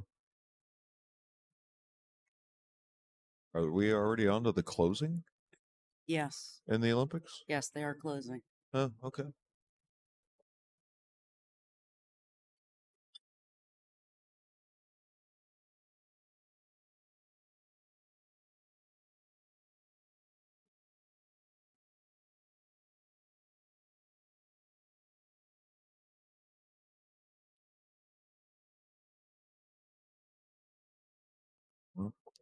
So we're going to a split view here from time to time now, where we can get both tables sort of showing at the same time. On the top of the screen is table 1. 9. Well, Well, technically 9, but yeah, the that is the main main TV table with Chandler and Jaime. right. And now on the bottom, we're going to be seeing Blake Baker in action on table 8. It's yeah, just directly to the left. And do we have his opponent's name here? I have the bracket on my phone. I believe he's playing Dave Schneider. Yeah, I think that's Yeah. right, Dave Schneider. All right, so Dave Schneider and Blake Baker on the bottom of your screen here. Yep. And that's going to be for the 5th, 6th spot.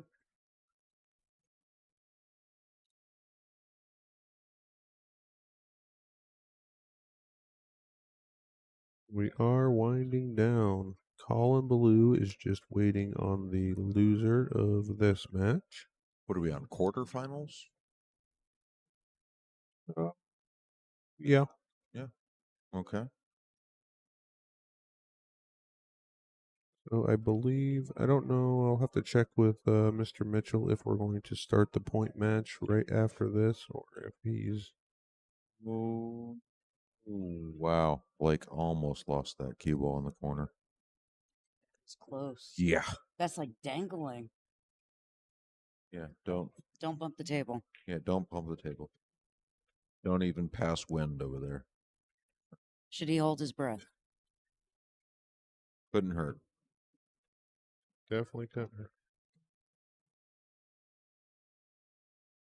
What a beautiful shot that was. I think he would have liked to come up a little bit further for a better shot on the 12, but he's got good angle here. He should be able to pot this ball. Right? Not bad at all. 14 plays, 13. He's got that 9 ball problem. Right? Got the 9. I bet you anything that 9's going to be his out ball. Works. Yeah. Sounds a little weird, but that 9 is his out ball. That's just the way the cookie crumbles on this table, right? Yep. Was that Blake's break? It was, yes. Okay. So always nice to open up with a break and run. Does he let his stroke out and go back and forth? Or come around? Yeah, he comes around. Okay, so check this one out here on table 1 real quick. Blake's going to make that 8 ball. You betcha he did. Side view here. So Chandler's going to have to cut that 9 in the side, and he's going to have to bring the cue ball down into here for the 11. Oh, yeah. Yeah, I see that. Absolutely. And just hit that I think beautifully. you could have left your lines in the screen. I think that tracked exactly on your line. Pretty close. He did get a little flatter than he wanted. I think he wanted to be able to pop out. He's just going to hit this little punch come out here. Yeah, he's just going to punch it. Take a little harder shot on the 8. Maybe you can get it up a little higher. Oh, he can go forward. He can go forward. Oh, You did, yeah. I he just gonna end up saw behind the that. 7. Oh boy. Well, I mean, he could have gone forward. I think he's all right. That is close. I think he might have to hit this with a little inside. Yeah, just a little inside spin to help clear the 7. Overcut the 8. Throw it to the right a little bit. And at pocket speed, you can catch that long rail and still have it fall. Chandler is not afraid of using a little bit of swerve. He's a fan of it, I think. Does he He do it likes- at all?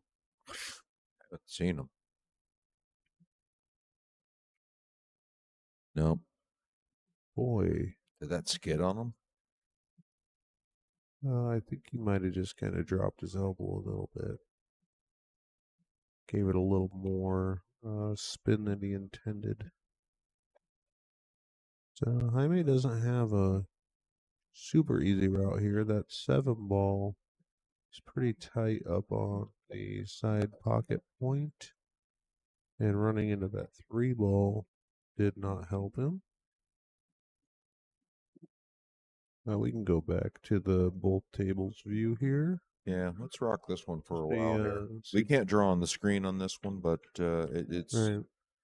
we can at least show you the action for both tables You here. can see Blake Baker with ball in hand, Yeah, I think taking solid. Schneider broke on this and lost the cue ball. We've seen a lot of that. We had back-to-back cue ball scratches on the break here on table 9. Oh, Jaime tried to play that 7 all the way up. Ooh, I don't think that 8 goes past the 7. He's going to have to cut that to his right.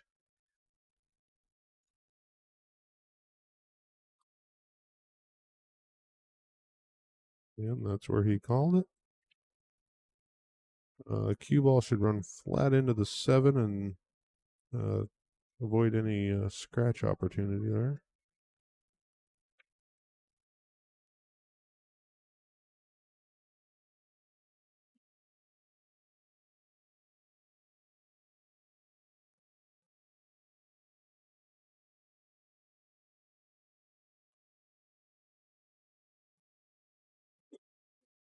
A little bit of a stretch. Already not a very comfortable shot to begin with. Adding the stretch in is just another element to the difficulty. I read a good book once and it said you should use a mechanical helper here. Yeah. You know, almost rather than thin cutting this, I'm kind of crazy and I like a lot of banks. I might Z-bank this to that pocket that he's cutting it to.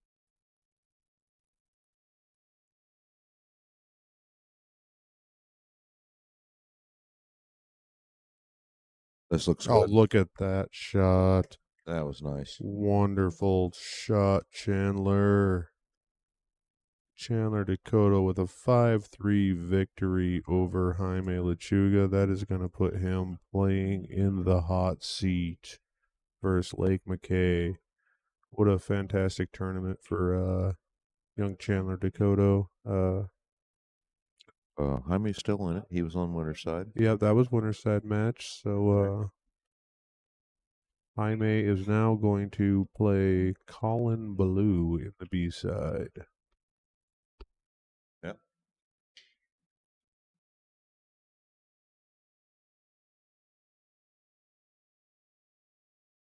Wow, that was a beautiful kick by Blake Baker.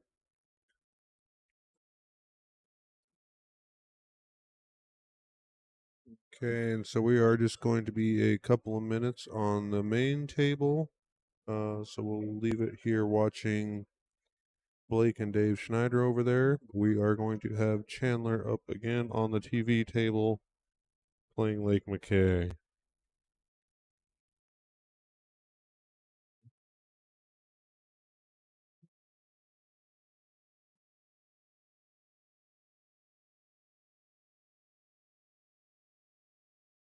Anybody want some water?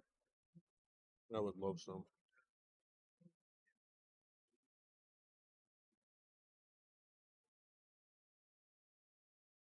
Like, Yep.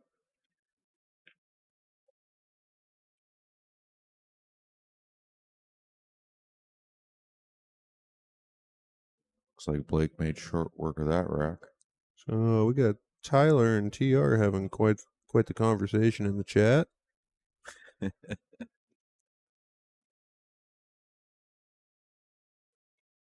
Talking about Jody Thornton, Sean McKay, Tom Matsui, Len Heckbert, bunch of Canadians, Jim Verkeman, if I'm pronouncing that right. Oh, unfortunate news there from Tyler. Says Len passed away last year. Yeah, TR is a hell of a player. He's plays pretty well in a lot of major events. Beat up on some pros.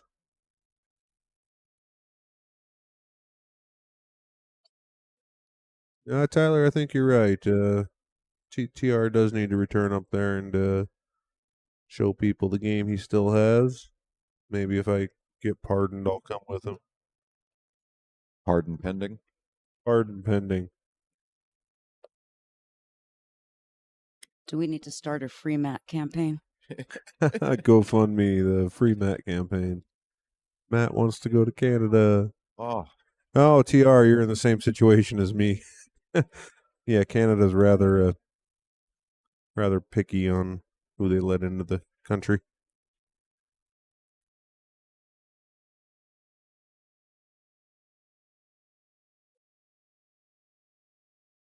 Yeah, dang Canadians, Tyler.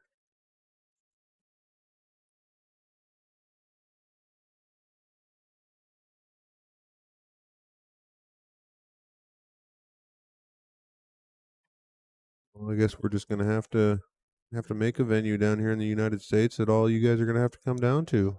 We'll have to have the reunion over on this side of the border. Close enough to it. We're close. Yeah, we're over in Montana. TR's down in Missoula. He's a couple hours south of Kalispell, but we're really not too far over the border there.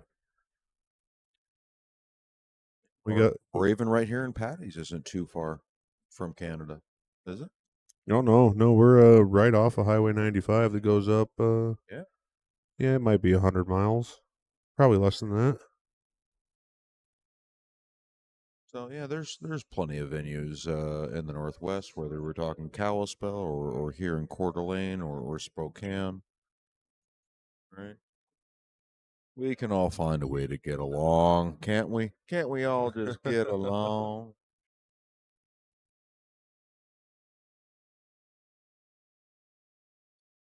We got Dave Schneider over here navigating through this rack. Yeah. He wants to get this one and close the gap to 2-1.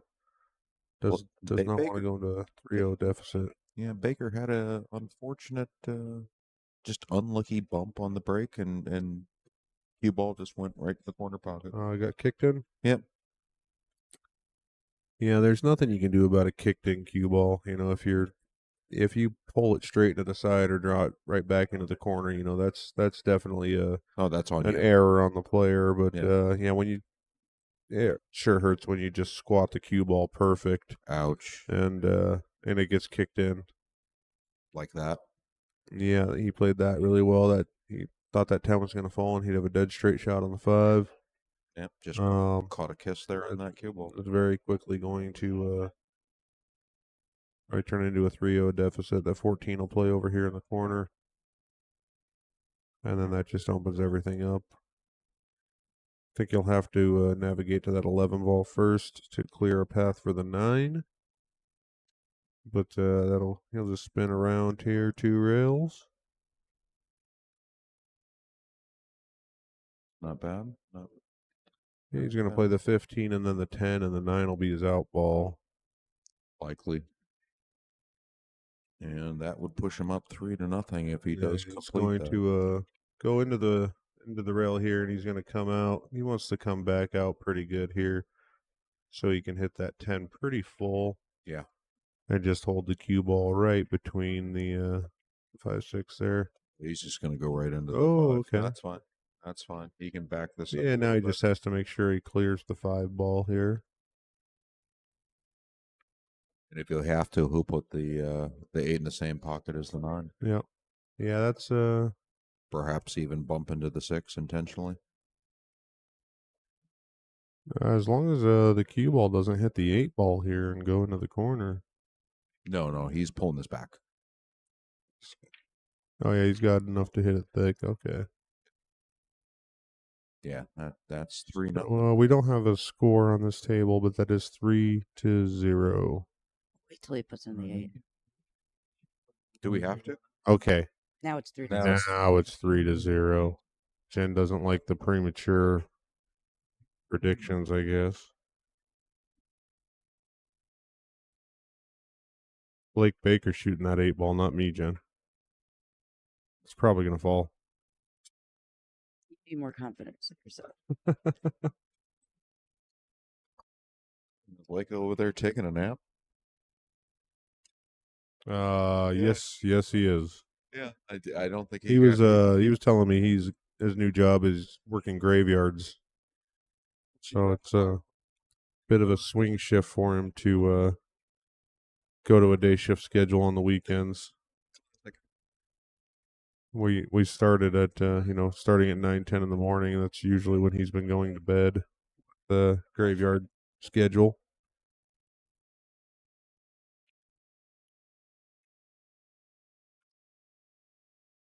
Yes, Steven and Joe are monsters, TR. I enjoy watching them both play. I think I saw Joe Spence has signed up to come back down to Spokane Open here in 2 weeks at the Black Diamond, Spokane, Washington.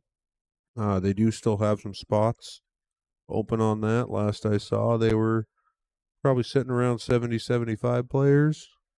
But they are taking a field all the way up to 128. $100 entry.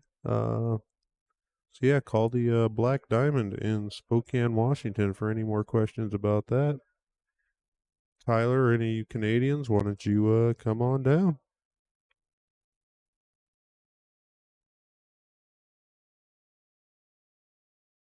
That is Labor Day weekend.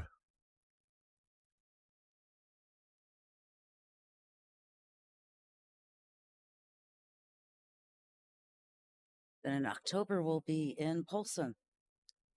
Yeah, Polson, Montana, October, what was it, 10th, 11th, something like that weekend. Yes. The Quatucknuck Casino in Polson, Montana. Beautiful view. Yeah, oh yeah, the casino sits right on Flathead Lake. You know what else is beautiful? 5,000 added. $5,000 added. Yes, that was definitely a beautiful thing. That's attracted a lot of players that when they opened up the sign up for that tournament, it was less than 48 hours. They had 96 men, and they were only going to take 32 women, but they opened it up to 48, and that filled almost instantly. They still have, I think the men's bracket has 40-ish players on the waiting list trying to get in.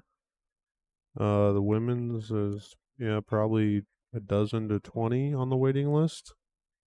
You know that 5,000 added is definitely attractant to a lot of players. 44 on the men's. 44 in the men. On the waiting list? Yes. And 13 on the women's. Yeah, $1,000 ain't much anymore, Tyler. It's almost my grocery bill every couple of weeks. Just got to do a month worth of top ramen, and we got her covered.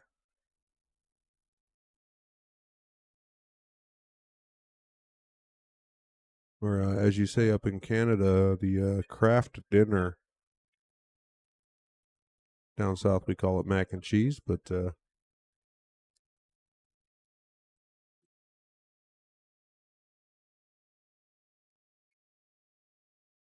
Looks like Lake won the lag by a smidge.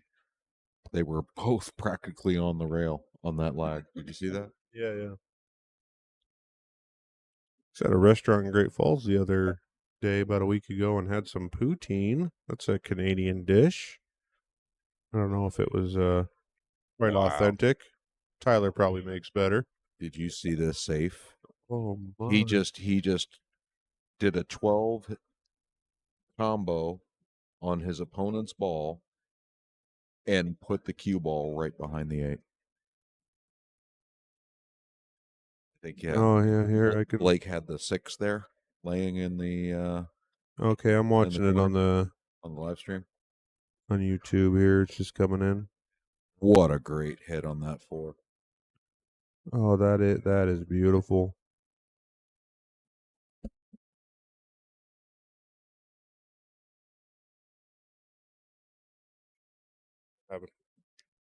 Oh, okay.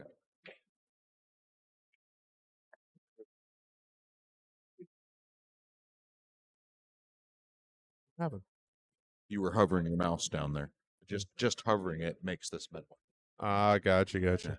Okay, You Don't you hover. just had to move your mouse in any Gotcha. direction. Yeah. Oh, TR, I didn't know you pulled out of the Polson tournament. Ah, damn day jobs.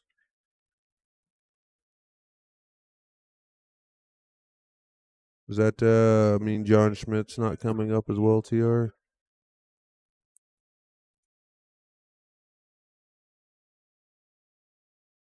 I haven't looked at the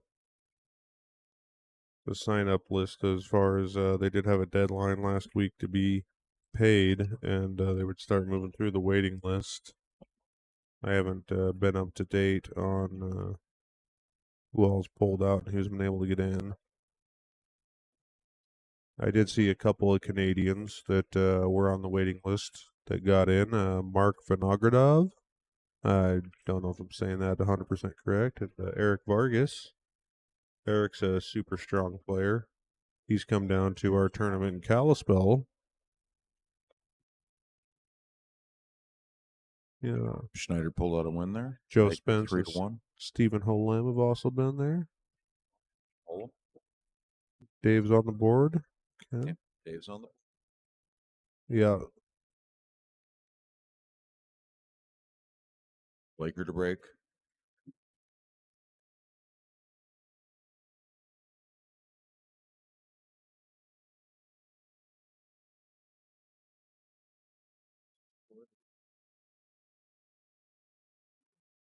No, this is They just started. still game 1 on the top of the screen here.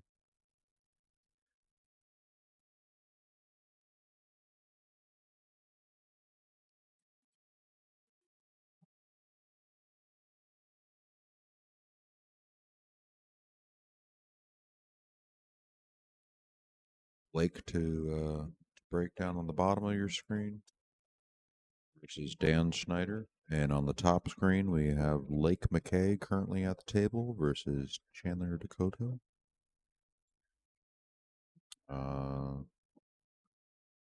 Chandler and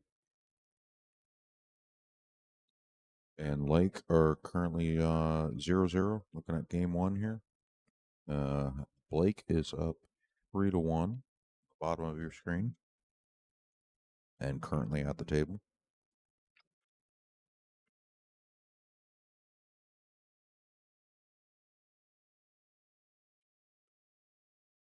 This is all race to 5s today, regardless of what Both side of the sides. bracket.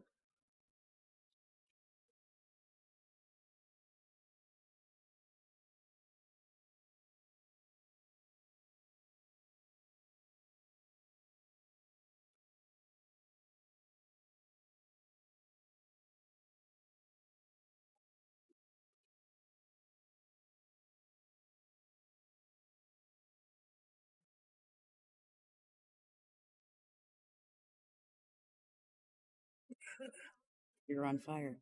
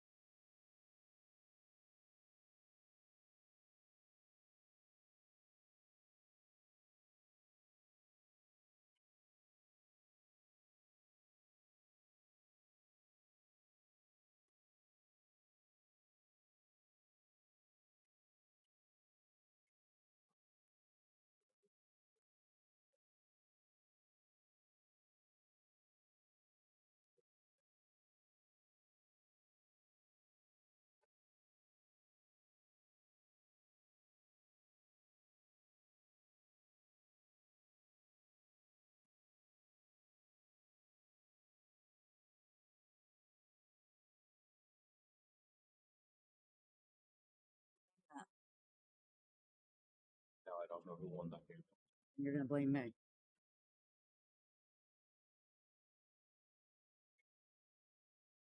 You go ask Lee.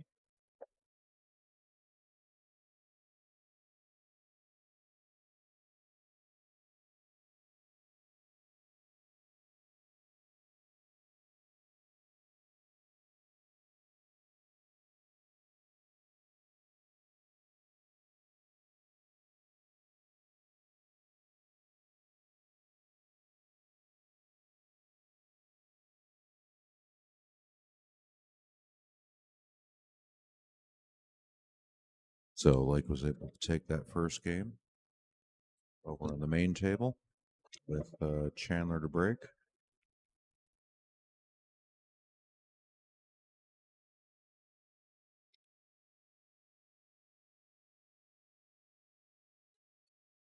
We got Mr. Snyder looking to break over on the other table. We'll get you back to the split view action.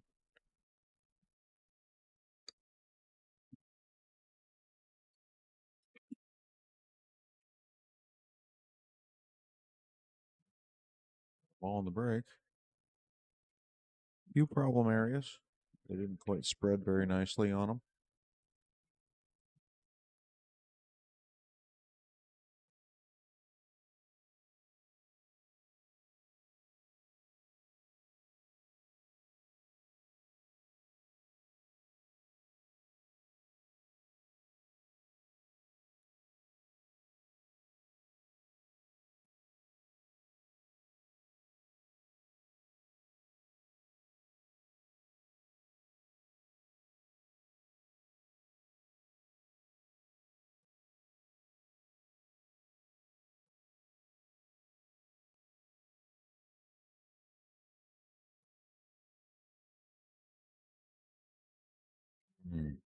Blake just caught the point with that 9 ball. It's going to bring Chandler to the table here on the top screen.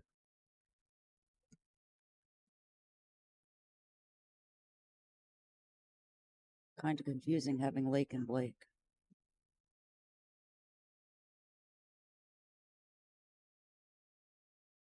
We call them Baker and McKay. For a moment, I thought you said Blake just caught the.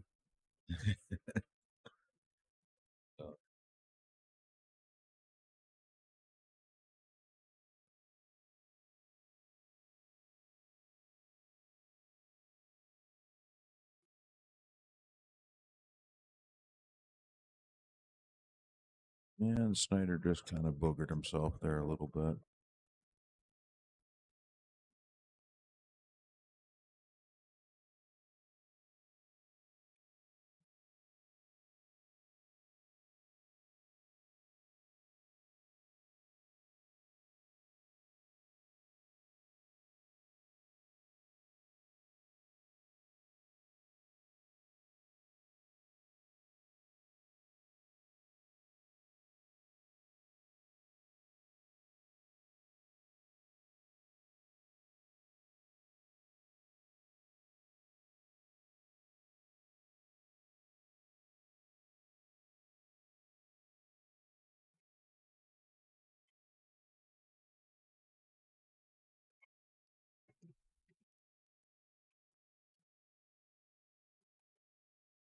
Is he going cross-side on that? Yes, sir, he is. And not a great result, though. He's going to have to go cross-side on this and see if he can get a lucky bump.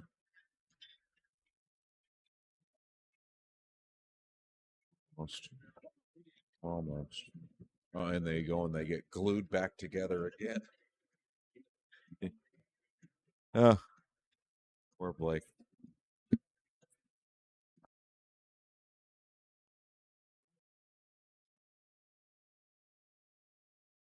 You do all that work to separate them, and they just come right back together again. What's the point?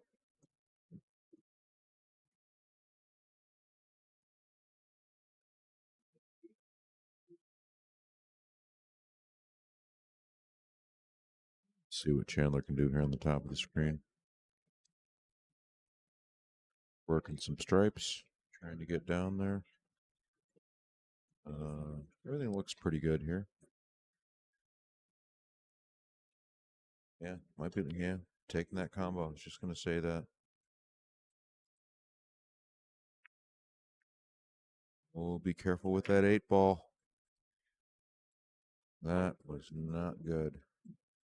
Yeah. Chandler just probably put an end to that run real quick here.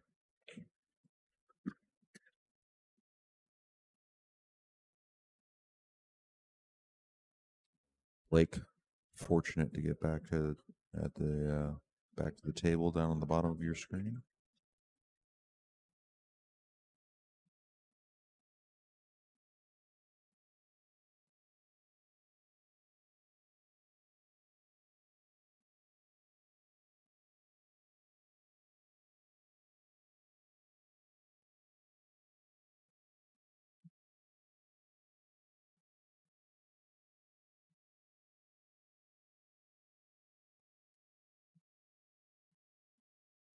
Yeah, Blake lose another one here. Worst thing in the world. It would believe be 4-2.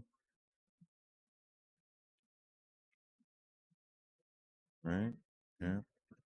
I think that's what we're going to be looking at here. 4-2.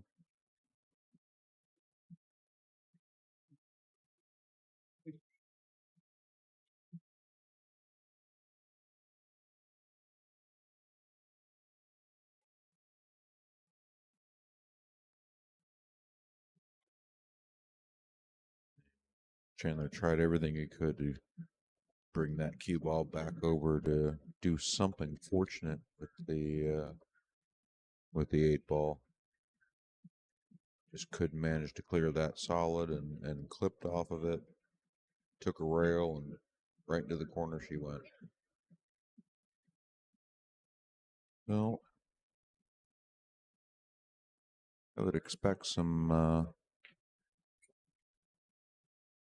defense here at some point from Lake.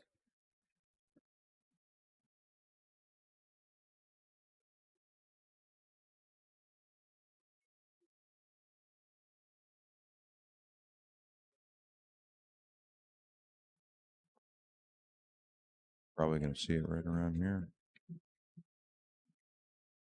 There it is. Now, once again, he's really trying to tuck it under there.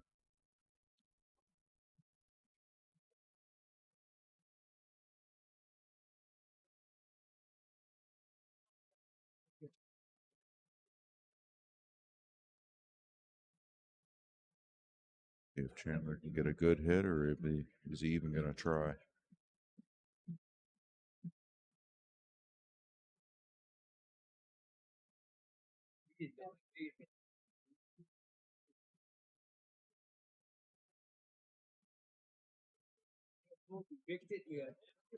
So I think they're saying that It was on the the rim. the 8-ball was frozen. Yeah, they checked that before they. I saw them checking. I didn't know the result of what they agreed on. But apparently that was predetermined, yes, that it was frozen. So no ball hit a rail after contact.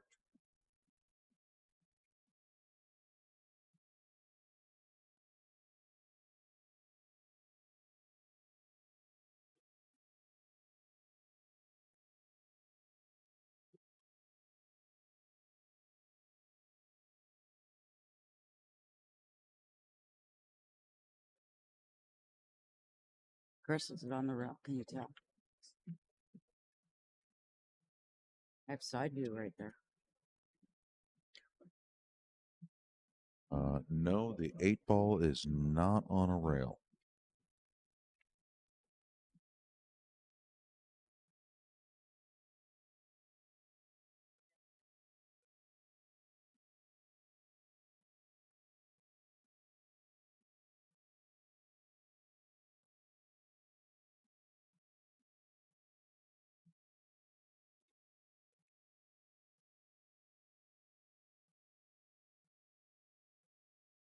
Meanwhile, we got Blake looking to close out this victory here with one more win. Couple more balls to go. All right, 13 in the corner. 8. What do you think? 8 off the 6 in the side, or just throw it in there clean?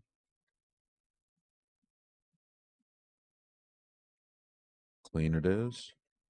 And there's the victory for Mr. Baker.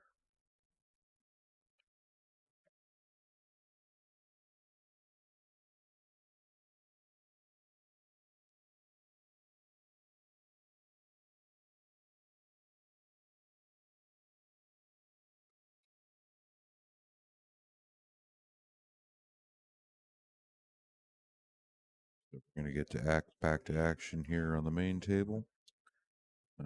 Chandler versus Lake. Still looking at a score of 1-0 in favor of Lake McKay. Chandler is at the table. Still trying to do something with that 8-ball.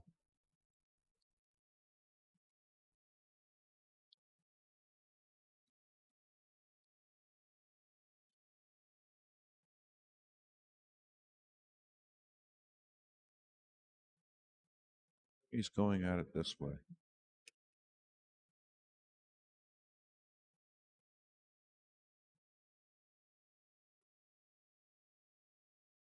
Do you not have the angle to go end rail and just put the cue ball just right back on top of the 8 again?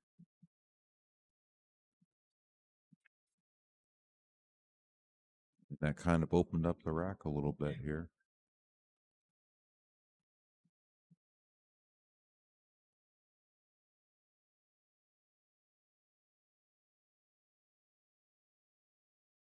Not enough for Lake to say it's go time, so Lake decides to just wait patiently for his opportunity.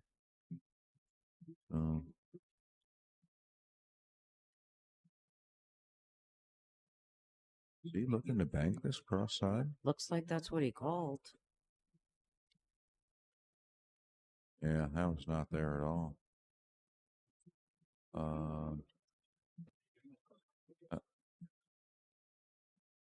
Oh, did he clip the ball first? A solid. Is that why it looked like it caught really thin? I Right? didn't see it, but I it didn't must see it have. either. I didn't see it either. Must have. Let's see. I'm on the replay on YouTube here.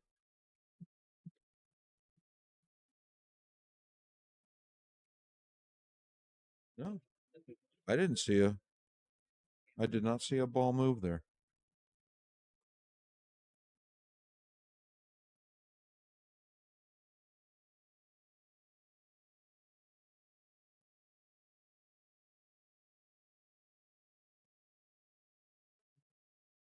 Okay, now I see what happened.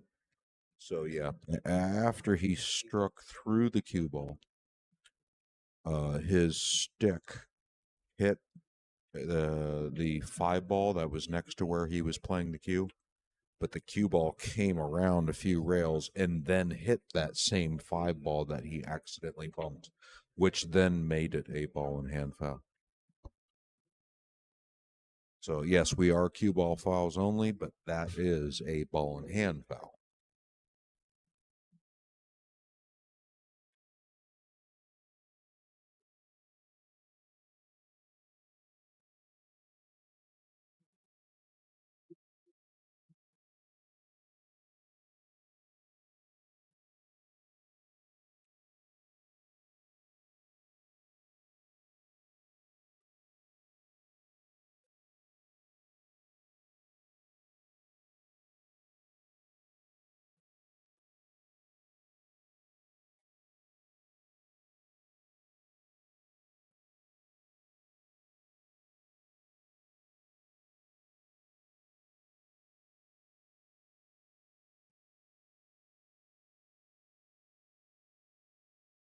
Well, it is go time for Lake McKay. The safety battle is over. And there's nothing holding him back now. He just needs a good look on this. Oh, Goodness, he just took that one for granted.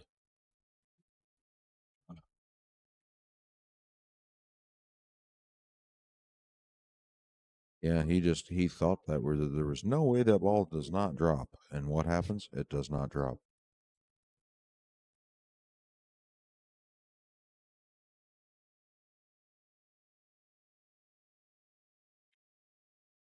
And Chandler's going to drill that as he should.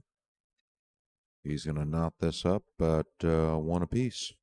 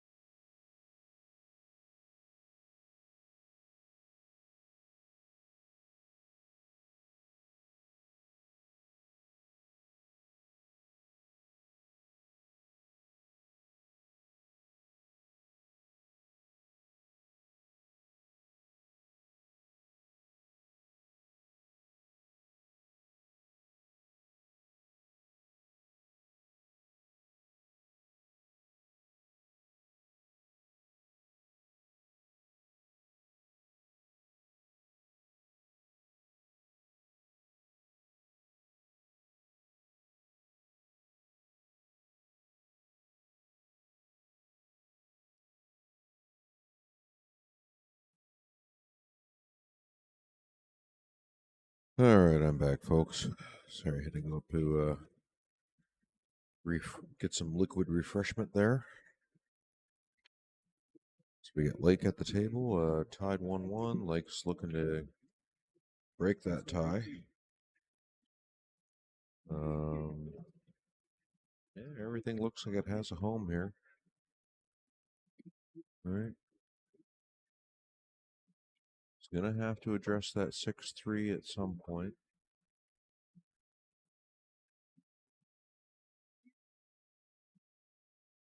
Wants to make sure when he does it right. He's going to draw back over to the side rail. Yep. And now he has his choice. Does he like the 3 or the 5? Which one works a little better?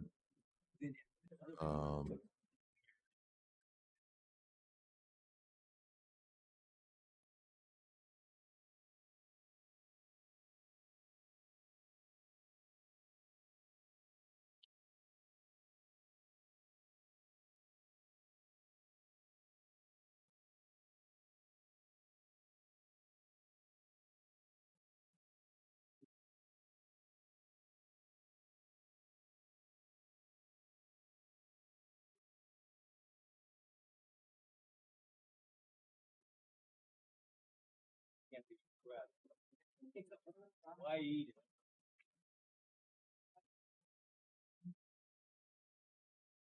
That did not quite come far enough.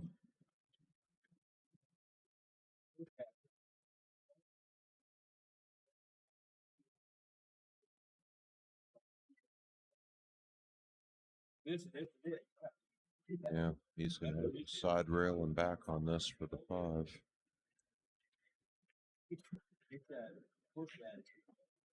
There it is. Nice shot.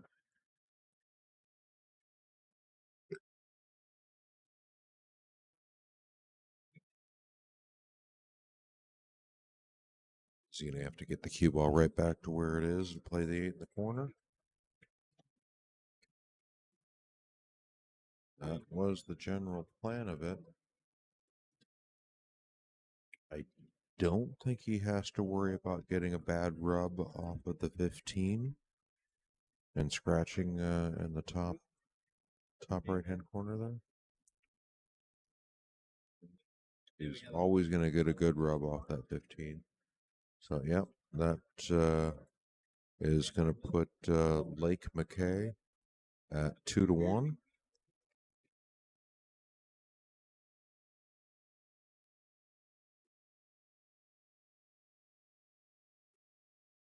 And Chandler to break.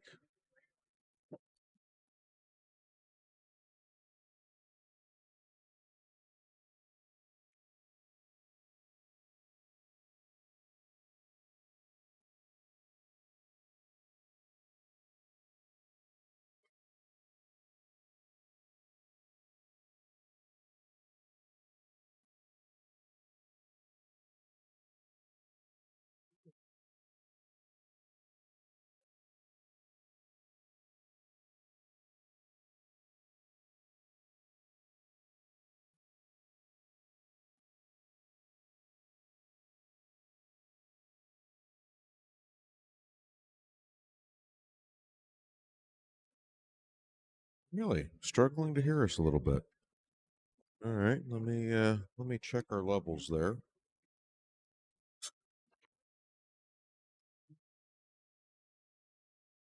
Let me see. It looks like it's coming in pretty good here. You know, it all does depend upon how close we do get our mouths to the microphone. Sometimes if we lean back a little bit, it can get a little bit softer.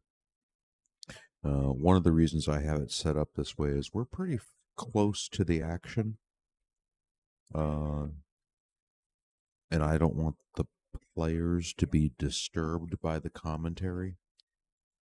So it's almost like we're whispering, but we're really, really close to the microphones.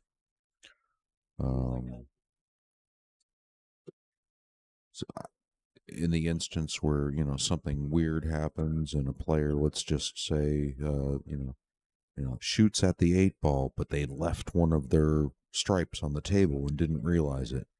And I don't want the player to overhear us talking, going, oh, look, he's about to shoot the 8 and he still has a stripe on the table. And he hears us say that and turns around and looks at us and goes, oh, yeah, thanks. I didn't realize that. That would be us interfering in the game. So, yeah, I have the mic set up in a certain way at this particular location. We don't have a plexiglass shield or anything to help shield us or anything like that. In fact, one of the players right now is literally within, I don't know, 3 feet of me, just sitting down in his chair. So that's one of the reasons I have the mic set up this way. We're trying to remember our best to get our mouths as close to the microphone as possible. But in the event that we do drift off and turn our heads in a certain way, it might get a little bit lighter. Sorry about that. See, the only thing I changed was just getting closer to the microphone. That's all I did, was just get a little bit closer. Yeah, didn't change the levels, didn't do anything there. And I swear to God, it's almost a whisper that I'm doing.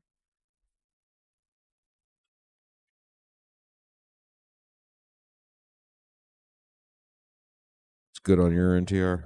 All right.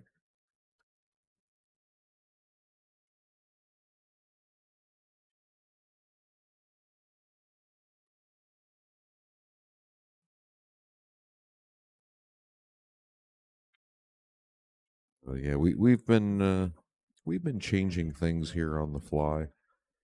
Like for instance, the wide view camera was just a camera that we just had sort of just panned out throughout the crowd. And all of a sudden, we found ourselves taking that pan tilt zoom camera and zooming it over to certain tables, and then we decided, well, why not move it over to a split view situation? So it's sort of just on the fly. We started doing this view here, where the bottom camera that you're looking at there in that view was originally our wide view camera, where I just focused it on a table and then turned it into a split view sort of. It's something I just created on the fly, thinking on our feet. The more I do this OBS, the quicker I can get at it. And see, I just kind of moved my mouth away from the microphone there as I shuffled my feet, and all this. Not quite as loud. See, these microphones, you have to talk directly into the front of the microphone. For whoever is following Quinn, Mm-hmm. you just need to know that he's still here at the back of the room shooting pool. You're following Quinn? Yep, he's still Have you here. been following him all weekend? And he's over on the 9-footer. No, he's not. Yeah, that's the 9-footer. No, he's playing on that one. Oh, he's playing on the 7 next to it. Okay. I see him walking around the 9. Well, no, look at him. He was just shooting balls on the 7. Okay, so he's doing both, the 7 and the 9-footer. Yeah. The kid is hardcore. He's double timing it, both tables. And he missed you.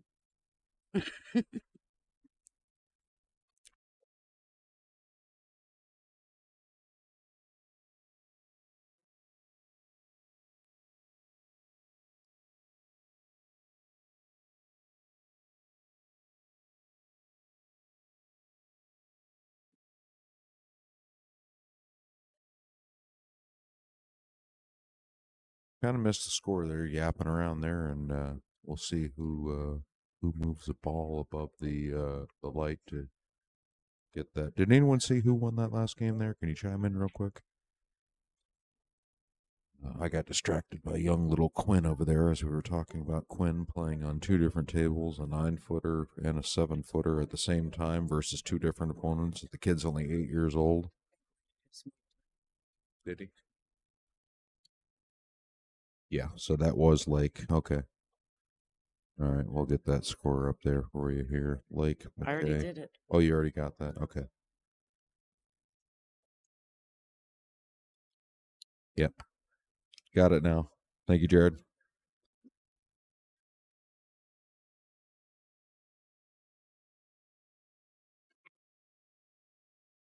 Yeah, I don't know if you guys have been following us the whole week here or the whole weekend.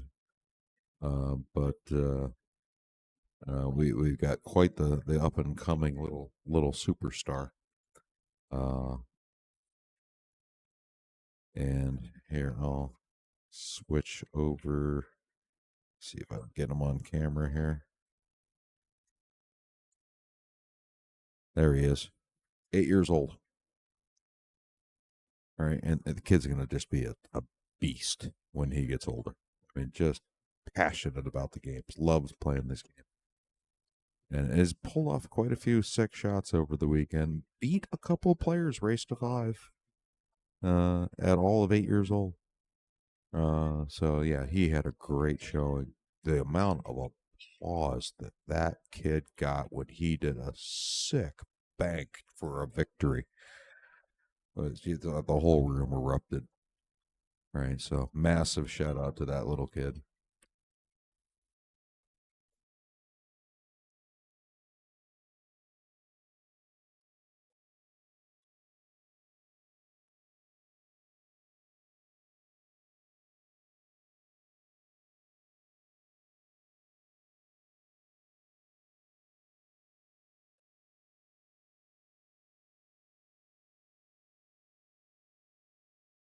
Let's see if I can go find that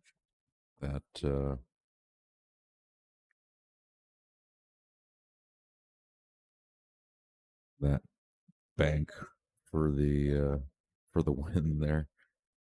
Where was that? Mhm. He's gonna come down off. See, find it somewhere. The corner, top.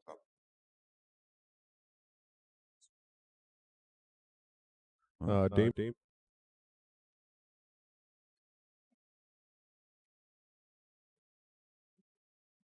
Microphone. And I believe the all open.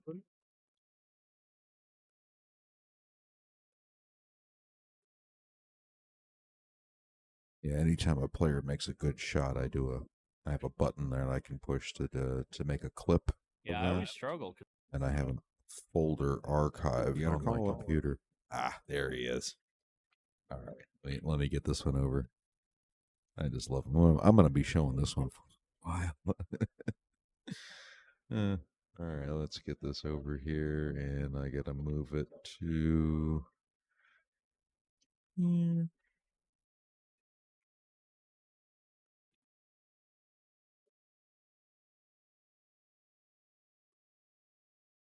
And we're looking at a victory here on this table. Lake McKay. What's that in? Okay.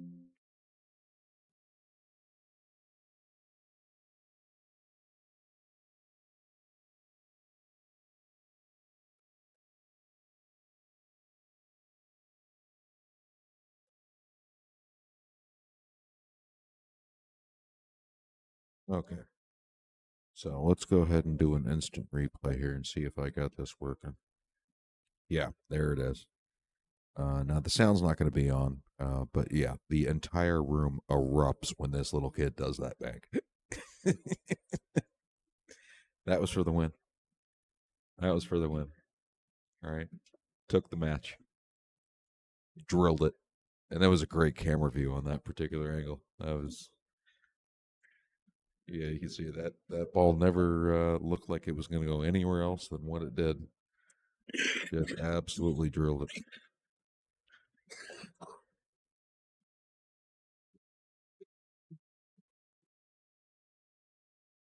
That went down the wrong pipe.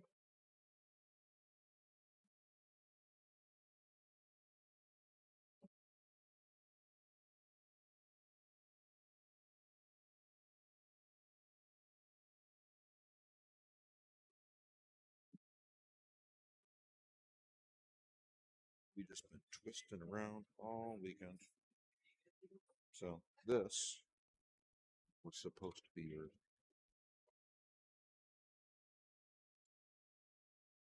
This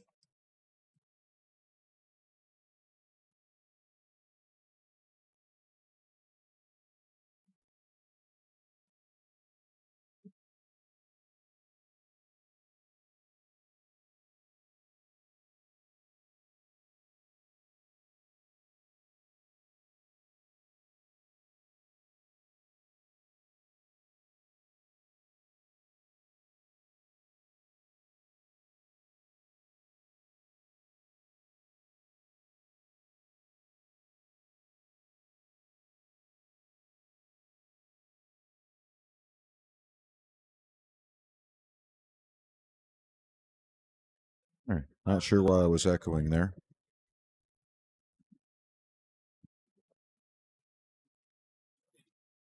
A little noise here with the microphone. Sorry about that. Got a little loose. Gotta tighten it down. All right. All right. Okay. There. Sorry about that.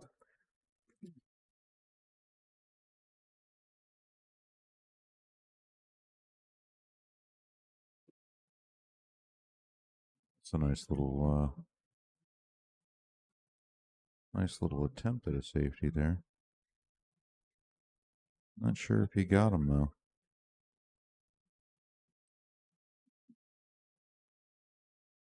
I want to say that he can maybe at least see the 14-12 combo.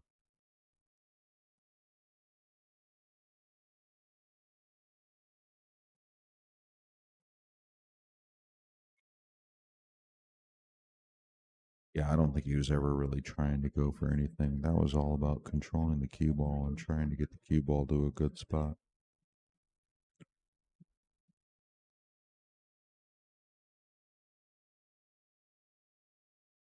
You know what it was when you said I was echoing there?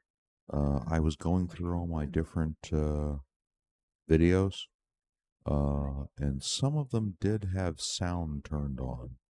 So as I was opening up the videos to check which one was which, and attempting to find young Quinn there doing that bank for the 8, I think you might have been hearing commentary on those individual clips. I wonder if that's what that was. Could have been. I'm not sure.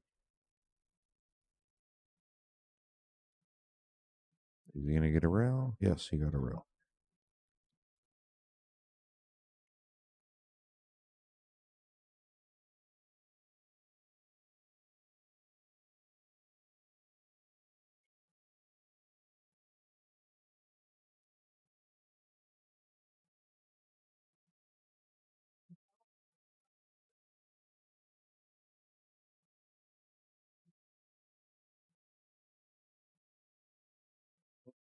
And we're back to a defensive battle here. Again. I'm seeing a lot of defensive battles on this table. Which I don't usually see. You don't usually see a lot of defensive battles in 8-ball. Right? Doesn't quite come up as often.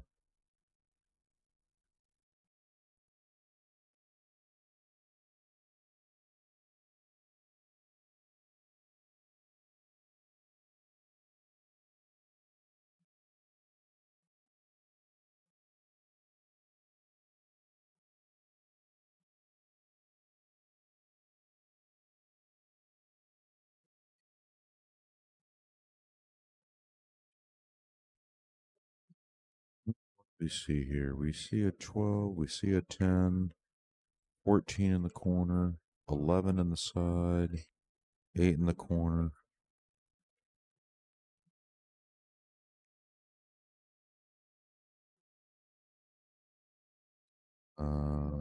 They actually might be changing that. 10, 11 in the corner. Then 14 in the corner and swinging the cue ball underneath the 5 for the 8-ball in the top left-hand corner. Draw this out here. Yeah, if we can end up here, get here and under A little bottom. Ooh. Ooh, Chandler's going to want that back.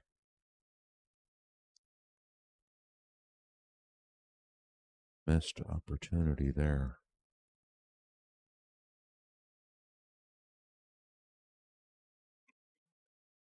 Again, he's like sitting right in front of me, so I'm trying to whisper. All right, don't want to disturb the players at all. So yeah, I'm really, really close to the microphone and just whispering because he's like literally 3 feet away from me.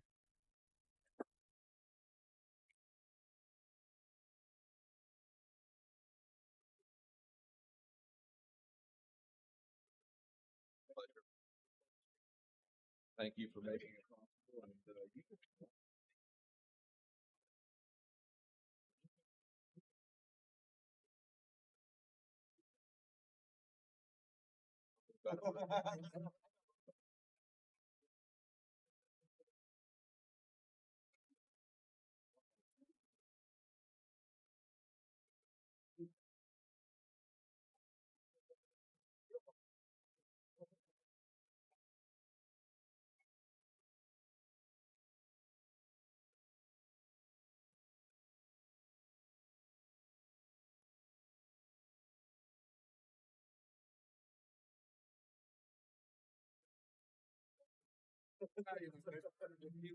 normal, yeah. Sure. Because they trust her. As it should be. Thank you for the stream. It's back. Had some time then on the live stream. Yeah. Colorado. Yeah.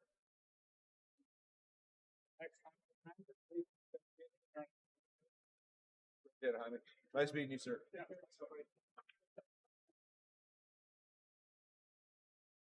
All right, I was just saying goodbye to one of our sponsors, who was also a player here. Jaime was checking out.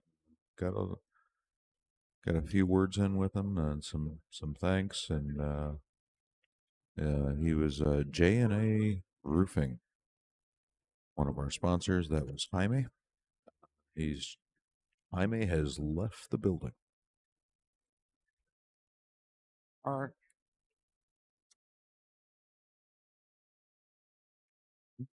JNR. JNR? It was J&A. Looks like an A. Well, then it's wrong here. J&A Roofing. There's a typo here then. on our touch Oh, portal. yeah. Back end, there's a typo. Well, that was you. All right, so that's going to wrap up this match. That was a 5-1 victory. Blake McKay over Chandler.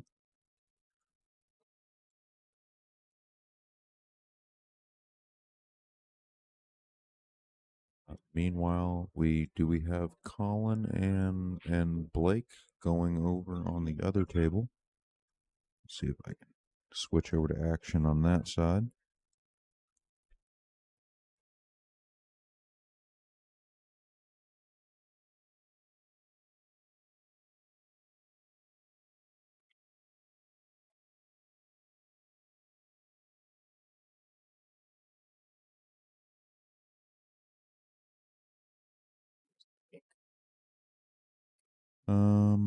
Yeah, we don't traditionally have a scores over on this view, but again, thinking on the fly, I'm going to go ahead and bring that over here.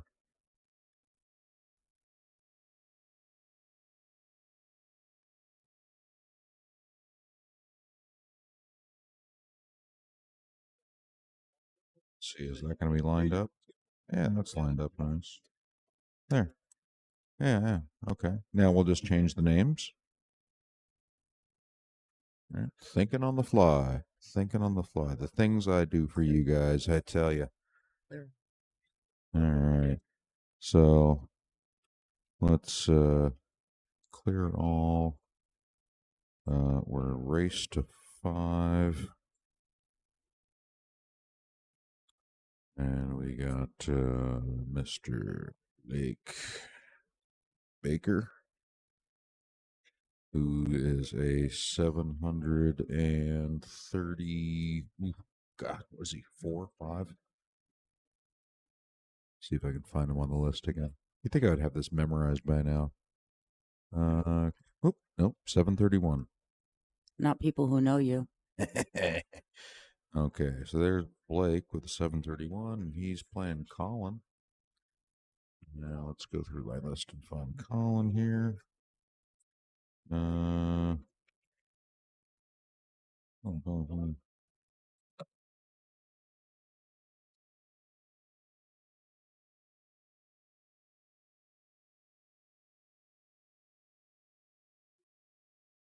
There he is, Colin. 651. Get his name spelled correctly here.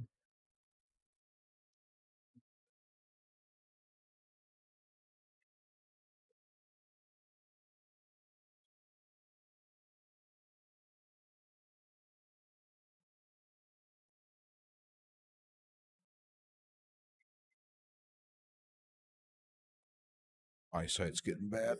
I need my cheaters.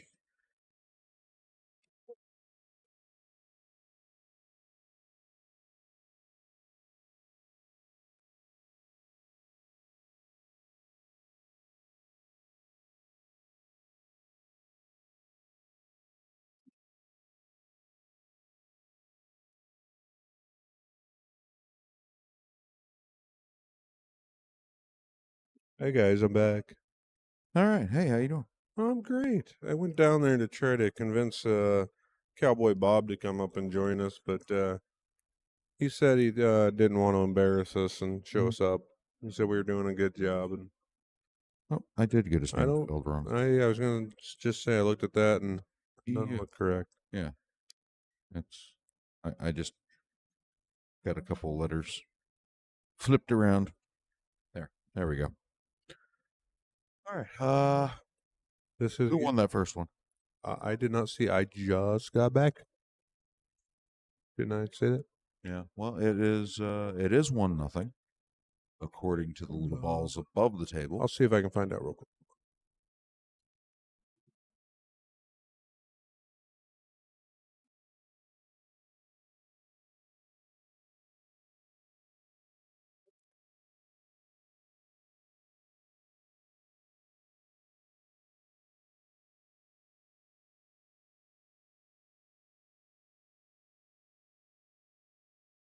You don't know All right. Well, we'll have to find out at the conclusion of this game who's currently at 1. But one of the players has a score.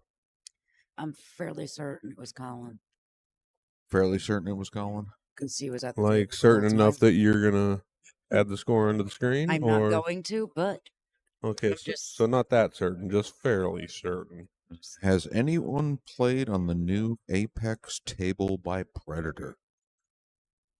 Not only have I not played on one, I haven't seen one. Or at least in person. I might have seen I'm one on sure TV. Blake has. Oh, yeah. Yeah. If anyone has, it'd be Blake.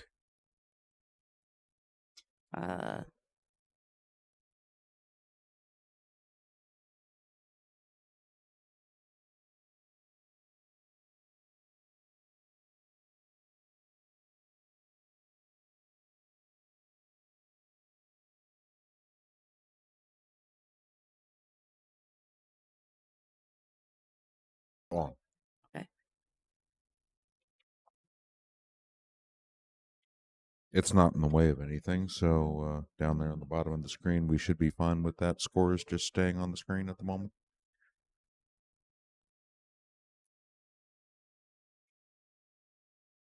We're back on. yeah. Yep. Okay. We are rocking and rolling here. Colin took that one? We don't know for sure, but I'm pretty sure because Yeah, sure. I'll take your guys' word for it. Colin, sure. Boom, Colin. you were talking to the viewers. Yeah, we have the capability to fix that if we are wrong. Oh, was that the viewers saying it was Colin? Yeah. Oh, okay. Yeah, they're probably paying more attention than we are. Well, we were still setting it up. I I'm over on the side. I didn't see the comments going. Yeah, I was working some OBS magic here. I see Tyler. Tyler's still in the chat. Him and TR. Yep. They've been some pretty faithful viewers and good input into the chat for us. Yeah. No Savannah today? I have not seen Savannah commenting. Nope. Nora Lane.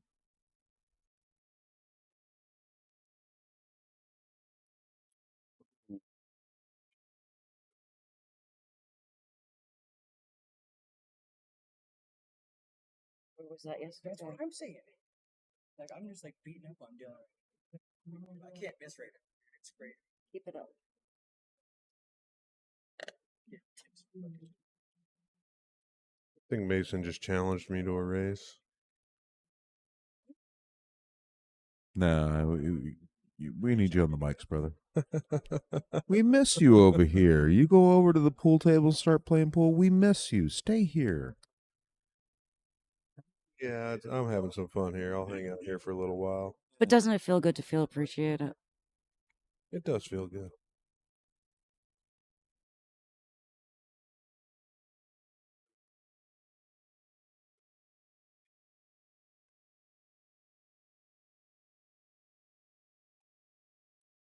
I appreciate that, TR. Thanks for keeping us up to speed.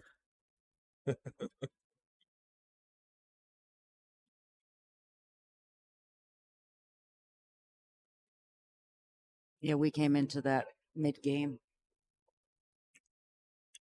Colin has got a pretty open layout here to take a 2-0 lead. Now the 10 in the left side pocket very well be his last ball. Play the 15 after the 14 here. Stop shot on the 11, maybe with a little bit of drawback. Mm-hmm. Yeah, 15, 11, 10, 8. I mean, you could go either way. You could take the 10 now. Mm-hmm. 10, 11, 15. I mean, the possibilities really are endless. Yeah, I got a good view from over here of that 8 ball. He's a little low to take the 15 now, so.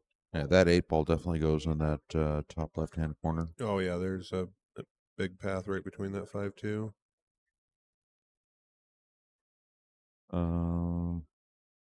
I just nudge this 15 into the side and then use a little low outside on the 11. Or is he going to I would expect the 15 to be a good out ball here. So I don't know if he would be stretching if he can over that pop 15 out be. a little bit, Yeah, there. that's fine. Yeah, he just needed to get off the rail just a hair. And I expect this to be a gentle pop. No, he's just going to roll right into it nice and easy. Okay.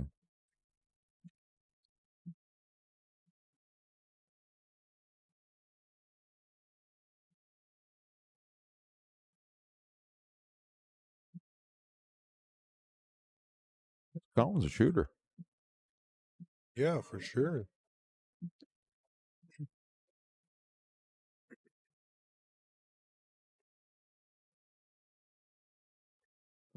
So, yeah, we're going to have to go back here.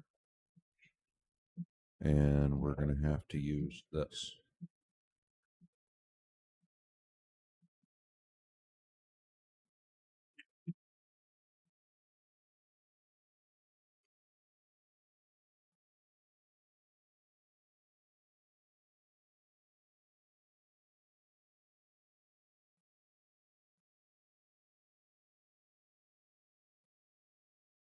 So it looks like he stole that rack off of Blake. That was Blake's rack.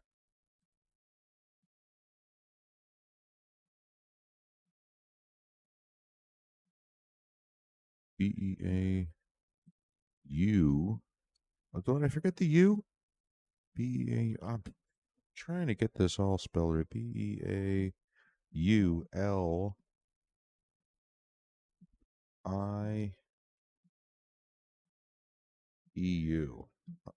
BEALIEU is what we have on the Calcutta sheet. Yeah, I just went with what's on the sheet. Right? Beaulify.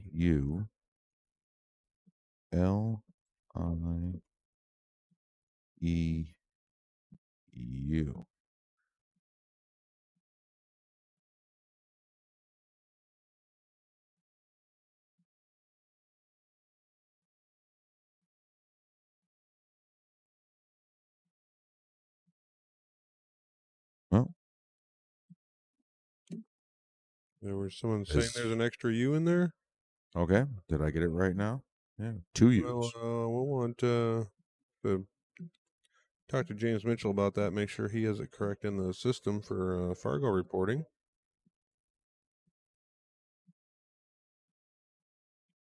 Yeah, yeah. I just James Mitchell gave me a sheet of the list of players with all their names and Fargos.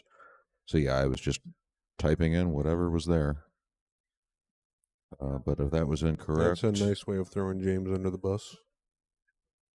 yeah, basically, yeah. Saying it wasn't my fault.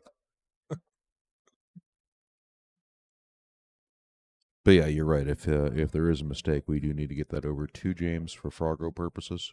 Sure. So all these tournaments are Fargo reported. I had a conversation with James earlier where he was telling me he had spoke with Colin about the spelling of his name. So I think maybe he might have had this sheet just printed up before.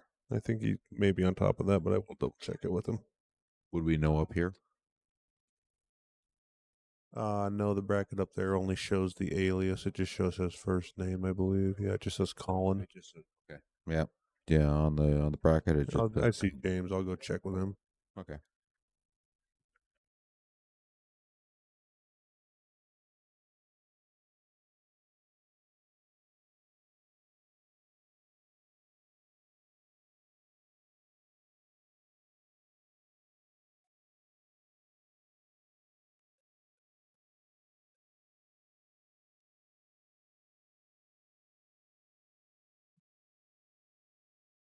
Yep. So yeah, we got Colin up 2-0 on Blake. Blake is solids. He's got minimal cue ball work to do here in order to get out. Right. This is almost a drill setup. Right. Nothing wrong with this at all. 4, 3, 8. Yeah. Gonna play the 4 in the corner, almost stop it. Play the 3 in the side. 8 in the corner.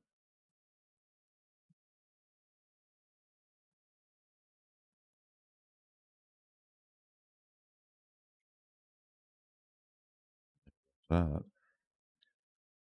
All right, so Blake's on the board.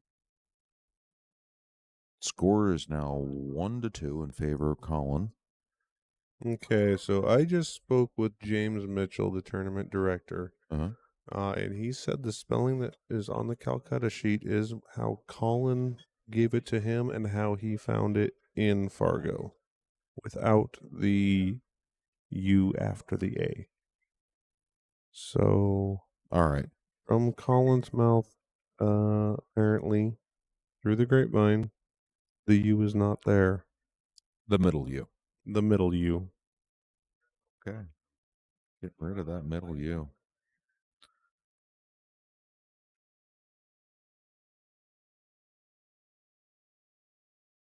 Colin needs to get a jam up jersey like Blake has with his name on the back of the jersey. Yeah. See, you got Blake Baker right there, Baker. He advertises it out. Back of Colin's jersey just says billiard shooter. Never give up. Never. Yeah. Probably. He is a Some billiard of those shirts you see on billiard Amazon? player. Billiard player is what it says. Like one of those Amazon shirts you can see on Amazon, or We could type billiard player in for the score on Billiard. the that is what it says on the back of his shirt. So. Yeah. Okay. Yeah. There's his new name, billiard player. It is Blake Baker versus billiard player. And you guys can see it there. It's a perfect view of the back of his jersey. Never give up. That is a good motto to have in this game. Can't think of how many times I've had real big deficits that seem are insurmountable, and you don't give up. You keep fighting. You can get a roll or two, and come right back. Played in Vegas a few years back, and had a few matches. I was down 3-0, 4-1, races to 5, and came back and won most of those. I would have liked to won mine yesterday. I was down 3-0 yesterday. Yeah, In the clawed- losers bracket, he got on back the out hill. Yeah, I clawed back. Yeah, Yeah, and it came down to really the last shot. yeah, that's unfortunate to get all that extra work keeping, staying alive. It's almost like But I did maintain a positive attitude throughout everything. So yeah, I was down 3-0, and I just sat down with a smile and said, "I'll get my shots." sure. And sure enough, I did. Yeah, sometimes it'd almost feel better to just shoot in the 8 ball and let them win 4-0 and go relax rather than put all that torment and anguish and work in and still come up shorthanded. But Well, I kept telling myself, simple things like the hardest ones are the first one and the last one, and then I Right. got my first one. then And then I kept thinking, okay, if the hardest ones are the first one and the last one, well, he has to worry about getting the last one. All the pressure's on him, right, sure. right? I have no pressure. So, and then I got it 2, then 3, and then I just had an unfortunate scratch in the corner, gave him ball in hand, and that was all she wrote. But yeah, I did my best to fight back on that one. Yeah, you definitely just have to keep a good positive attitude focused towards everything that you're going to play your hardest. And Tyler's insisting we're wrong on the spelling, but again, Tyler, hey, I mean, I will ask Colin after this match. I'm just the messenger. You don't shoot the messenger. James told me that was the spelling Colin gave him. Hmm. And that's all the information I have. You might very well be right, Tyler. You might Yeah. be right. You might be You right. probably are. But we'll check with Colin. But James is insisting he's correct, so he got the information directly from Colin. That's how he found it in Fargo. Well, let me Oh yeah, we could just go right to Fargo and look it how up about I ourselves. pull up Fargo and see what I find in Fargo.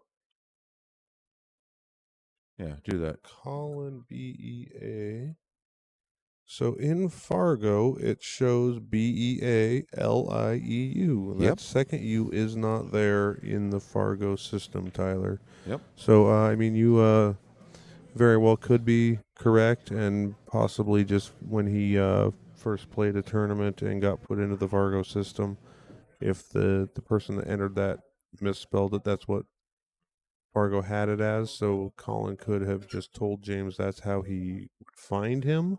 Maybe not that it's the correct spelling of his name, but that's how he'd be able to find him in Fargo. All right. It's probably the translation. So yeah, let's go ahead and assume that's what it is. Let's throw that U back in there. I'm keeping it the way it is. Are you? Oh, come on. I'm not going to go flipping back and forth. So yeah, you might be right there, Tyler. That's how he actually spells his name. But if so, he can send a quick email to support@Fargo Rate and just say, hey, you guys got my name misspelled. Throw an extra U in there. Yeah, he can get that corrected. Fargo will Mike correct Page and the guys over there at Fargo Rate are super easy to work with. They get back to you in a very timely manner, and they get stuff fixed. Yeah. Shout out to Fargo Rate for all they've done to the pool community here in the last 15 years or so that they've been around.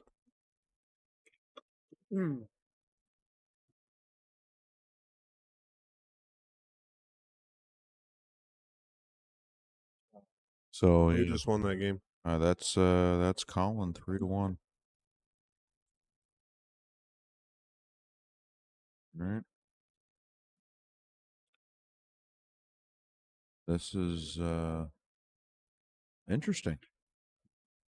It's been an interesting weekend for pool. Just interesting.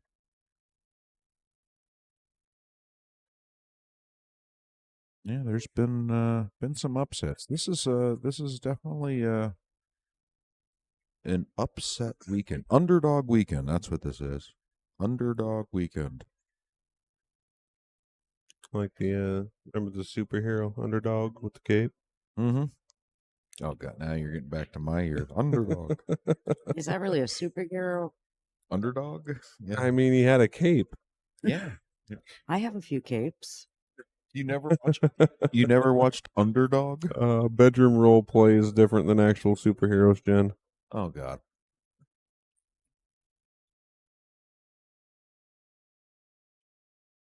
The cape's actually really I comfortable. mean,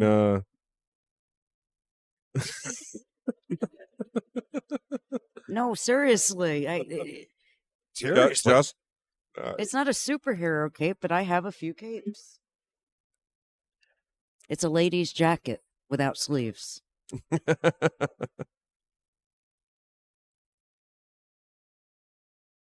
Sort of like a poncho. Yes, my favorite one is the one that We looks... just looked it up on Fargo. correct. Okay, so you were trying to agree with us there, TR, and autocorrect got you, Okay. and agreed with Tyler. Ongoing debate here. Yeah, like I said, I think Colin just let James know the spelling that you could find it in Fargo, not necessarily that is how it's actually spelled. Yeah. Well, for right now, I'm going to keep it the way that Fargo has it. That way, our audience can look up his matches if he has his matches shared, or wants to get any more information on the player in past tournaments. That's how they will be able to find him, is with this spelling. So I'm going to keep the spelling the way it is.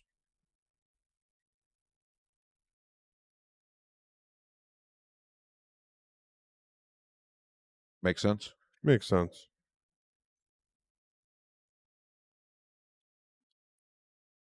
Tyler, you seem to know Colin, so maybe you can nudge him into getting Fargo rate to fix it. Yeah, if it's the wrong spelling, yeah, sure, yeah. Get in touch with Fargo, send them an email. They'll definitely get that fixed, and they'll do it quickly.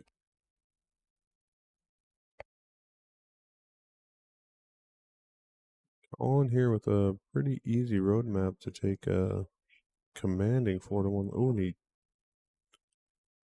missed that ball.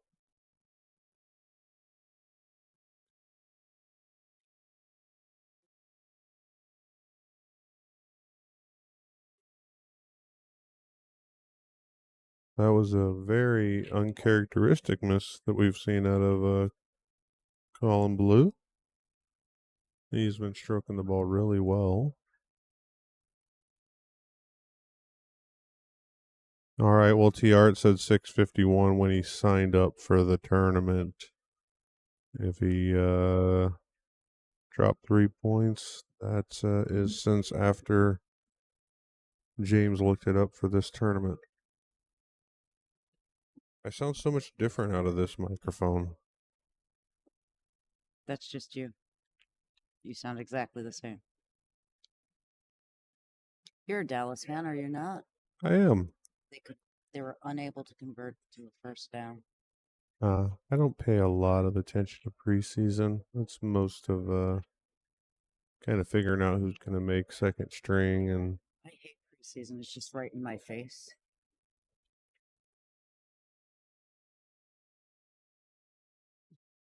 You do sound different.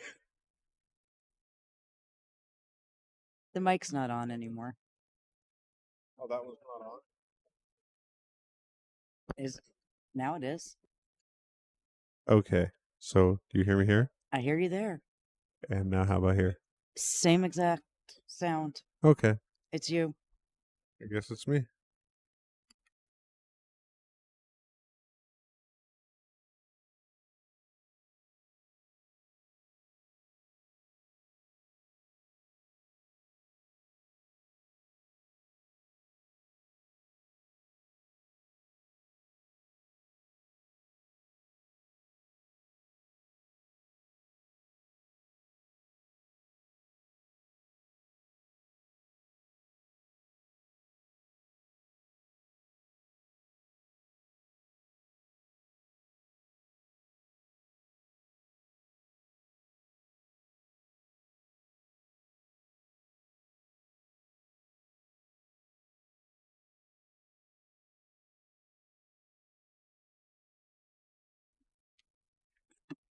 You're alive. Pittsburgh is not the team they once were. We're gonna appease TR here.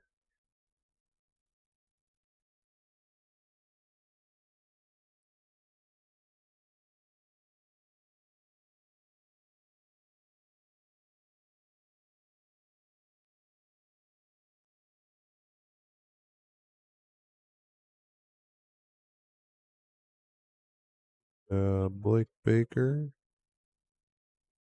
was able to secure that last rack.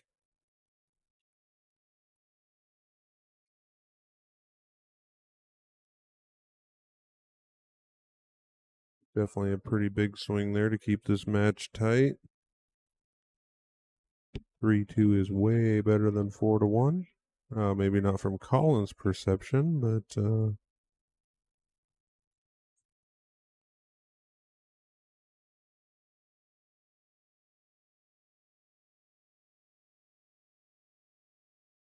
quite a few people starting to tune in here. Looks like we're at 44 people. Still a growing streaming production here, but don't have the thousands of viewers we get when we have the Matchroom Productions with Fedor Gorst and Shane Van Boning, Joshua Filler playing. I feel like we But, should. We should. We really should. We have fun. So we do get some pretty high level players in here, though. There's not that 800 caliber. It is amazing what a lot of people have mixed feelings about Fargo, and it's not always right, as we've seen some pretty big Fargo upsets this weekend. But it usually is pretty accurate.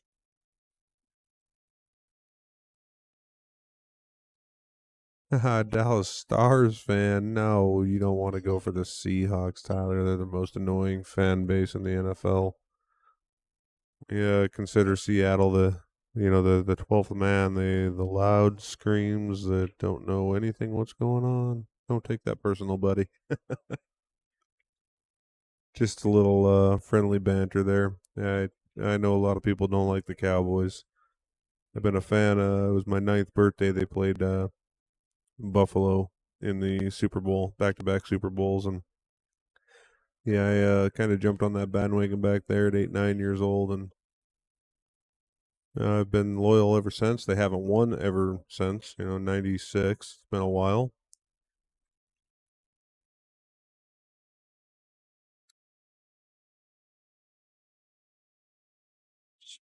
Shortly after the Leon Let Thanksgiving game. I guess TR says I sound like me, so You sound like you. okay. I just when I came over to this other microphone, it seemed a little different in the headset. Didn't know if Try switching headsets instead of mics. I guess it could be the headset instead of the mic. I didn't think of that. Figured the input was where the settings are switched. I have no clue. I don't either. Chris is the tech guy. He's the one that sets all this up. We just push buttons and talk. There's a very quick break and run from Blake Baker to tie us up 3 games apiece. We could just reset the score to 0 and say we're doing a race to 2. But we won't. But we won't. But we could. And it's Collins' break. It's Collins' break. He won the leg, so. And Colin is choosing not to rack with the template, sticking with the old-fashioned triangle.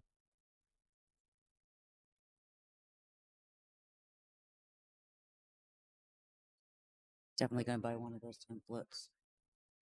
Yeah, I really like them. It's the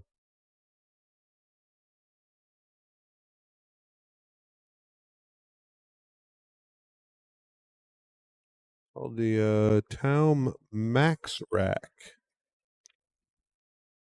Townbilliards.com.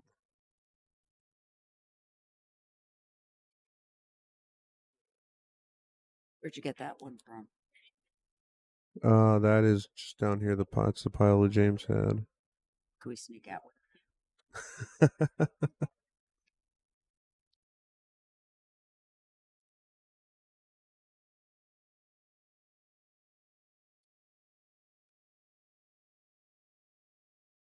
Oh, I did. Yeah, I muted you there. Just didn't want to get bumped. And All right, can you hear me now? There I am. Okay. Yeah. Max Rack by Town Billiards. That's what that's called, the Max Rack. Yep. Set the standard with impeccable ball arrangement.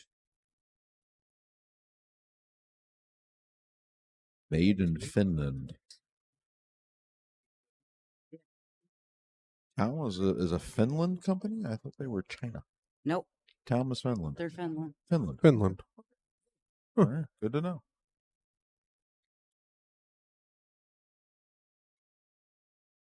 No, I am not ready to check out. Hey, look at that. We're all knotted up, 3 apiece. Yeah, Blake just had a typical Blake Baker 30-second break and run. Might have been a little more than 30 seconds, but it was pretty fast. 30, a little more than 36. So he took his time. Yeah. Okay, it's good. All right, you got to take your time with these racks, you know. And yeah, this is looking like it could be another quick run here. I think He's got to solve that. Colin broke dry. I think the 5-ball does play right in that side pocket there. At a certain angle, and now He's that going to I'm play looking at down to it right now. from right there, About there, it yeah. was. It looks pretty good from there, doesn't it? Yeah. Talk about excellent cue ball control on that one. I mean, the one spot you need And to then be he's able to just pop going that. to draw this back, get a nice straight in shot on the 8 in the lower Yeah. left-hand corner there. He's just gonna sort of pinch it backwards a little bit, or just stun over. All right. Keep it simple. But yeah, that was pinpoint precision on that 5-ball. All right. That was really good cue ball to get there. And there were And just like that, we had a swing. Colin had a chance to go up 4-1. And in a matter of just a couple of minutes, Blake Baker turns it into a 4 lead for himself. Yeah. From a 2-game deficit, potential 3-game deficit to he's on the hill. That's Blake. That's how he rolls, man. Ice cold. Ice cold. Oh, reading TR's comment here, whining about the NFL because he's a Bears fan. Yeah, I think 85, the year I was born, is the last time the Bears were relevant. Now, okay, TR is not going to like me at all, Do we right? like you? Right. Well, I don't know if he liked me before, but now he's not going to like me because, sorry, TR, I'm a Dolphins fan, and I remember 1985. We ruined that one for you. Sorry about that. But what have they done in the last decade? Yeah, the Dolphins looked at that 46 defense and said, "Oh, we're just going to spread it out 5 wide receivers." And Dan Marino just picked them apart. We're going to go 5 wide on that 46. Oh yeah, now TR's got Chris laughing at him, Tyler's laughing at him. Yeah, I think he's used to everybody laughing when he brings up being a Bears fan. My dad was a Bears fan, TR, so I got a little bit of a soft spot for the Bears. They're always kind of like my second favorite team. Just kind of liked him because my dad did, but I did ask my dad why he liked him because they are never very good.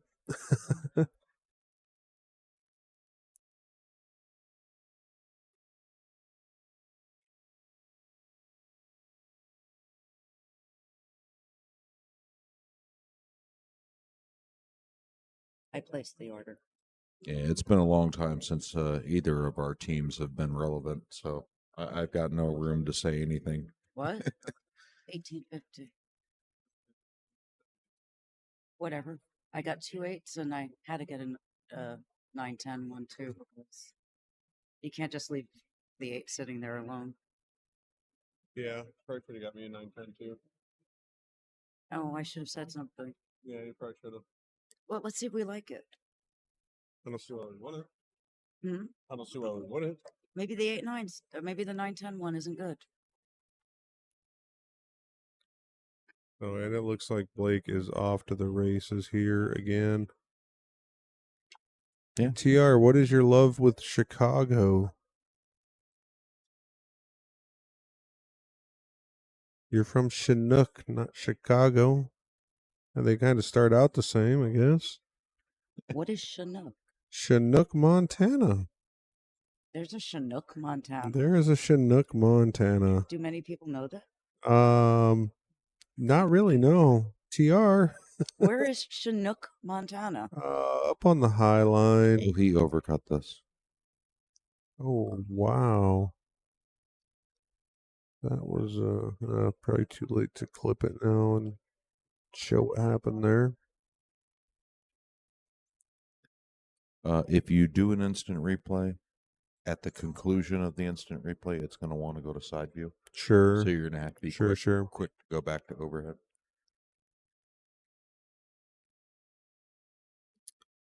Yeah, I do admire Jerry Rice there, Tyler, but do not like the 49ers as a Cowboys fan. But you have to give credit where credit is due. Jerry Rice is one hell of a receiver. Yeah, probably about the best there ever was, right? Arguably, right? Him, Moss, right, would be up there as well. Sure.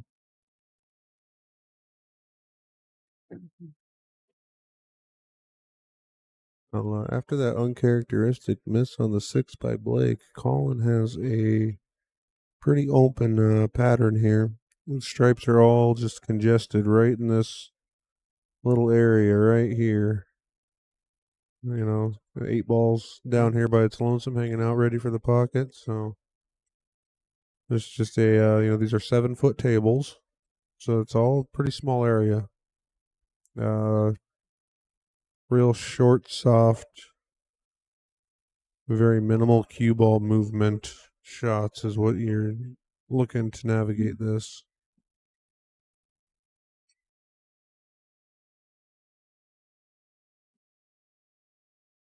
Grandpa's fault for getting TR on the Chicago bandwagon. Okay. Yeah, our parents do influence a lot of those decisions, I think. Sometimes we pick somebody else out of spite, or sometimes we stick with someone we admire. See, I grew up in South Florida, so for me it was just a matter of just rooting for my hometown team, and I stuck with it. All right, thick and thin. I was never much one of those people who was a fair weather fan who would just go from whoever happened. I'm having a hard time hearing you. Really? Did I turn that down a little bit too much? Yeah. Can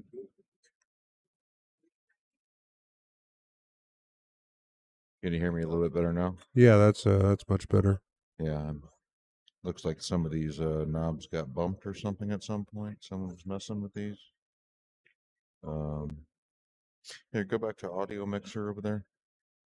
All right, I just want to check that my levels and get my levels up a little higher. And there, that's looking pretty good. All right, sorry about that. All right, you can go back to chat now. Okay.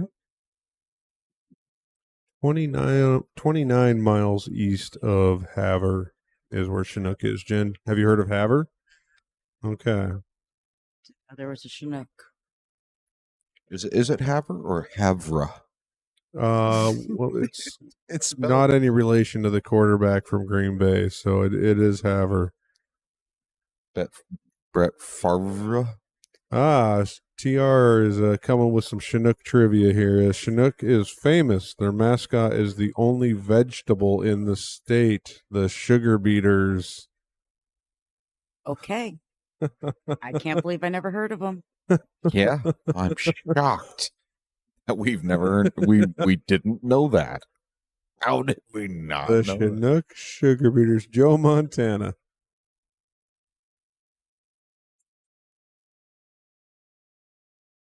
Oh, yeah. Thanks for the correction, TR, because that 9 miles really makes a difference.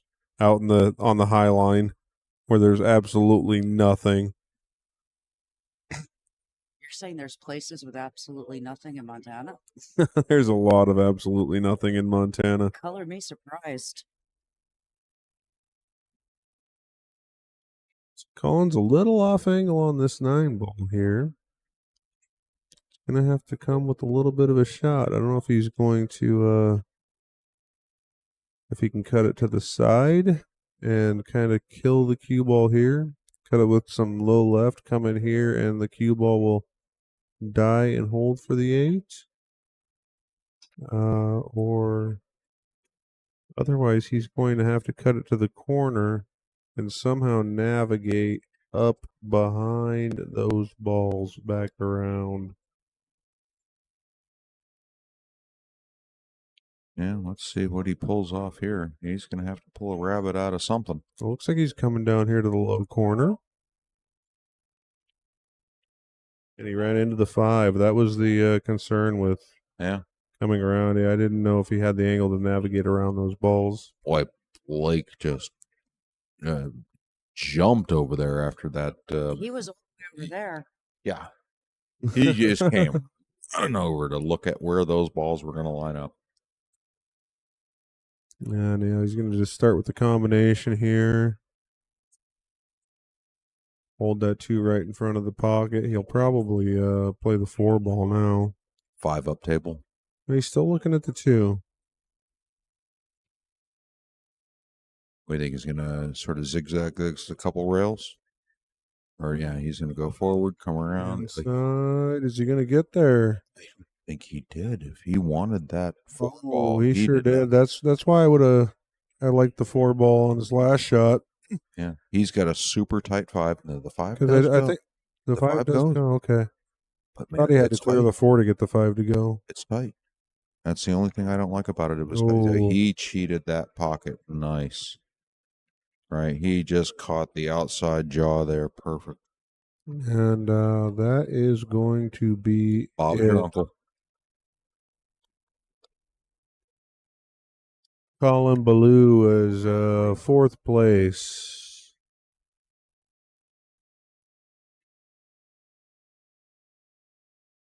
Hopefully, we get back on the table that all our cameras are. So we're going to have Blake Baker is going to be up again immediately. Versus Playing Chandler. Chandler Dakota. This is going to be a rematch. Chandler is the one that put Blake into the 1-loss side.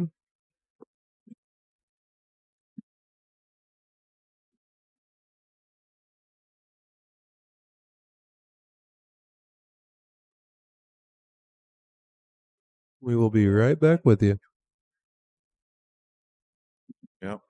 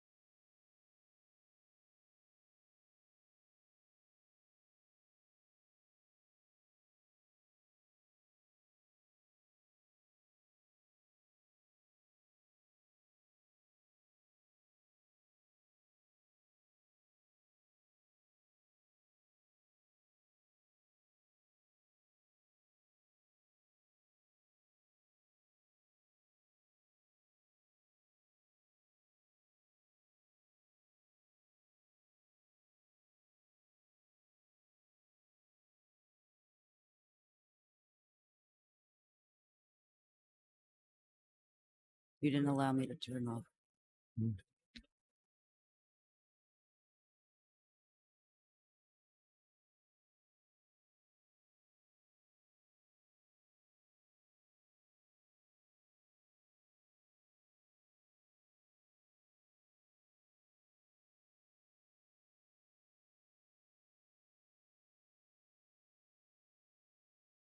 And action's getting ready to get started up here on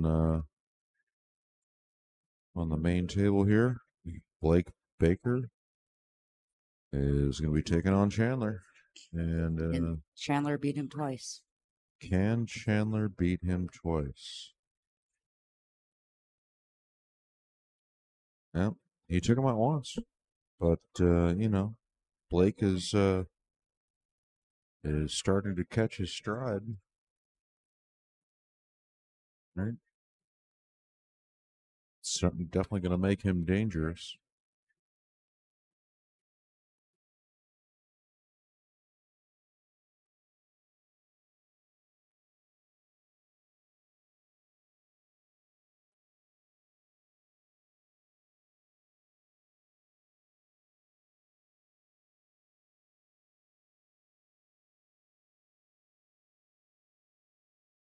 It's been a great weekend. A lot of action. Just outside several minutes ago, talking with some of the guys, just mentioning all the upsets that we've had over the weekend. We were calling this the underdog tournament, right? The weekend of the underdog, right?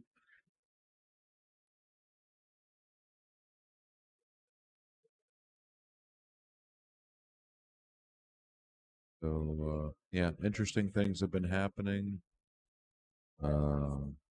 Most notably, the early exit by Jeff Boucher from a guy who was almost 200 Fargo points below Jeff. Took him out 4-1. I'm sorry, was it 5-1? No, 4-1. 4-1. 4-1 took out Jeff with a 200 Fargo point deficit. I think the guy just caught fire and just started doing some break and runs. But yeah, just a lot of shockers. Some unexpected turn of events in this weekend. Made things interesting. If you like rooting for the underdog, this is definitely the tournament to watch, right?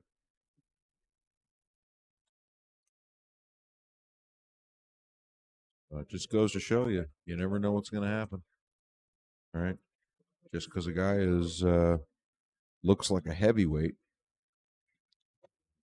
doesn't mean that he can't get knocked out.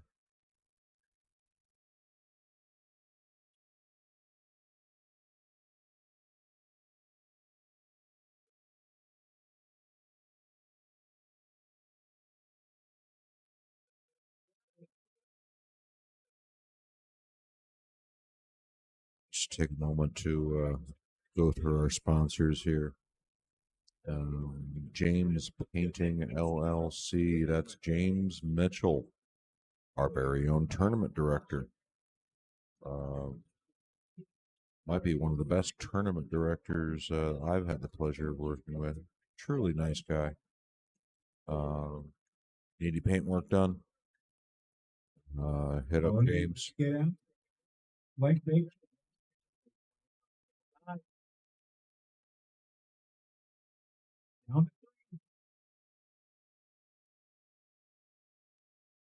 And that was him on the microphone over the PA system, calling them to the table.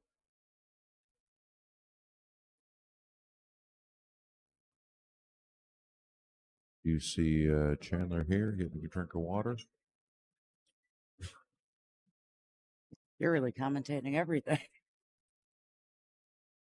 Now he's sipping the water. Now he's chugging. He just drank all of it, emptied it. So he seems to be good and hydrated. Hydration's important. Yeah. This is me commentating everything. I know. Yeah. everyone's hydration.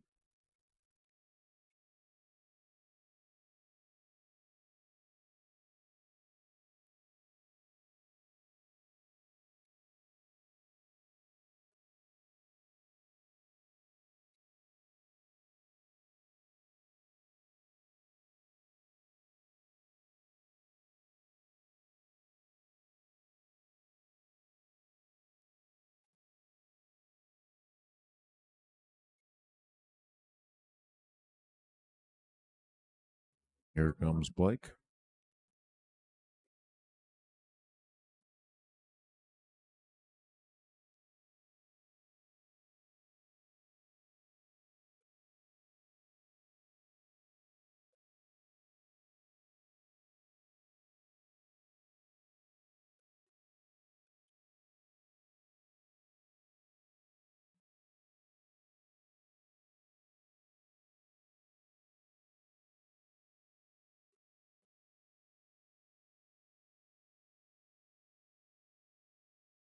That is a fairly close lag.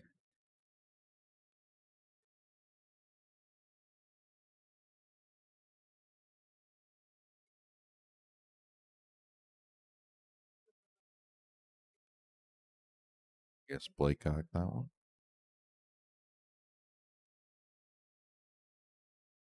All right. Well, Blake's gonna get a chance to get off to an early lead here. See if he can hold serve and get a point on the board first. He's been breaking pretty good this whole tournament, right? And that's key. You find a break that works for you. Try your best to stick with it. He's lost the cue ball a couple of times. I think a couple of his scratches were just an unlucky bump.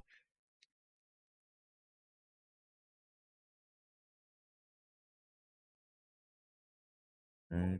I mean, it looked like he got that cue ball right where he wanted it on the break, and then around comes a ball and smacks into the cue ball and sends it into the, into one of the pockets.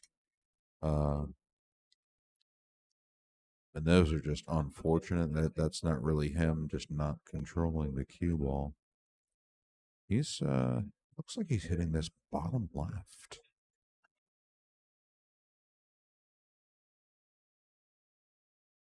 Yeah, I'm not seeing any spin on the cue ball, but man, we're standing right behind him. And I swear to God, it looked like his tip was aiming bottom left-hand cue ball. He stood up right before he struck into the cue ball, so I was not able to see the actual delivery of the tip. He kind of got in my line of sight there. I just found that interesting. Well, right off the bat, he's going to tackle some stripes. The 14, I believe, does pass the 4 ball in the top left-hand corner. Once he knocks that out, he can get the 13 in the other corner.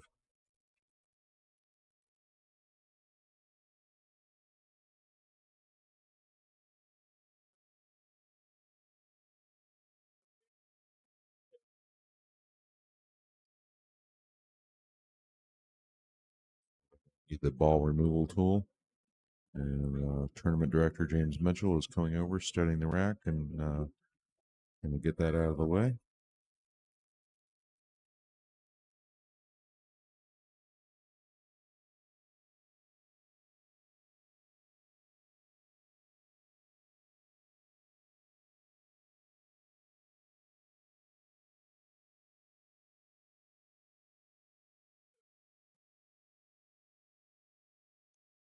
Action will resume.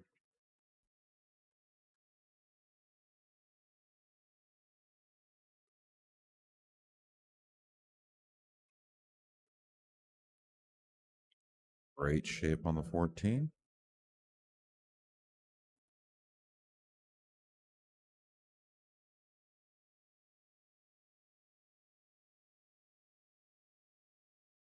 I suppose the only trick to this is he's going to have to come out a little over here for the 9 in the corner. That way he can just sort of slide over in order to have a good shot on the 8. Yeah, he's not going to want to like be out here and risk any sort of action coming this way. That's just the more difficult path. So as long as he can get over sort of parallel.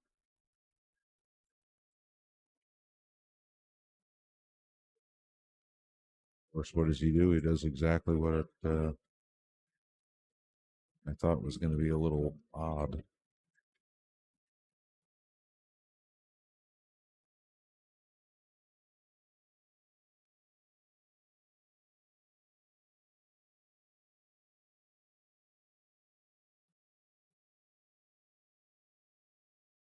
Oh, he calculated that to go right around the 4. And ended up right where I drew the line in the first place. When the 9 ball was over there, I was like, yeah, he'll just stun right over. Look where the cue ball is, right where it needed to be. And yeah, player 1, Blake Baker, is getting drawing first blood.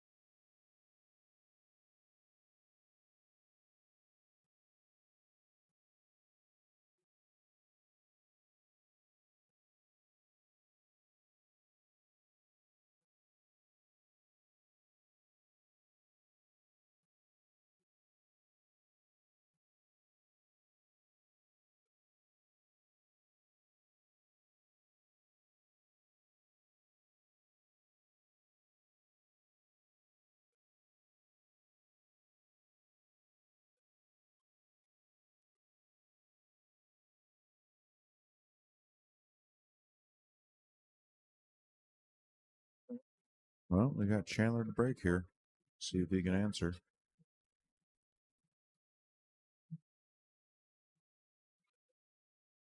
Ooh, danger close to that side pocket. And broke drunk. I didn't quite hit those, that head ball square. Right.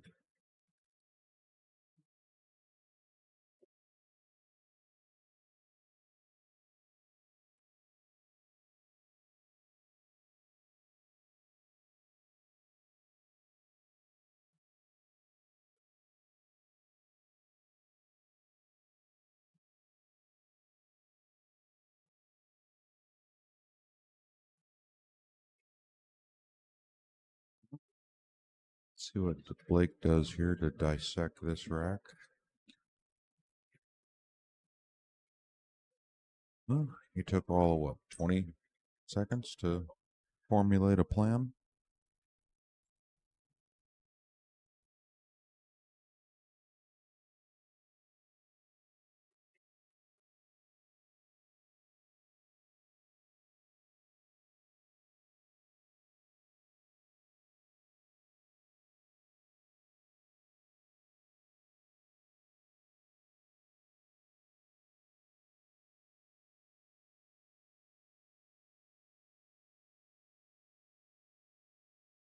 Well, 14's got to go. Or is he playing for the 10?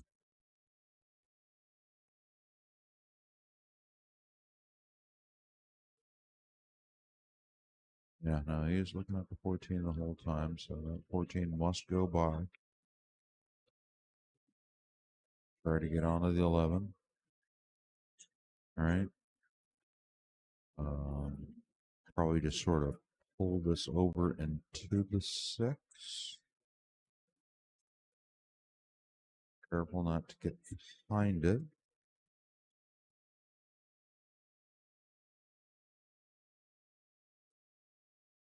Careful not to get behind it.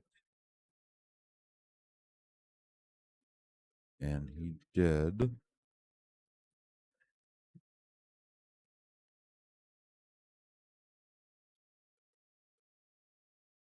He's going to have a gentle kick into this 10 ball. And just hit it a little on the thin side. Fortunate to catch a rail there with the 10 going into the end rail.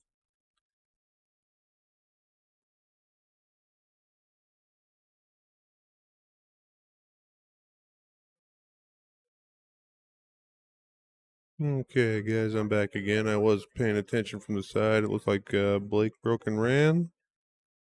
I believe so. Yeah, okay. So Blake Right. up one And rack, then, nothing. Yeah, and I was over there. we had Chandler break dry, and Blake had a shot in the corner and didn't quite come off the rail and snookered himself behind the 6 when he had the 10 here. So he had to kick Okay. at the 10 and just caught it a little on this side. Cue ball came here over that way, so you're pretty much up Okay. to speed at this point. Yeah, I just went over to say some goodbyes. Tim Powell and Dylan Washington, Quinn Powell. They're gonna get on the road, head back to Montana. Gotcha.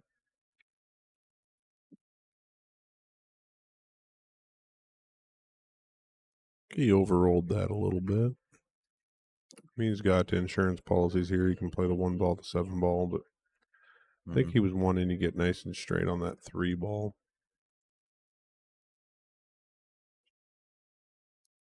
The 2 plays by the 3 down here where the 10 is, I'd imagine.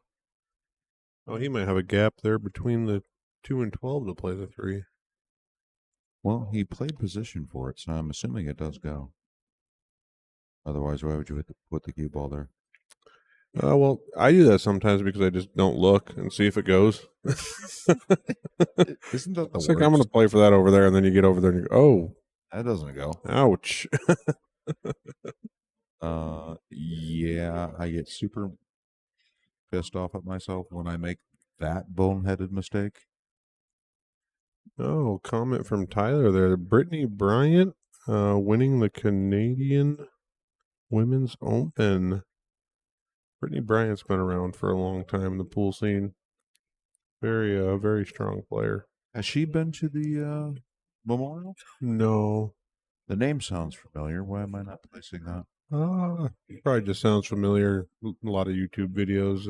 Okay. Yeah, good looking blonde girl from Canada. Well, High congratulations. 600 Fargo, maybe 700 Fargo. I'm not certain on that, but Okay. Congratulations to Brittany. Meanwhile, Chandler's making work of this rack here and has got it all sized out. Right. yeah, we got Douglas Nash cheering on Blake Baker.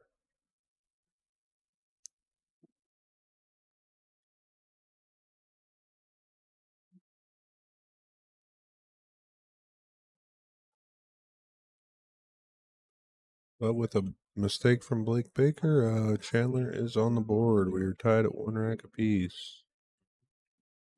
So each player has won their own breaks. Okay. And Blake started off this match with the break. So if they keep holding serve, all right, that would go to Blake. And that Somebody's going to have to. That's how that would happen. Yeah, Chandler's going to need to steal a rack from Blake to take the lead. Yeah.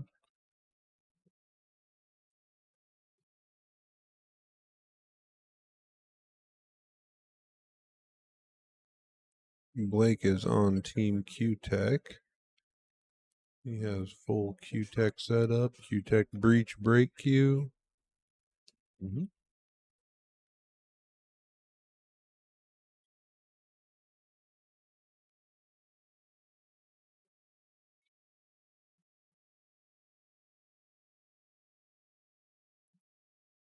I can see Jess Magnus in the background over there talking to Cowboy Bob. Jess Magnus is one of the sponsors of this tournament with Ultimate Billiards Apparel. Yes, sir. New up and coming company. Kind of anxious to see what they're going to do. Sure. Yeah. Oh, did you see the follow on that? The cue ball Yeah, it flew swerved. straight back, and then just the spin overtook, and it took off into the side pocket there. So I don't know that the 7 ball is going to really play anywhere, even with ball in hand. You might be able to tuck it in there and cut it to this lower left corner, but that's going to involve I think moving those 3 stripes. I think they're trying to signal to James over there to help him with the rack. You got the tool? You have it? We got our tournament director here and official referee for the event, James Mitchell. Another his company, Mitchell Painting. I don't think that's the official. What is the official name of his company there? James Painting. Yes. All right. Sorry about that, James.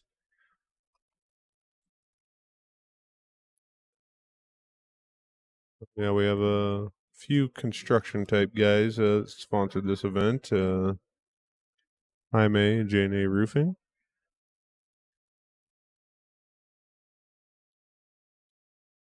Get a new roof and a new paint job. Your house will be looking pretty from the outside anyway.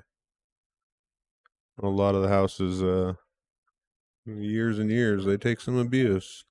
Looks like James has spent some time playing that child's game. Uniform contracting solutions. They could probably, I'm not sure what all they do, but need your frame lifted or. Oh, yeah. Sounds like they're a little more of an all-around construction company, not a specialized industry like James and Jaime. You mean a general contractor? General contractor. I believe. Yes, that is the correct term. Thank you, Jennifer. Very welcome. Nice of you to chime in. Thank First you. thing I've said in hours. Yeah, I've been over there all quiet. Nobody even knows she's here. And all of a Until sudden, Matt says something that she needs to correct. Exactly. General. Hey, wait a minute. I can tell Matt he's wrong. You weren't wrong. I was just giving additional You didn't information. use the correct verbiage. How dare you? It's going to be interesting to see how he gets on that 7 ball.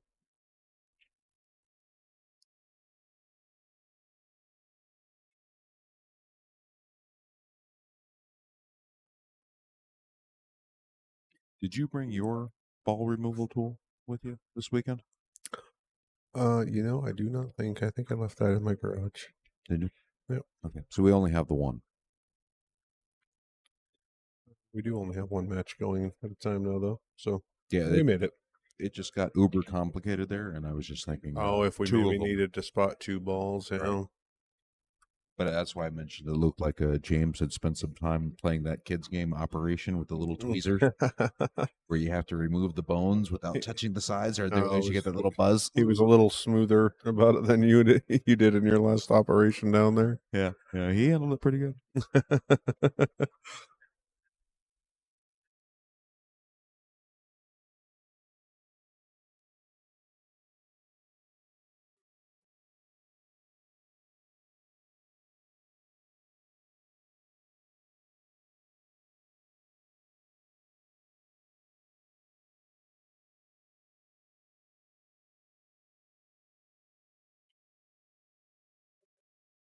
Well, I'm kind of thinking here. Let's get the mouse over here. I do believe if he can clear that 6 out of the way and use the 4 to come up above the 7 here, I do believe it goes down into that corner. Don't think the 10 ball is blocking that. The 6 ball is definitely in the way for the moment. I think he's going to actually stun over and play the 4 in the same pocket. Get the cue ball in this area here. Oh, he went up higher than that. Okay. So now can he play the 4 in the side and stun the cue ball over to get on the 7 ball? I still don't understand what his plan with the 7 is. I mean, right now he's looking like he's going to go from the 4 to the 1. Right? Oh, awesome. Thank you. Oh, can I get ranch?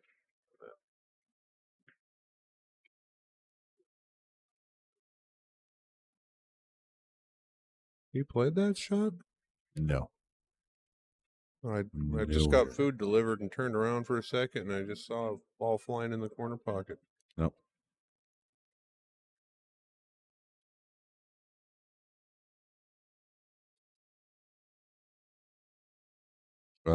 I think you are absolutely correct there, Tyler. You nailed that one on the head. Share. Seems like Jen knows more than you two men. I love you, Tyler. I'm married to her, and I'll tell you right now, yeah, she does know a lot more than me. Yeah, she's wicked smart. You're not getting any argument from me either. Really? Does today still end in a Y?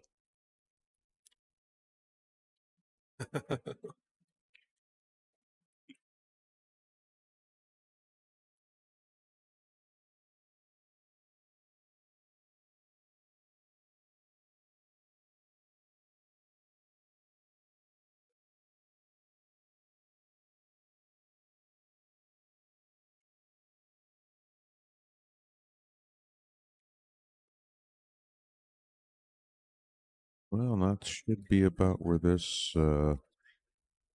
this run's going to come to an end. Right? Yeah, I don't think Chandler's going to enjoy the next shot he has, though. No. No, he should be looking to take that cue ball back up this way or right there as well. Either one, yeah. Yeah. Right. Yeah, you can tell right when right where that cue ball landed after he took that shot that was it. Well, putting that 10 there keeps the 1. I think, if he did get up in this area, he might have enough to cut that 1 into this corner. Mm-hmm. But with pushing the 10 ball in front of that, it definitely takes away any play. There's no. Yeah, there's no. He might have had a long cross bank on the 7 too, going this way down to the corner. I know the lines aren't very straight, but you all get the idea. Yeah, it takes away the banks and the caroms. It tidies everything up there.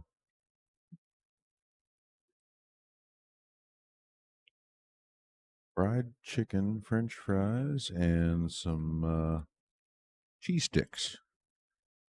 You are mowing down over there, boy. Breakfast of champions right here. This is your first meal of the day? It is, yes. 5:11 is an odd time for breakfast.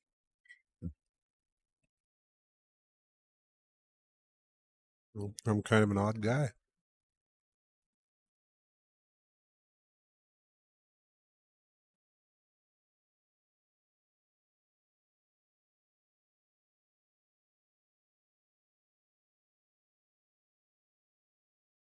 Doesn't feel like 7 hours have gone by since we entered the building. Really? Really? It feels like 47 hours have went by since we've entered the building. The first time or the third time?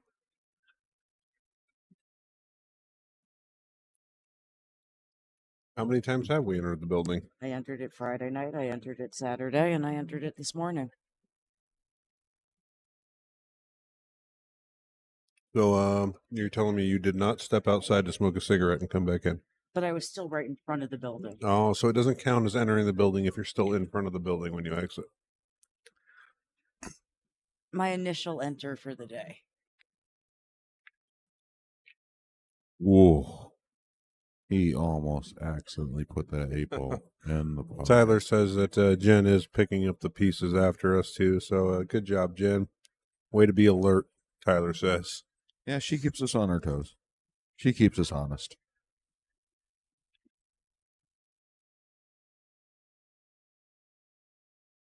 I'm liking Tyler.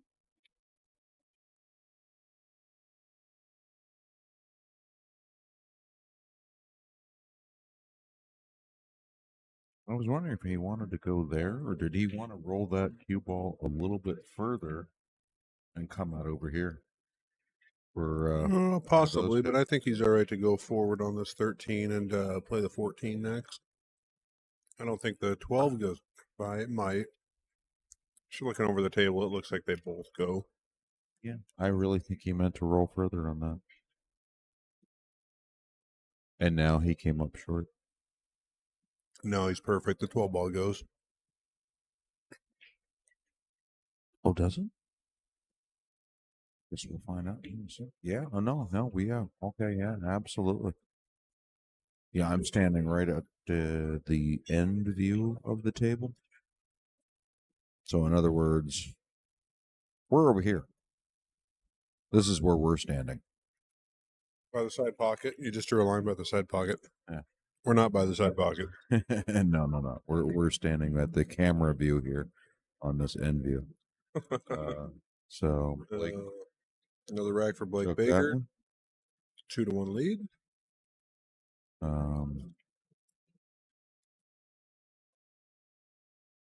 So yeah, standing along that view, it didn't look like that went.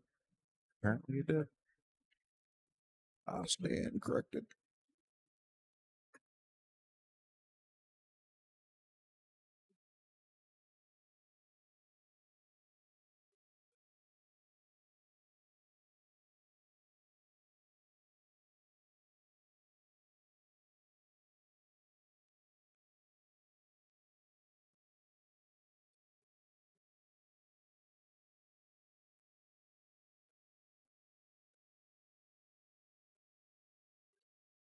Watching the game up there?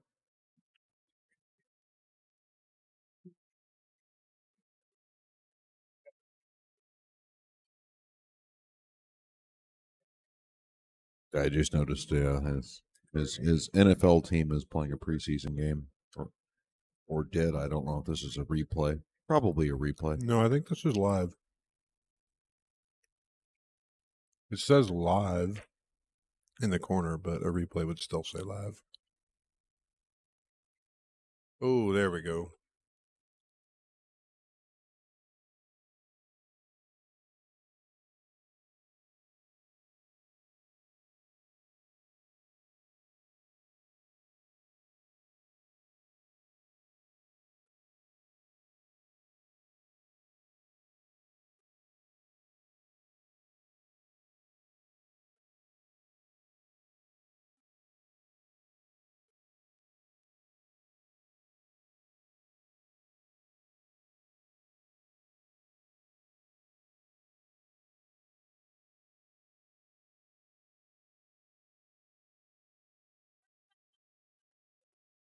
Chandler with an unfortunate miss there.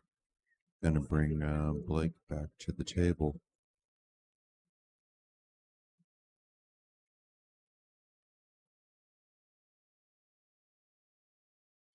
Tyler's asking, what's the prize pool on the tournament? I know first place is getting 1,000. And I got the sheet right here. We can. First place is $1,000. Second place $700. Third place is $450, and $300 for fourth, $200 for fifth, sixth, $160 for seventh, eighth, $100 ninth through 12th, and 13th through 16th got $70 back. So even the guys that played today, they got their money back plus $10. Whoop whoop whoop for the ones that got dispatched first thing this morning. Thank you, James.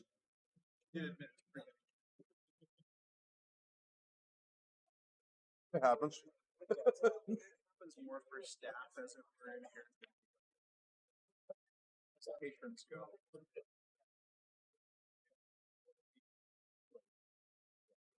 Yeah, I'm not comfortable. Sure. It happens to be more than comfortable.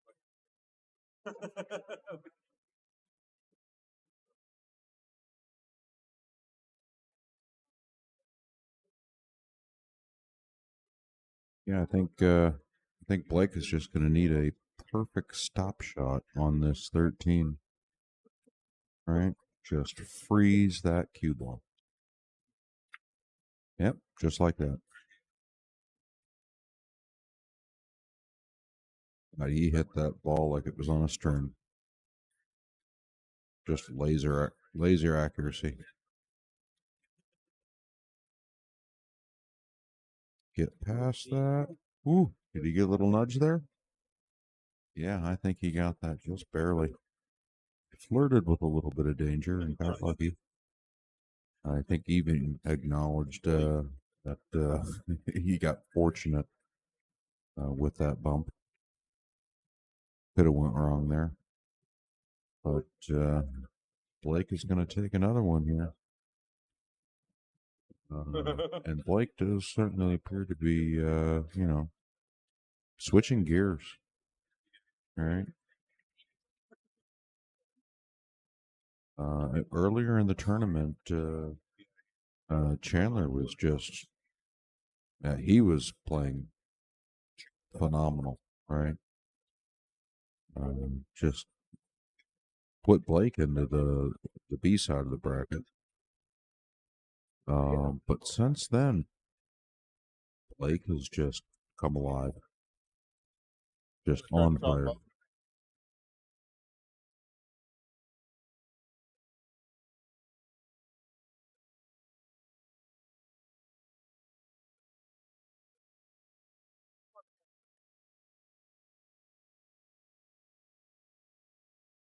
Told him he was welcome.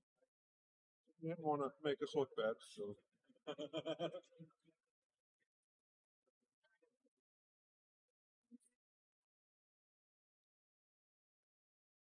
He's kind of, them older guys.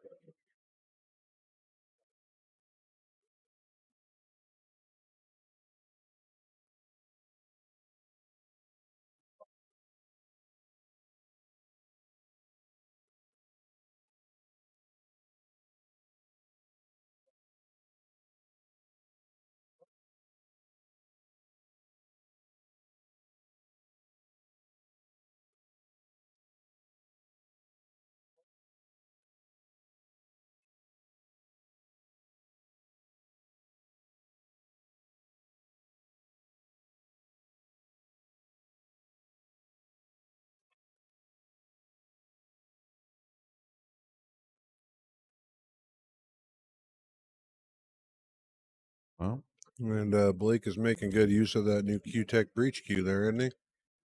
yeah, I think he's got it figured out. So Stripes have the 12 ball down there behind the one is a little bit of a problem. Mm-hmm. Solids, I think, look a little more navigatable. Provided the 3 does go by the 11. Mm-hmm. What's what he's eyeing now? And yeah, now the 1 yeah. ball. Yeah, 1, then the 2.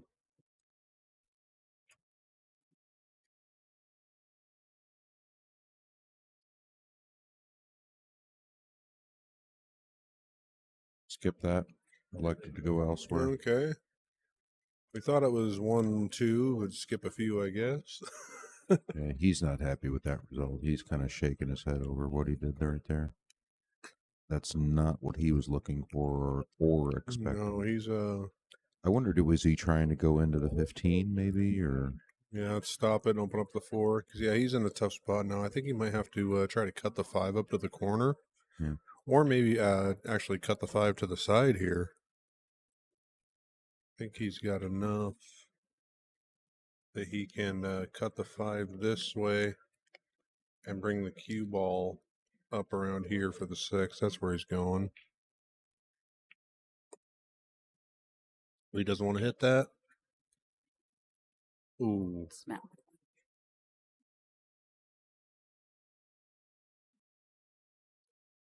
I don't know. I think that might have been a hint there, buddy. No, I was just gonna have a piece of gum. I thought Matt might want one, or you. Oh, okay. Thought you were trying to say something over there, passing out gum. Nope. Gum? Gum? Want you to gum? You don't know you need gum. You need gum. Oh, ooh. Oh, ooh. Oh, ooh. That was a wonderful attempt. I thought he had that. That was a super tight shot.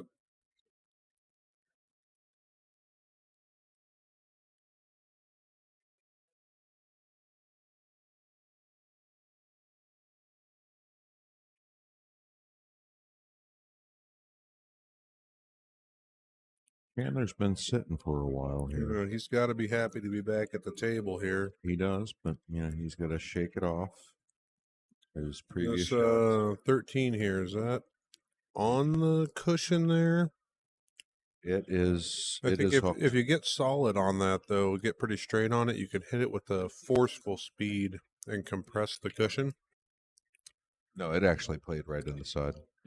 It's actually past.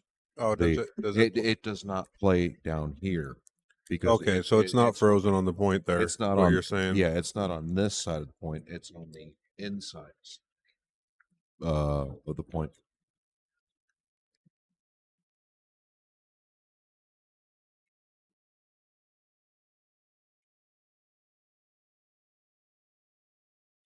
And just like that, Chandler's staying alive. But I do believe it's going to be Blake's break next, or is it Chandler's break next? I think that was Looking like Blake's. Chandler. Okay. That was Blake's break there. So he managed to somehow steal serve off that. Right.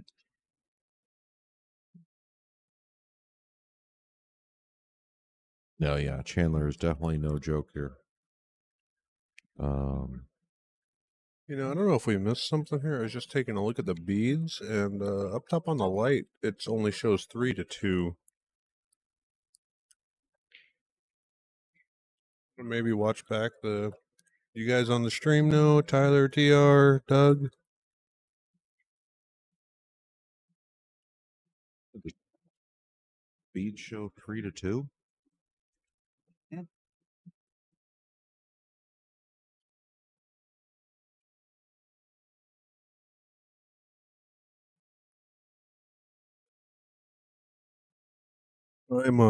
I'm thinking that Blake just forgot to slide the bead over on the top of the light on his last rack. I'm pretty sure it is 4-2. But we'll get some confirmation here real quick.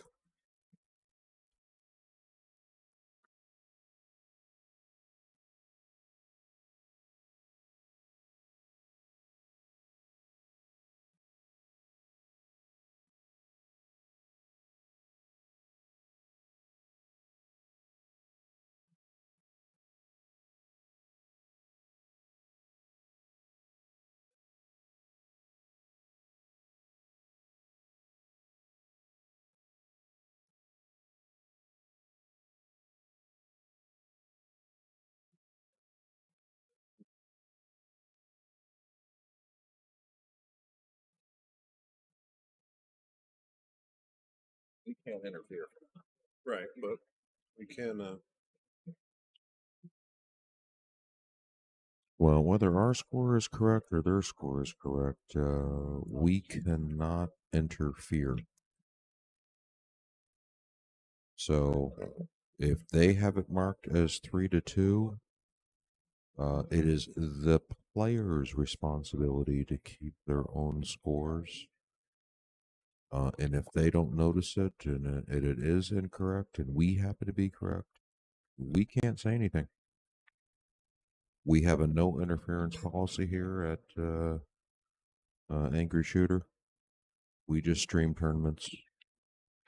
I mean, on occasion, a player might ask me to, referee a shot if no one else is available, Or we do have the ability to look at replay for them On if request. asked. But On yeah, we request. definitely.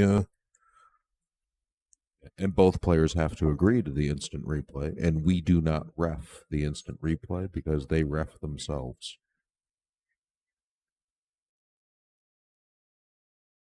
Suppose if they couldn't come to an agreement, that would kind of defer over to the tournament director. Mm-hmm. Yeah, the tournament director would be the ultimate ruler. Rules with an iron fist. Ruler. The dictator.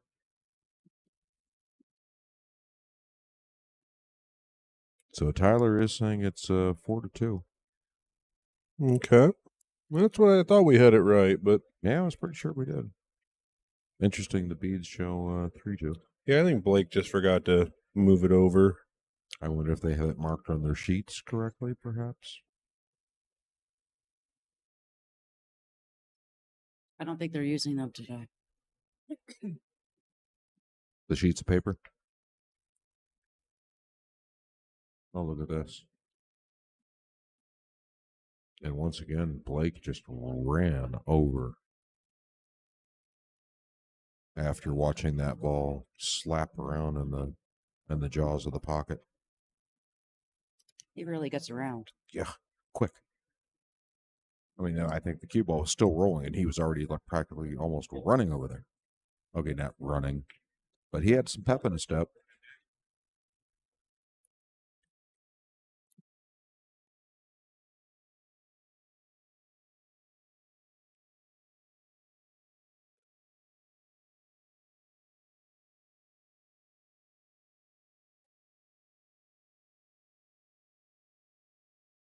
So Blake just moved his bead over to 4. he did, and he's walking over to rack. So, maybe we are wrong here. So we're going to hold our score at the moment at 4, even though we think it should be 5. Oh, you know what? I just saw it right there on the stream. Watch this right here. We're at 1-1. And as he's racking, watch this. Boom. Ah. So, yeah, earlier we must have double tapped the score button. Go ahead. Yeah, it's going to be 4-2. Their score is correct. Okay, so here, okay, that's what happened. Interesting. Our score program, even though we pressed it once, somehow executed the code twice. So yeah, we're gonna just hold serve here and keep it 4-2. 4-2 is correct. Is that right? 4-2. Yes. Okay.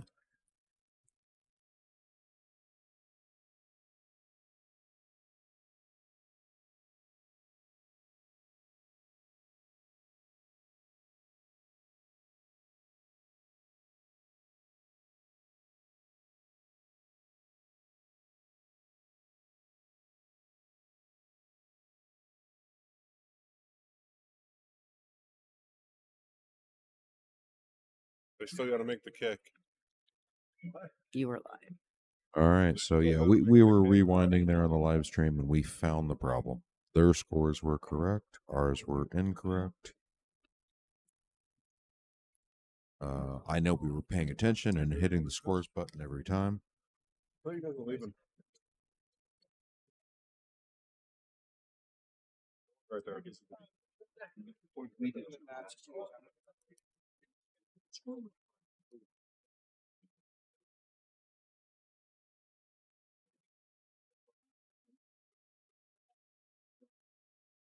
That's what it looked like, and all of a sudden it went from 1 to 3. Right. Yeah.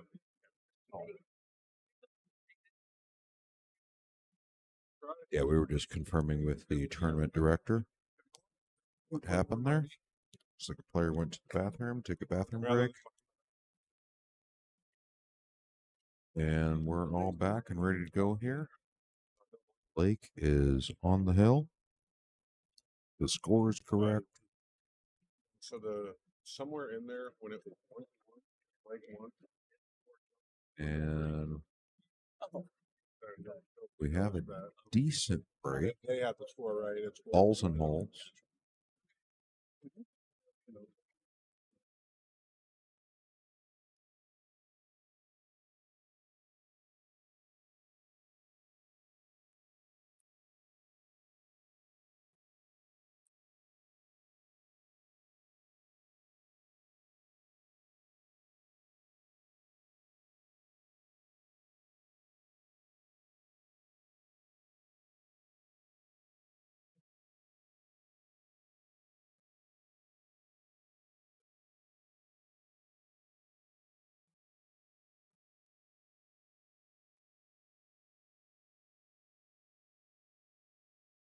He overrolled that. I don't know if he can see the 14.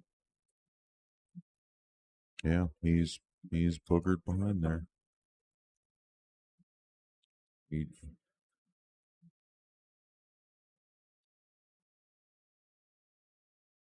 Drive safely. going to that 9 ball and went right into the corner.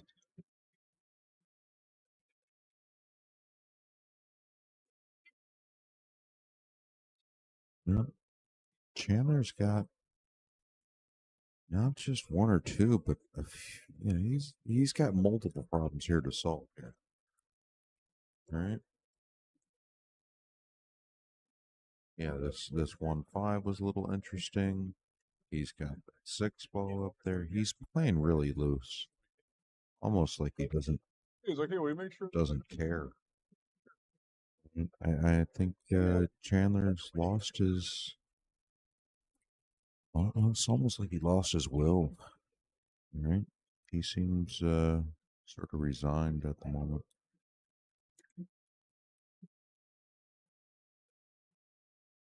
Which is a shame because he was playing so good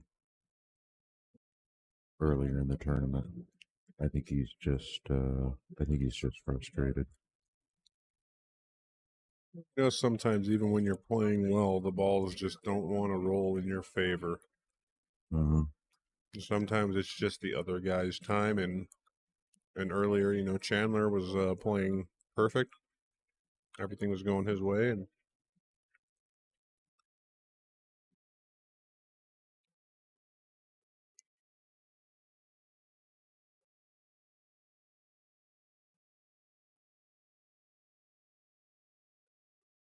you know, Blake had just come out in this set with a little bit of a vengeance.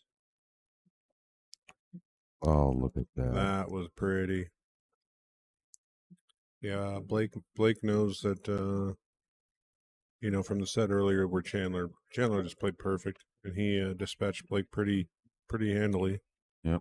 So Blake did not want to give him another chance in this set. He came out on fire. On fire. Yep. And With a purpose. with this 8 ball, that will seal this match up. That's in the hole. That is in the hole. All right, so that is a 5-2 victory for Blake Baker. Chandler Dakota, 3rd place. That is just super awesome, buddy. Good shooting. We know you got a good fan base. I think a lot of the people on the stream are in here rooting on Chandler.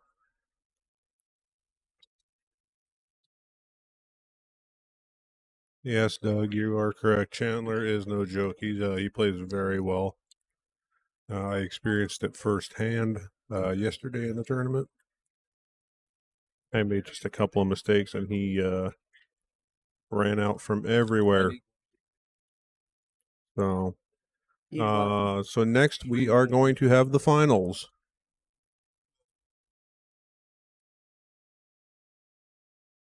I will double check with James, but I'm 90% sure this is a true double elimination format. It is. If Blake wins the first set, they will do it again. So, but they're going to take a quick break. So we will be. I don't know if there's been any discussion of that. I'd have to look at who bought who in the Calcutta. We'll try to find out what's going on there.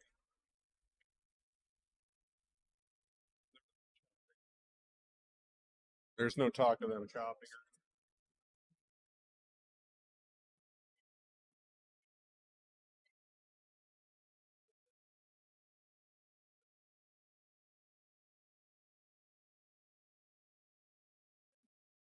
We got Chandler taking 3rd place today. Good job, buddy.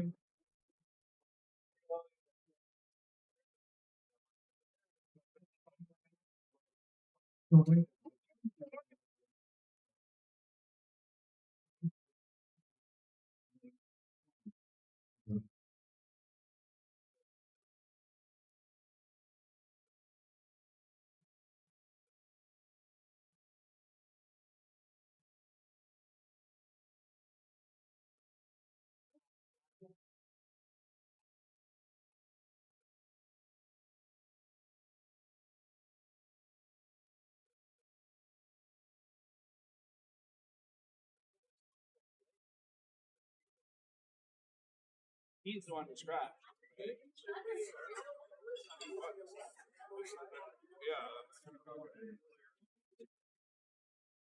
Yeah, and if it, yeah, you're making it not go when really it wasn't a problem at all. Fucking, we're all friends. I said, what happened to the cue ball? It's like, what's that? Yeah, because I said to Blake, when he scratched, so I wasn't even talking to you. I said, what happened to the cue ball? And that was before you even Stuff like that brings whole community down. Good look. That's really weird that you would say that. Yeah. What as I try, I don't care who wins out of either of you, so I'm obviously not intentionally trying to distract anybody. Yeah, so that doesn't bring anybody down. That's just joking around and people having fun. It's not. If it's intentional or not. I wasn't trying. I want them both to win. I don't care who wins. I'm not trying to. Sharking. Let's stop it right here. Sharking is when people are trying to make you miss. Please don't. Yeah. Going forward, will you just be aware that the back of the flag, wait until later to ask any clean racks, from aside something, don't interfere in a way that could. Yeah, from an outside. I would just say, that's their ability. Just give it to Yeah, I don't see why that would go. Typically going that I turn off interact. Yeah. But yeah, I pray it wasn't handed any oval. It was so Blake shot and he was running out and then I look up and the cue ball. I was just like, oh, what happened to the white? I was kind of teasing Blake like about his shot. And it was way before Chandler was even ready to shoot. He was walking around with the ball. He ain't paying attention. So I wasn't even talking to Chandler. I was talking to Blake. Especially as we get to In theory, I would rather have Chandler win because it would be easier for me to win. So I'm not trying to fucking make them lose.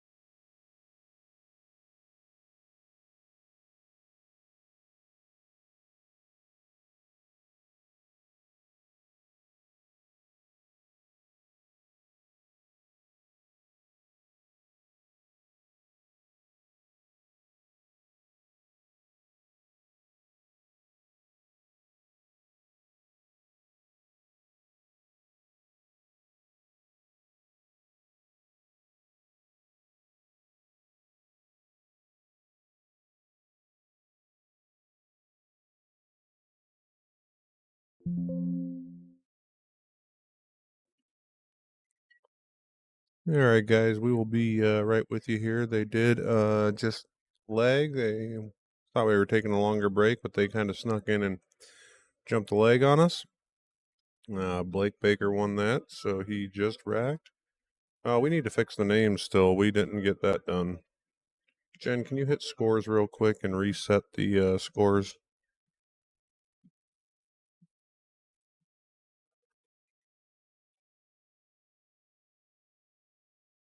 Lake is a 701 Fargo.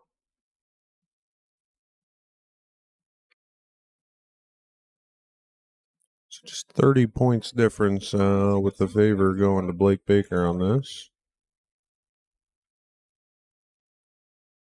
There we go.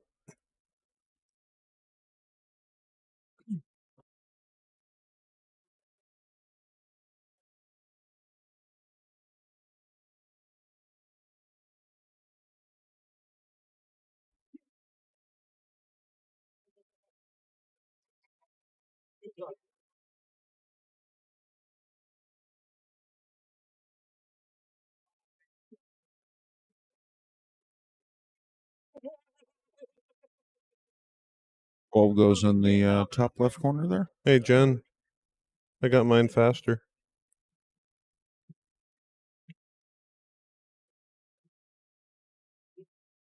Did you buy it from him? I bought one here, yeah. Slightly, yeah, slightly used. James just told me a funny story as he was ordering these town max racks, and he wanted to make sure he had enough for this venue, the 9 tables, practicing on the 9-footer and then the 8 7-footers. So he ordered a quantity of 9, not realizing that they came in 3 packs. So he had a couple extra. Couple 18 extra. 1, 2 rails. Look at this. And Lake says, "Don't even shoot that 8-ball, buddy."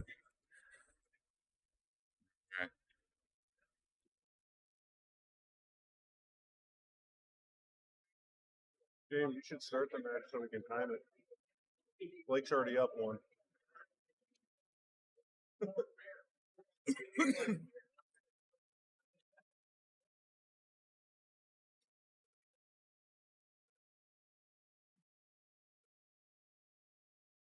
looks like we got Uniform's phone number corrected there. I'm really sorry about that, Uniform Contracting. Please forgive us. A mistake was made on the phone number there. We did talk to James, though. He said if he gets any calls on because that was his James Mitchell's personal phone number, so he will forward the call over to you. And I'm going to bring them back up after these get done cycling through here.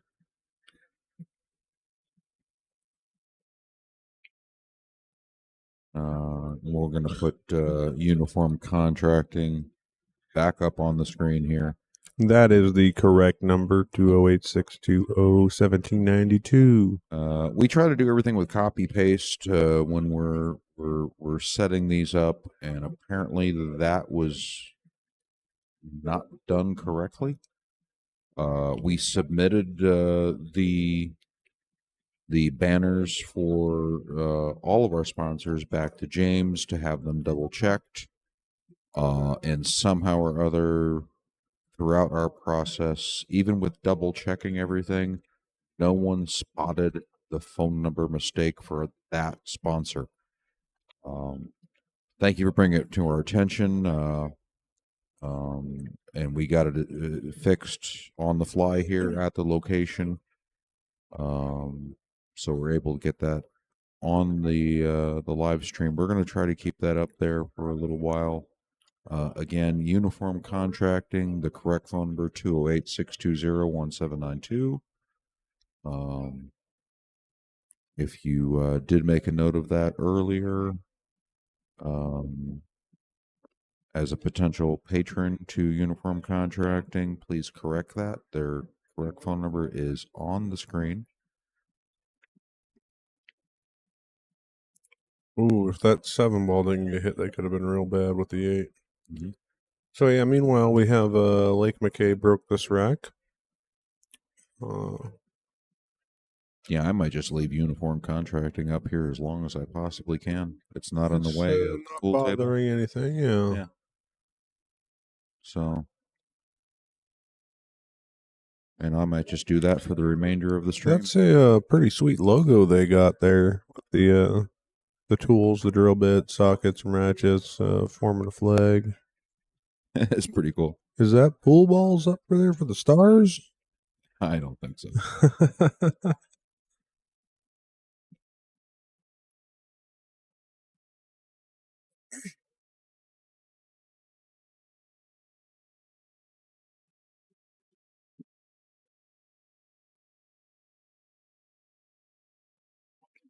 So, on another note here, we're gonna bring in another one of the sponsors here. We got Jess Magnus. Chris, you want to throw on the selfie cam there? Yeah, sure. Here, go ahead and throw those on, Jess. Well, it might get in the And, way of the that's table gonna a little bit. So, Up yeah, there's Jeff. there. That's Jess Magnus there in the Hello, middle. everybody. Joining us. Hey guys, how's everybody doing? So, UBA, this Ultimate Billiards apparel, sort of a new startup. Is that the gist of it? Pretty Yeah. fairly new. Yeah, pretty new. We just started getting product in last it'll be 3 days ago. I got the first stuff in. So in the next couple of weeks, we'll have all kinds of stuff coming in. A lot of things to show people. We're in the process of building a website. Basically, jerseys, hoodies, hats, all stuff billiard related. Anybody will be able to order full customized stuff, team names, their name, logos. Any ETA on the completion of the website? Still kind Um, of fluid at the moment. Well, I just spoke with your wife. It might change. Okay. Okay. Yeah, she does do website design. Jen does a great job. Yeah, she designed the website for the Kalispell Memorial and that tournament coming up in Polson, the Quatucknuck. So Yeah, seeing her work, I did see that. Actually, she does such an amazing job. It might fall on you when that's completed. You might be telling me. Oh, okay. Well, yeah, she's been at this for 30 years. Doing website design. So oodles of experience.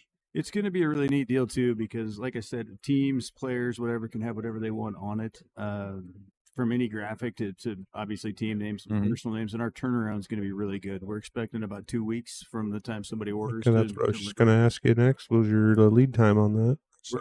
We're really working hard, and that's been the slowest part, I guess, is the beginning, because we want to start out right to make sure that everybody can get their stuff very, very timely.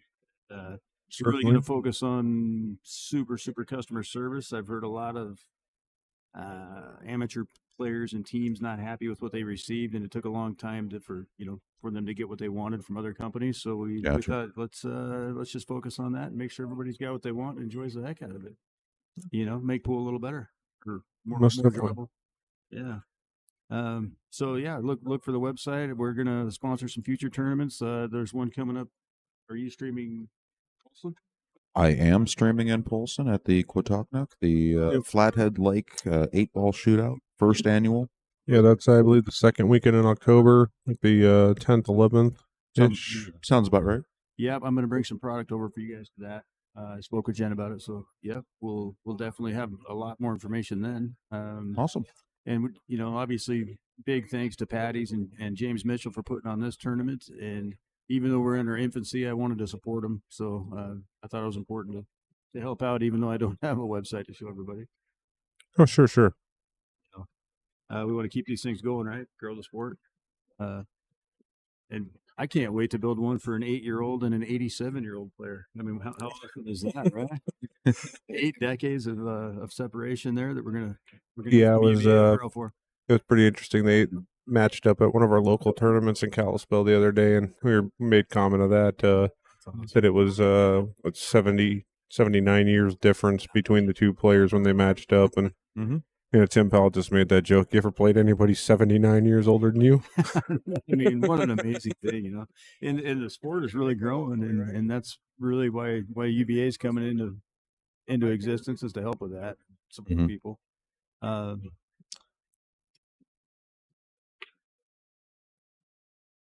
Anything about UBA? In addition, we just got going with the Ultimate Pool League here in the U.S. I'm sure you guys have been seeing Louisiana Open and the Kansas City Classic. Yeah, the Kansas City Shootout they did, and then the full-on tournament there. Yeah. So, I noticed there was a few different rule sets between the Shootout and the regular tournament after. Kind of a quicker shot clock on the Shootout, and yes.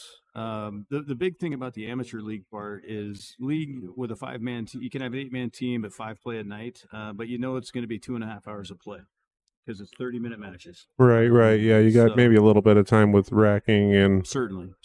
little. Norm might get lost in conversation on the way to the table, but That's true. but yeah, you have a time limit on the matches, so That guaranteed 100,000 first prize this year, though, for the amateur nationals is pretty fantastic. So Yeah. I've gotten really involved in that too, and that's we have a lot of cool stuff coming. UVA's part yeah, of it. it's good to see just different avenues and promoting the sport in many different ways. There's so many wonderful games that you can play. Obviously we're playing 8-ball here. It's probably the most commonly known game in the United States. Is the ultimate pool thing? Is that sort of like just in like a trial sort of phase, or is it fully rolled out? Oh, well, in America, I guess you could say it's fairly new, but I want to say they're televised in 66 countries, and it's the biggest league in Europe for 8-ball. Really, so if you watch Ultimate Pool League in Europe, they don't play with numbered balls; they just play with colored balls. Yeah, Right, just that's- reds and yellows, Yeah. and then a striped black and white ball. This is their 8-ball. Right. Correct. And so they brought it over here. It's international 8-ball rules, and That's basically a anywhere in the little world you go, different. there are some differences. Yeah, no jump cues. The eight One goes that on the I spot. find different is you're not allowed to just intentionally hit your opponent's ball to tie up a table or make it difficult for them. You have to make an attempt at hitting your ball if you're trying to play safety, trying to play defense. You have to Correct. do it with a legal hit on your suit. A legal attempt. Attempt. Yeah. Certainly, like the difference Well, between some rule sets is you can't just intentionally make an opponent's ball for sure. You can't just Sure. drive it into a puck. That's a loss of game, but that is the international rules. I kind of like the rule set because you can go anywhere and play, and everybody knows it Right. or should know. That is one of the problems that the sport has had over the years is just all the different rule sets depending on where you go. Even in same regions throughout the United States, you travel 50 miles and everybody's doing something different. My gosh, how many tournaments have we been to where two guys are arguing in the corner about? Yeah. and they're probably both right from where they come from. Right. But I find it funny. I'd run a few different venues, and a lot of times we just get this dumbest repetitive questions that we answer them every year, and it's like you guys have been here. This ain't your first time here. Yeah. But Well, I'll tell you another thing that's I think that it's just amazing is the UP score, which is coming out very soon, and they're taking great lengths to make sure that people aren't dogging it. You have to have your picture uploaded to get a score. oh, okay. They monitor very closely that I'm not accusing anybody of anything, but maybe we've all met that guy that barely wins the weekly $10 tournaments to keep his score down to something, and then goes Sure. up at the big one and all of a sudden can't miss. Sure. So it's really designed to make sure that everybody's being on the up and up. Yeah, and there's fair. definitely got to be some measures put in place. I mean, my college professor did tell me if you're not cheating, you're not trying. That's true. In fifth But fights it's and nice to rodeos, have that's some cool. integrity into our sport. You're always looking for an advantage and a leg up, but just intentional sandbagging to come in and take a lower skill level tournament, like get into a 600 and under, 650 and under, when there's a lot more beauty in competing in the level that you truly are, and it's showing what your mastery is on a big stage. I believe that that advantage and that leg up is practice. Oh yeah, If you want that leg up, go play one. yeah, most definitely. Yeah. Yeah, you see some of the guys that perform real well here today. Chandler Dakota taking home third place. He, Great guy. I've known Chandler a few years now, and 2-3 years ago he was probably low 500 level player. Yep. Yeah. But his Fargo has skyrocketed, and it's because he's been putting in a lot of table time. He's been going to all the tournaments around here. I'd never walk into a pool room and not see him in the corner somewhere hitting balls. Right. From between Idaho and Washington, he's always seems Yeah. like- Yeah, you go into Legacy in the middle of the afternoon, and he's sitting on the 9-footer. yeah, no, Um, and what a great showing this weekend too. Hats off to him. Right. Yeah. I mean, yeah, I experienced it firsthand yesterday. He dispatched me 5-0 in maybe a half an hour. And I didn't play horrible. When I scratched in the first game, I thought he was going to break and run, but he got kind of funky and laid up, and I played a safety, and he played a return safety that left me just a thin back cut, and I was confident in it, and I thought I was going to hit the long rail all day. I watched the replay, and the speed I hit, it kind of arced right into the corner pocket, gave him ball in hand. He took that first game. I broke dry. He ran that out. He can play. I can't remember what happened in the third game. I think he might have played a safety on me or something. I can't remember, but I know the fourth game I broke and scratched, and he ran that out. I made 3 stripes on the break, and he had 4 stripes in the 8-ball on one half of the table, and the solids were on the other half. So Here's the thing, Matt. You're my friend, so now that I know that he did that to you, all that nice stuff I just said, I'm taking it back. oh, all right. You hear that, Chandler? I'm just kidding. I love you both. Yeah, no, Chandler's a super great guy. I'm super proud of him. He's got his head on straight. He nice. he got he's got a brand new himself a baby, good nice girlfriend family. here a couple years ago. They got a beautiful child now. I believe they got married. I think they're Yeah, I think they are married. Yeah, no, it's Sydney Dakota now. Yeah. Good people all the way around. Yeah, wonderful little family there. He's a little mean if you go and let him deal for you at the casino. Oh yeah, He'll take your money. Yeah, he's well, I mean, he's got to feed that baby, you know. Well, look how hungry Blake's looking right now. He's got that eye of determination, wanting to double dip.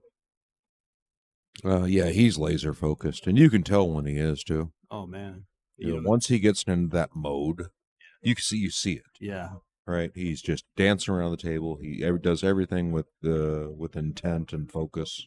But he recently got picked up by Q-Tech, and I see that's I've noticed it's kind of lit a fire. He needed that. Yeah. For a while, it seemed like he stepped away from pool and then was thinking about just going back to a day job. And well, you know, he also has a new young. I mean, not new. She's 4 or 5 now. Yeah. Aurora. Yeah, just a great. Yeah, kid. little Aurora. She's a cutie. Blake just got back from Kansas City. Actually, he competed at the UPL shootout tournament. Yeah, I saw that. Unfortunately, lost to Chris Melling, but that's not hard to. And I watched that match. Yeah. Didn't he also play Tyler Steyer? I thought I watched. He did. And he had every opportunity. I mean, couple of Tyler would break dry. He'd run out, scratch, get right back. Yeah, it's just a couple unfortunate rolls. He played really, really well. Those two grew up right next to each other. Oh, right. Yeah, because Blake's out there. Iowa is where he. Yeah. I always mix up the Midwest states, Iowa and Illinois, and. That's because we fly over them. But yeah, right. There's a reason they call them flyover states. That's true. Flyover states. Yeah. Opie is from Tyler. I call him Opie. He's from Oshkosh, and then Blake's Oshkosh, Wisconsin. Okay, yeah. Neighboring states, so they kind of grew up playing each other quite a bit. Sure. Yeah. My buddy Tim Powell. He grew up in Ohio. Love to. Sandusky, Ohio, and yeah, he tells me all the stories. I mean, just that area, the states, you drive, a couple hours any direction. I mean, you can find there's just so many high-level players throughout that whole area. You got local bar tournaments where you got, half a dozen, 10, 700 level players in a local bar tournament. It is insane, the pool over there. Tim's kid beat me out of a pool cue this weekend. Yeah, I saw. He's 8. Oh, you played for it. He showed me that. He showed me the cue. Said, "I got a new cue." So where'd you get that from? He took it off me, man. I'm telling you, he's that good. Dude, he's he's running out. He played guy Jackie Clark there was telling me it was one of her teammates from her pool league that Quinn played, Larry Lacombe. Larry Lacombe, yeah. Great guy too. Quinn beat him 4-1. It just Yeah, Larry's just sitting over there like, what the heck is happening, man? I was playing a match on table 5, and he beat a gal from Canada on table Yeah, 4. that Brenda Bearspaw, I Bears believe. Paw, Yeah. He I was watching him obviously because we were right next to each other. Man, the kid was just getting out. He was playing. Yeah. Yeah, he finished that match off with a long bank on the 8. That's right. Just fired it right in the hole. That's right. Yeah. And you love to see that. I like to see the youth. That's what we need, right? Oh, yeah. Yeah, and that kid just loves pool. I mean, he will play. My great hope is that when he's our age, or I'm probably the oldest guy standing here. I don't know. Oh, I think Chris has probably got you by a couple years. Chris didn't want to say anything there. I hope that when No he's comment. when he's watching the Olympics at our age, I hope that he has a chance to be in it with pool. You know, that's Right. what we really need. Yeah, it'd be so great to see this sport get into the Olympics. Yeah. You know, some of the things that they do in the Olympics Yeah. Are so outdated. Oh my gosh, frisbee golf, water polo. Water polo, yeah. Yeah, I don't know. But I think the reason is that, you know, the Europeans, they bring their youth up in a program to play pool and treat it like a sport.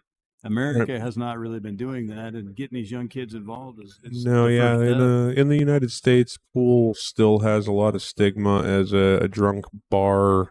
You know, Gambling game. gambling game. People think you know that pool players bring problems. And yeah, when you get into a drunk bar, you know, guys do get into fights over games. Nobody likes to lose, and yeah, people that are intoxicated aren't always the best example. But there really is a sport side of this game. That's what we're trying to bring out and show everybody the mental discipline that it takes to you know, emotions are one of the biggest things that take over most people's minds, and when you can learn to control that and keep a clear head and keep focused, it also helps roll over into your daily life of how you handle other things. This is true. You know, Tyler pointed something out to me that I thought was maybe we don't think about a whole lot, but when you think about it, the physics of pool are the most difficult game really ever, because you're taking a round object, hitting a round object into a round object to create a straight line. Right. I mean, that's a. Oh, look at this leg. Oh my god! Oh my gosh! And Lake McKay won the leg on this set, so we're in second set. This is going to be it. Slow. It's great. That first set was about 25 minutes. We got 20 minutes on the bracket, but James didn't start the timer till after Blake had won that first game. Yeah. That first game was maybe only 3 minutes, though. Well, it looks like he's distracted, so maybe that's what takes so long. No, I'm just kidding. These guys really get after it. Both of them are such quality players. It's fun to watch. Fun to watch. Really good of you guys to come over for the stream. I appreciate it. I hope everybody looks out for the UBA, and we'll see you guys in Paulson. Yeah, for sure. Look forward to it, yeah. brother. Look forward to it. Thank you. Yes, thanks for joining us. you. Wonderful to hear about the UBA and the UPL, and yeah, just hope to see this sport grow. And yeah, More's coming, man. It's gonna be good. you bet. All right. Great to see you, buddy. Take care. Appreciate it.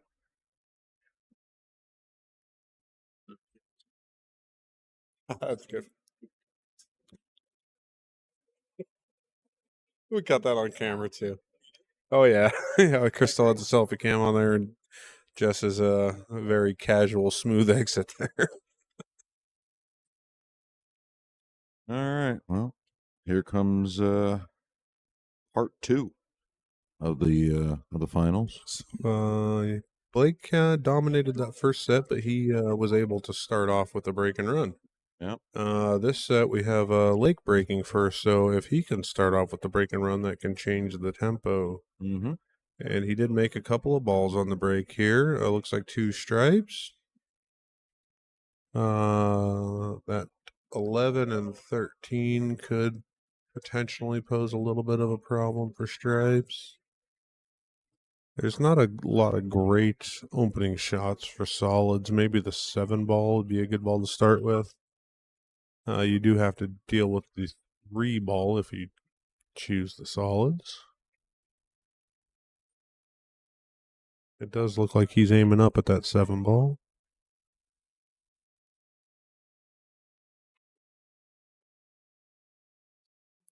And that kind of solved the 3-ball.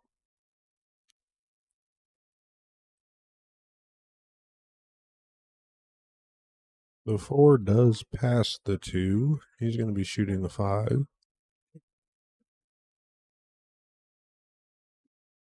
You might stun this up with left and come right back into it, try to bump the 3 again.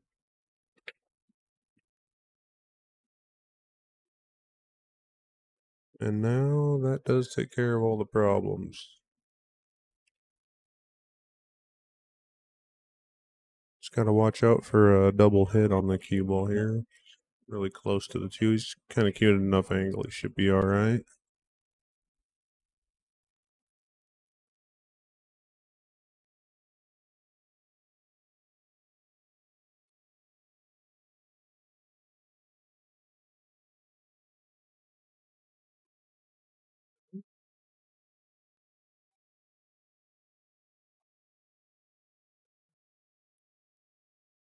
We got Mason Van Freychen going to join us again.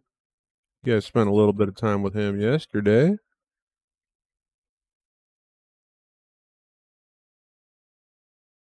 How you doing, Mason? Hello, hello, hello. Did you get a chance to watch the first set? I did. Blake looked really good in the first set.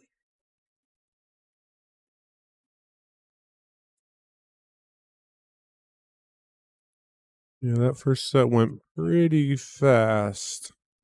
Yeah, it was lightning quick. I'm okay with it going fast. We've been here a long time. I'm ready to start packing up, I think. Not that I'm not enjoying talking to you wonderful folks out there. Yeah, it was exhausting. We do have about a 4-hour drive back. Maybe 3.5. How Matt Well, and drives. actually, but we also lose an hour when we hit Montana. The clock jumps forward an hour. Yeah, so maybe 4 then. In reality. What the hit clip, Chris? Oh, you don't have it on the hit clip. Never mind. That's going to be too late. Just got a miscue on that Yeah, one. I still tried. Kind of wonder what happened there. Yeah. Something a little funny in the stroke. I Yeah, mean, we've yeah, all done it. Kind of chicken winged a little bit. Blake does shoot quick, so if I think I have a moment. I do think he was trying to put some heavy draw on that ball. Yeah. And yeah, you get down in the lower portion, especially a little side spin. It's real easy to have that tip slide off the cue ball like Yeah, it I'm did there. gonna try it. Oh, he did catch it. Look at this. So yeah, we can't really see any of Lake's mechanics there, if it's due to like an elbow drop or what might have caused that. But yeah, just an anomaly. It's something we've all done. You tell me you haven't had a weird miscue like that, I'm gonna call you a liar. Me? Never. This is Not ideal. not ideal. You think he's gonna lay up, or do you just come and cue that 9 and come back around? I think he's got enough to. I think the bank is almost 2-way. As it leaves McKay. I mean, the 4-ball is pretty bad to even where no matter where. I think he's just gonna put. Yep. Block that pocket there. If you get the cue ball behind the 9, that'll really help. Yeah. Nice. That was a high intelligence shot. Yeah, go ahead and switch to end view there, Chris, and you'll see he did get him behind the 9 ball. He could possibly come off, the rail up on this above the side pocket and hit it with something. Mm-hmm. But any offensive option ain't really there. I think he's going to try to hit it and see if he can get the cue ball to just drift right down. Sit on the end rail here. Actually, I almost think you would have to kick at it this way and come in and call it up in the corner up there, cue ball. But obviously, that's not. What do I know? That's not what Lake tried, but that was a very good shot by Blake Baker on the safety there, bringing the cue ball around and blocking the pocket. Normally, see a lot of guys try that shot, and the tough one to control is the object ball speed. You guys will get the cue ball up around, but have the object ball not blocking, leaving a path for the pocket. Beautiful draw stroke there. Kind of a little bit too much. That's a little bit steep of a cut. For a pro like Blake, though, I'd give him a good, solid chance at potting this. Oh, I didn't see the comment. Yeah, turning up Magnus's mic. He was talking a little quiet there. He wasn't aware that, getting right up on the mic, he would the way off to the side of the mic instead of talking directly in it. Yeah, these microphones are very sensitive to you back away from them, and they're trying to eliminate any background noise. It's a nice shot there. Right in the center of the pocket. That was a beautiful shot. So yeah, Jess did leave us. Sorry we didn't see your comment earlier. He had a lot good to say. You can definitely reach out to him if you have any questions about UBA or UPL. We could throw his number up again as these sponsors are running through. Yeah, we'll bring up UBA here after the rest of our sponsors cycle through for a brief moment.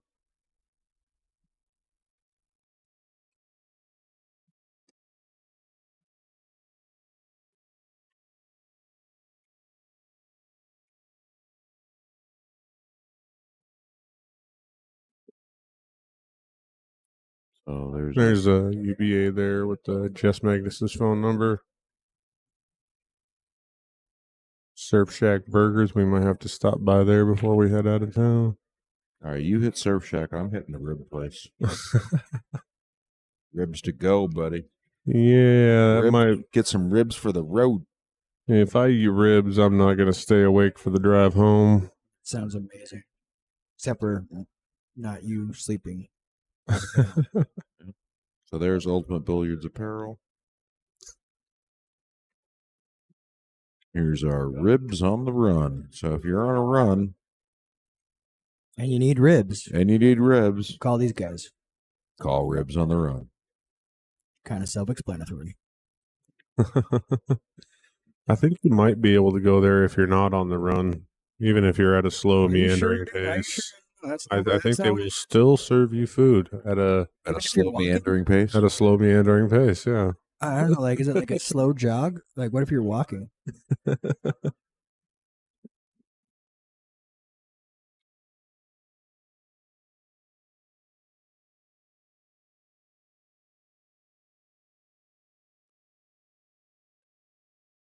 So this is the after the break shot, right? We're open table here at this point.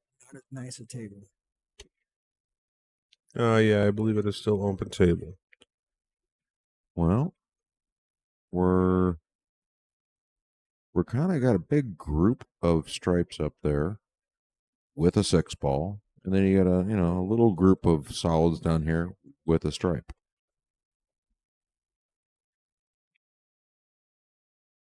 That did not really rearrange the furniture the way he needed it to.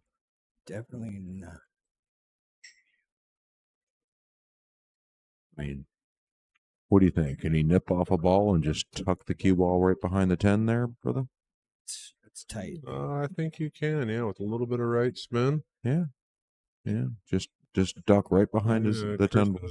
Talking, just coming right off here. Oh, get in there. I don't think he did. He hit the 14? He did get a ball and a rail. It was the 9. He clipped the 9. Yeah. Oh, he clipped a 9. Oh, okay. I was watching the 14. So okay. Yeah. Unfortunately, he just didn't. Yeah. He was frozen on the 9. Duh. All right. Yeah. He just didn't get enough speed and or spin to get tucked behind the 10 there. But he still didn't leave a lot of offensive options here. I'm not sure that 14 is going to go by the 5 or anything. He might be able to just bank this 10 out and follow the cue ball right in. Freeze the cue ball up on that 2 there. Or I think he's maybe trying to get the cue ball behind the 7 there.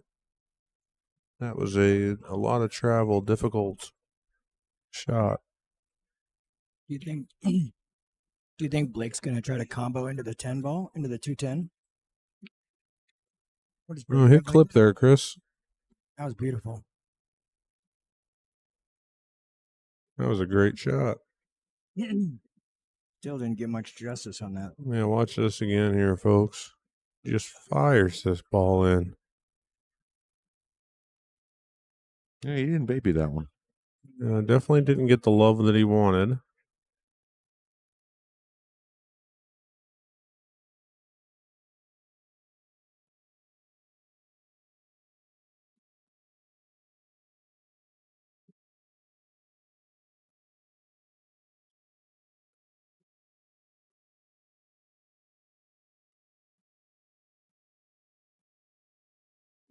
Oh, Blake weighing his options here.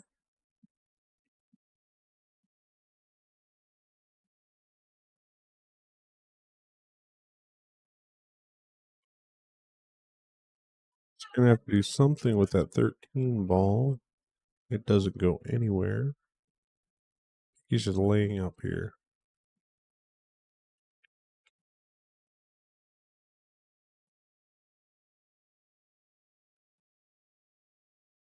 See if we can get a Okay, different so view here. Blake got either the 6 or the 3. Blake opened up all his balls in the row.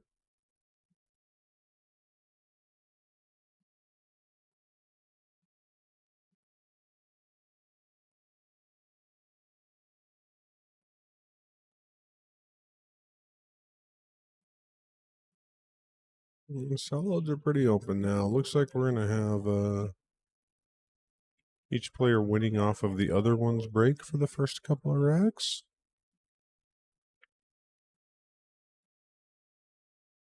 Try not to count their chickens too early, but you know, with the firepower these guys have, when you get an open table, it's pretty rare that they don't get out.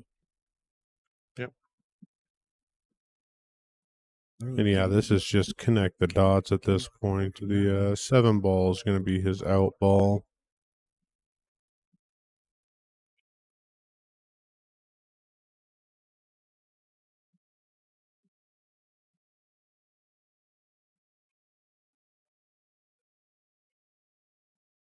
Oh, he flirted with danger there a little bit. Yeah.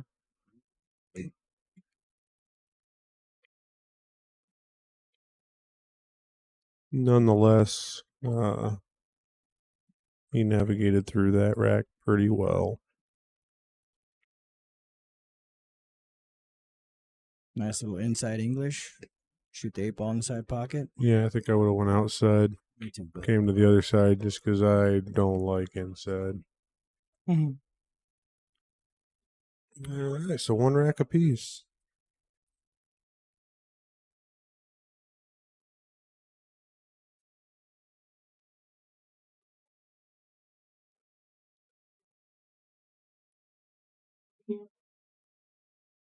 always feels good to get that first win on the on the scoreboard. Sure. Yeah, the last set, I think it was a couple of games in before Lake got a tally on the scoreboard. Last set he didn't get any. Was it 5? I thought it was 5-1. It's 5-0. 5-0. Oh, was it 5-0? Oh, Yeah. wow. Yeah. Blake cruised through that one. He was on cruise control. Yeah, it's nice. It's pretty to watch him play when he's on fire like that. He just dances around, plus runs around the table almost. It looks like. Sure. Yeah. It's a good feeling when you find that energy, right? And you get in that zone. I mean, I don't really think about it, but I guess I do the same thing, right? Right. Sure. Right. When I get in that zone and I'm all high energy and I feel it. I think I play kind of like that when I'm in it, but it just doesn't happen to me all that often anymore. Yeah, Blake can just turn it on with a flip of a switch. Yeah.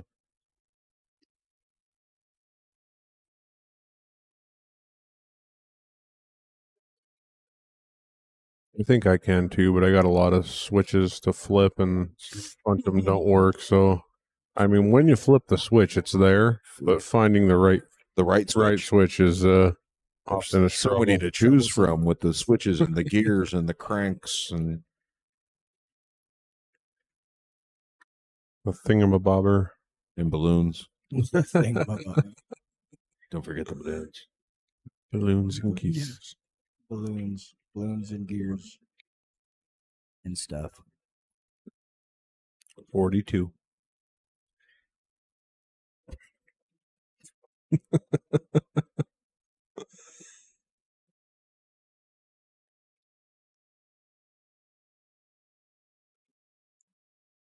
And he's got a killer look when he's when he's really focused.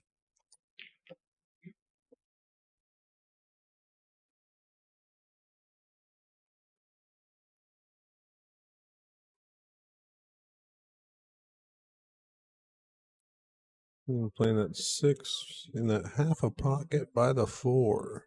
Oh no, he was able to sneak through and play the 4. I didn't think you could see that. Wow. Well, 6 goes in the corner by the 2. I think he was trying to get the 6 in the side right there. I think he came a little far. I think he's still going to shoot the 6 in the side. He could do 6 in the side. Yep. Because it only goes there. Right. Nice shot. God, he hits the ball really nice.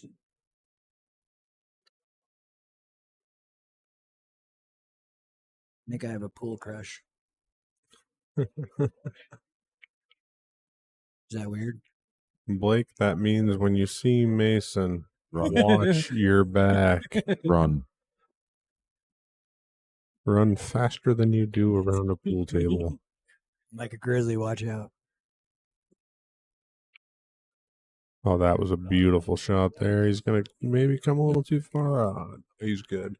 Yeah, I think he's fine. He's still got the 2, and I think he's going to... Oh, he's taking the 7 first. Does it go clean? It does when you shoot like that. Beautiful. Yeah. This little low right here, and he's going to play the 8 in the bottom side. And 2-1 advantage for Blake Baker. Again, just winning off of the opponent's break. So Lake's going to try to win off of Blake's break here in a minute to keep in this race, but Blake has got nothing on his mind other than break and run and take a 2-game lead. Break, run, rinse, You mean repeat. a 3-game lead? Oh, 2-game lead. I see what you're saying. Yeah. Break, run, rinse, repeat. Break, run, rinse, repeat.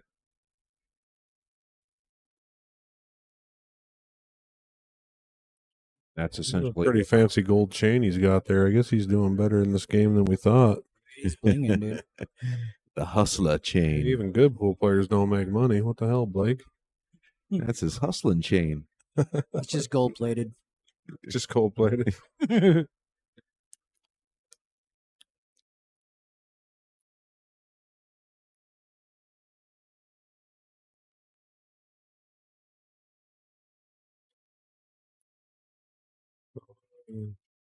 Blake is just using Master's chalk. Right? Both of them are. Blows my mind. Not that Master's chalk isn't good. That's how he affords the necklace. True. True, he doesn't spend all of his money on chalk. Yeah. He can get 144 cubes of Master for the price of 1 piece of Taum. Yeah. And that's how you afford the gold chain. Yeah, that's what Jen just said, Chris. Yeah, but I heard it. Okay. Yeah, and I'm just agreeing with her. All right. I was there. Wait, where are we? What day is it? Jen has all the answers. She knows everything. That's why we keep her around. That's why she gets paid the big bucks. That look was like, wait, I'm getting paid? That's the famous meme of that film with Jason Sudeikis, I think. Oh, that, yeah. Wait, They got you a guys are getting Jennifer Aniston. They smuggle. Yeah, he hires the family to go smuggle drugs out of Mexico. Wait a minute, you guys are getting paid?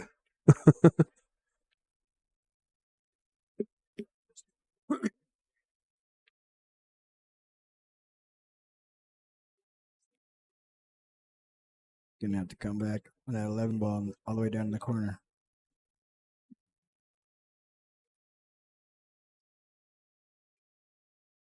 I mean, he's going to want to come under. Yeah, he's gonna go 2 rails and come between the 1-7 here. Oh, he missed that ball. Wow.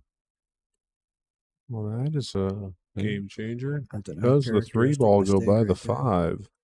See, that's stuff that I do, right? I look at where the cue ball's going and I forget to make the ball. Blake's got a pretty nice bling chain too. It's just,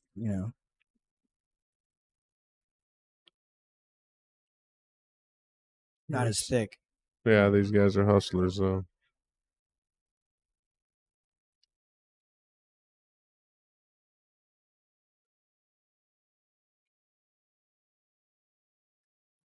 The 3 definitely goes in this Definitely corner goes over that here. way. Yeah. So, and then he'll follow forward and take the 5. Yeah, go to the 6, and you got the 1-7 there, and the 8 will play in the same pocket. He's shooting the 3 now. So, I mean, if I can see it, Lake can see it, right? I hope so. He is taking some time to analyze the situation. You are Matt Shimming though. That is correct. Don't you guys forget it, man. The only reason I'm not down there I playing forget is I it- wanted I to forget give it these other sometimes. guys a chance, you know? I forget it sometimes. Not because of that reason, just because I forget.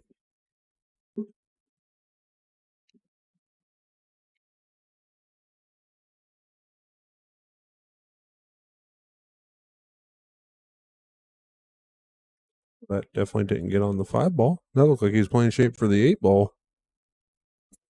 Now he's playing shape for the 7 ball, Yeah. which is definitely a strange. Yeah, he's going to probably save that 5 for last.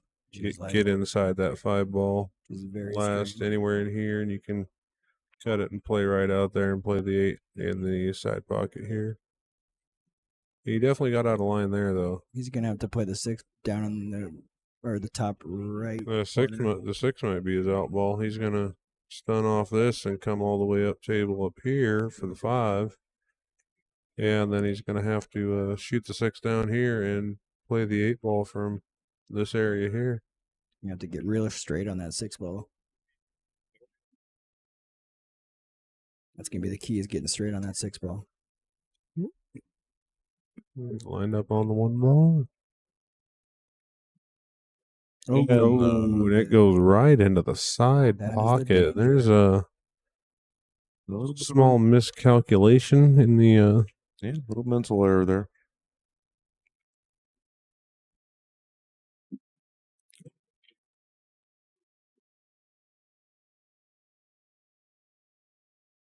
Yeah, Blake just brought his game face back, but there was definitely a smile there for a minute.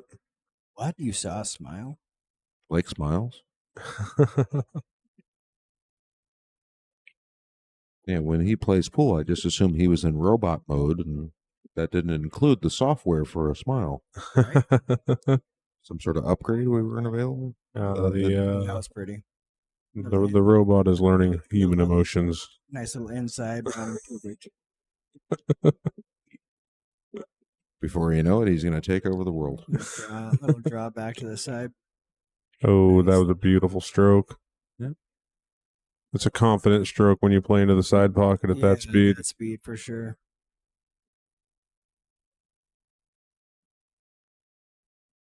Coming across table. Yep. He sallied that one a little bit. He should be all right, but yeah, I think he wanted to, be up more in this area here. Well, he's got to calculate where exactly in this 5 ball is he going to hit, because that 5 ball is in the path. I So think he's is he got. gonna- I think he's got enough to draw out of it and come come underneath the 5 here. Yep. Oh yeah. What he elected to do. So 3-1 lead for Blake Baker. First game on his break. This is the second set in a true double elimination. Blake dispatched the first set 5-0 real quick. And he's determined to finish this one out as quick as possible too. Lake is gonna see what he can do to stay in this here. Maybe get a break and run and keep it only one down. Blake got in the B side yesterday, didn't he? He's From been Chandler. Chandler Dakota, who took third today. Mm-hmm. Yeah, Lake's been rocking the A side this whole time. Yeah. Right. Yeah, Lake went through his his only loss was just that last set to Blake. Whereas Blake came in on the B side all day today. He's played a lot more pool. Like twice as much pool. Yeah, a lot more matches to get to the same point. Which is good because he looked a little bit little tight at the beginning of the day. He's definitely loosened up now. Right. So we got a ball down on the side, looked like a stripe down. That's a nice break. That's very nice. That's exactly what Lake was looking for. Yeah, you don't get breaks like this much. I'm thinking he's got to take solids here. Start with the 1 ball and then the 6. Can you see the? I don't think he wants to take that combo. Maybe get up. Can you see take the 4 and the 5. Can you see the 1 ball? I'm pretty sure he can. Maybe not. Like you can see the 1 ball.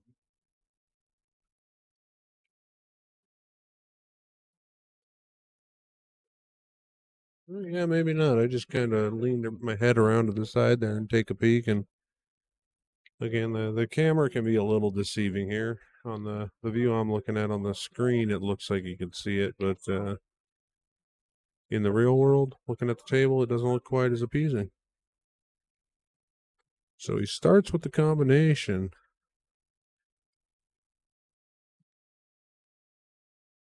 He's going to hope that 5 goes by the 15.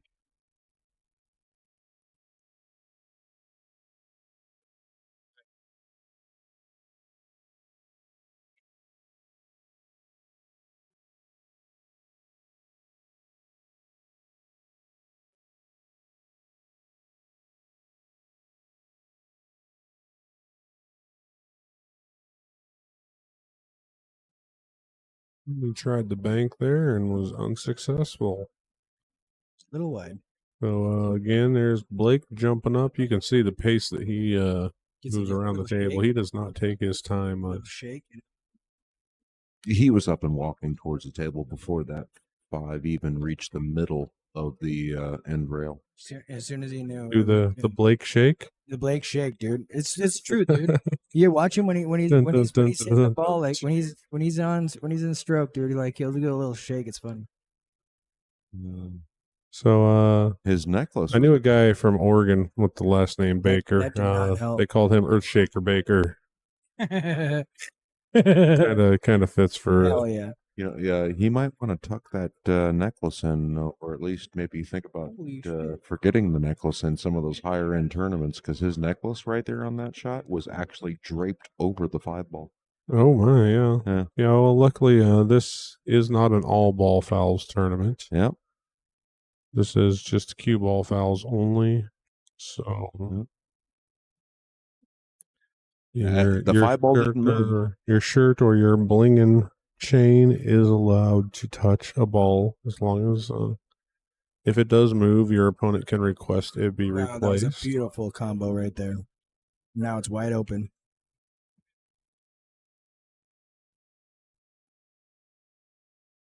You're going to see a draw stroke here. Come back for the 10 on the side. Oh, no, the 12. Okay. Just going to use the 10 last. The 8 ball is strange to use the 10 last. Oh, he is taking the 10 now. Okay. Looked like he was down a little lower on this camera. Yeah, if we were playing league format, that would have gave Lake another point. Man, that's gonna be hard. That's gonna be hard to hold.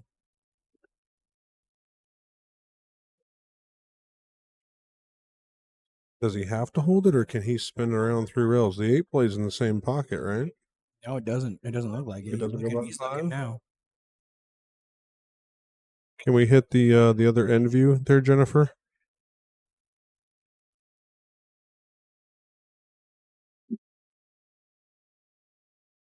The 8 does play in the same pocket. And that is exactly what he played for. That was a really nice shot. I had to Little- walk little- way over off to the side there and take a good, long, hard look at it. But the Little 8 soft. does play. Unless he wants to bank it. He's going to have to play to the left side of that corner pocket. But at a nice Straight on the bank too. pocket speed, it should go in. Center of And the it- pocket. Wow, that was beautiful. And it's going to be a 4-1 lead with Blake breaking. He is going to be looking to end this tournament with this rack.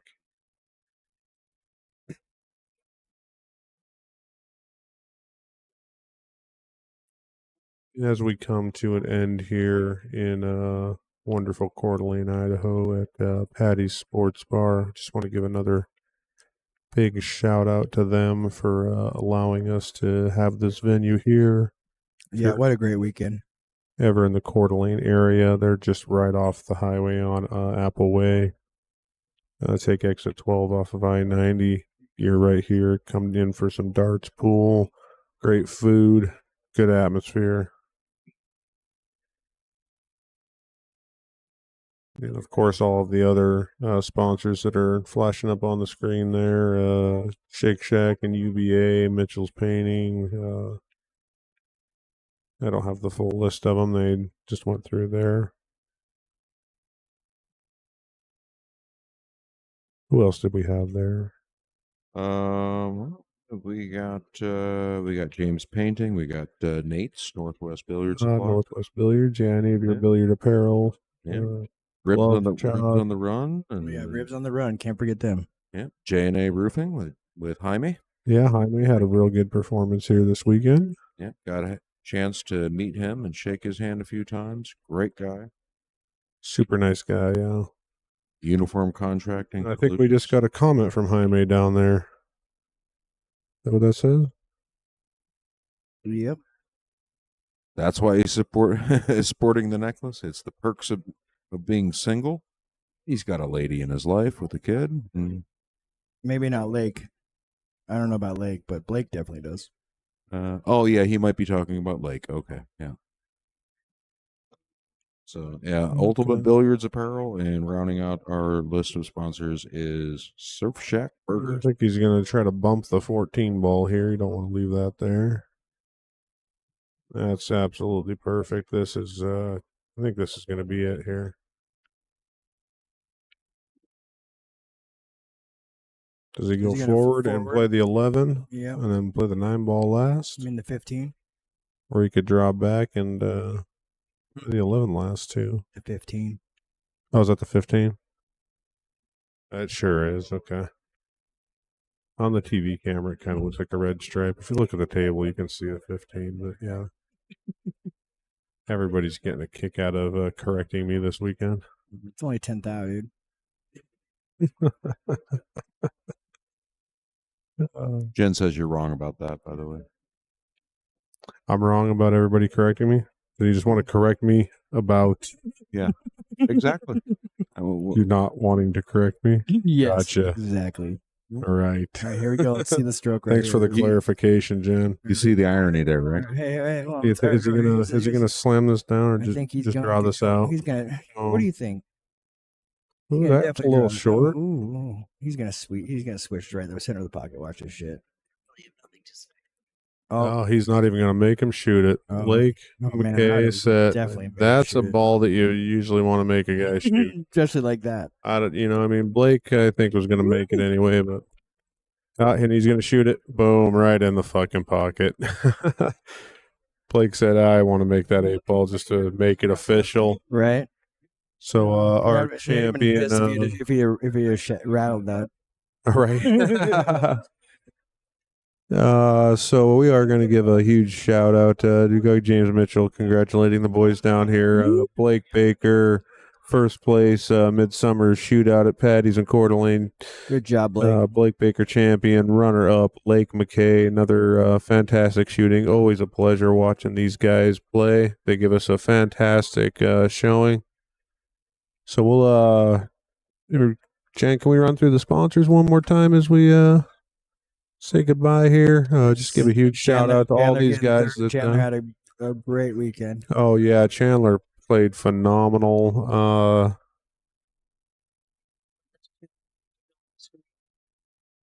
Still 2 sponsors on there. Surf Shack Burgers and UBA. Okay, here we go. Okay, there we go. We got big thanks to all these guys that threw in to help make this event happen. You know, James Mitchell, he's our tournament director, and when he's not shooting pool or running a pool tournament, he does a little bit of painting on the side. So James Mitchell, Mitchell's painting, James is painting. Nate's Northwest Billiards. Nate's just a super nice guy. I've met him personally a couple of times now. He takes care of any of your billiard needs anywhere in this northwest corner of Idaho. Gloves, chalk, ribs on the run. I have not ate there, but I think we're gonna have to. We're gonna have to get some ribs. We're gonna probably have to hit that up. Yeah, we're gonna be running back to Montana, and some ribs might help. Oh man, that sounds good. So there's James Mitchell down there, walking around the table. There we go. We got J&A Roofing. That's Jaime Lechuga, who had a fantastic showing here today too. Uniform Contracting Solutions. We're up in Rathdrum, Idaho. We did have a minor mishap with their phone number. That is the correct number though now. And James did promise if he gets a call for you guys that he will forward the call on over to the correct. And there's a UBA, Jess Magnus, that we had in the booth.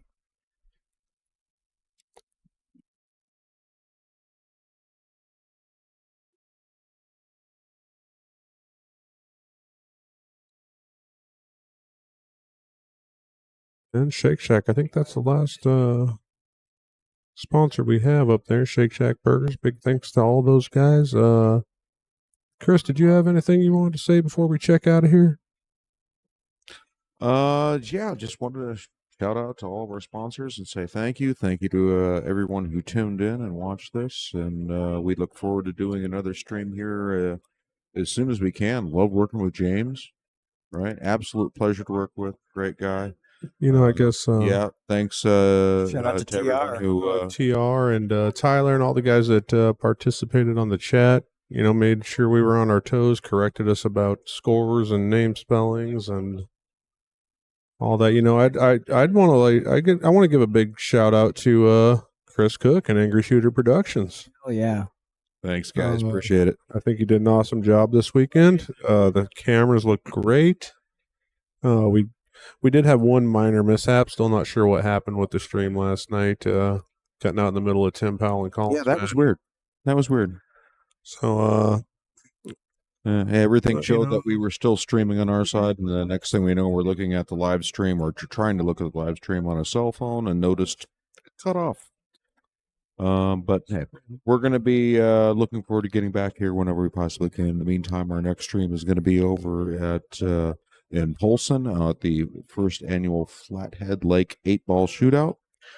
So stay tuned and join us on the live stream there. We will be there. We're going to stream a couple of tables with all of our cameras. We only brought in a few for this one. We're going to bring in all the goodies for that stream. And once again, thanks for tuning in. We're going to be signing off. Everybody, subscribe to us, Angry Shooter Productions on YouTube to follow. And thanks, you guys. Bye. bye. Bye-bye. Good weekend, guys. Good fucking weekend, guys. Good job. Good job, buddy.